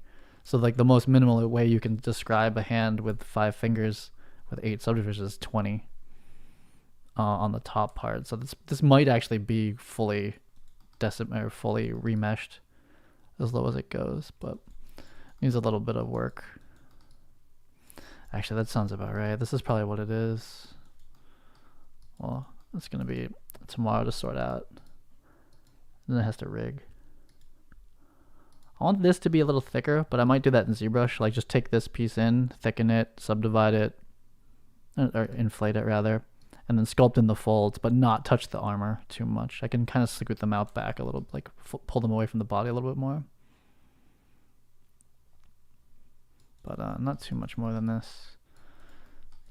Wish the pants weren't so clippy at the moment, but I'm just gonna wrap it here like this. Pretty decent. Feels like a bit of progress here. The thickening. Where are we? Doesn't even matter. I'm just like forward iterating it. We don't have to keep track of this like that closely. 1.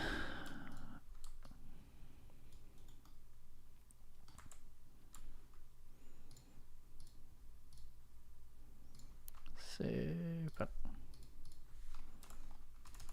It's day 4. I feel like it's not, but whatever. Okay, this wraps it for here. Really, for the level of detail I'm caring about at the moment, we got to get these gloves done and the boots. That is about it. Then we're ready for ZBrush, and yeah, I think that's the hardest part, other than rigging. Rigging's gonna be a nightmare. I'll be back. Peace.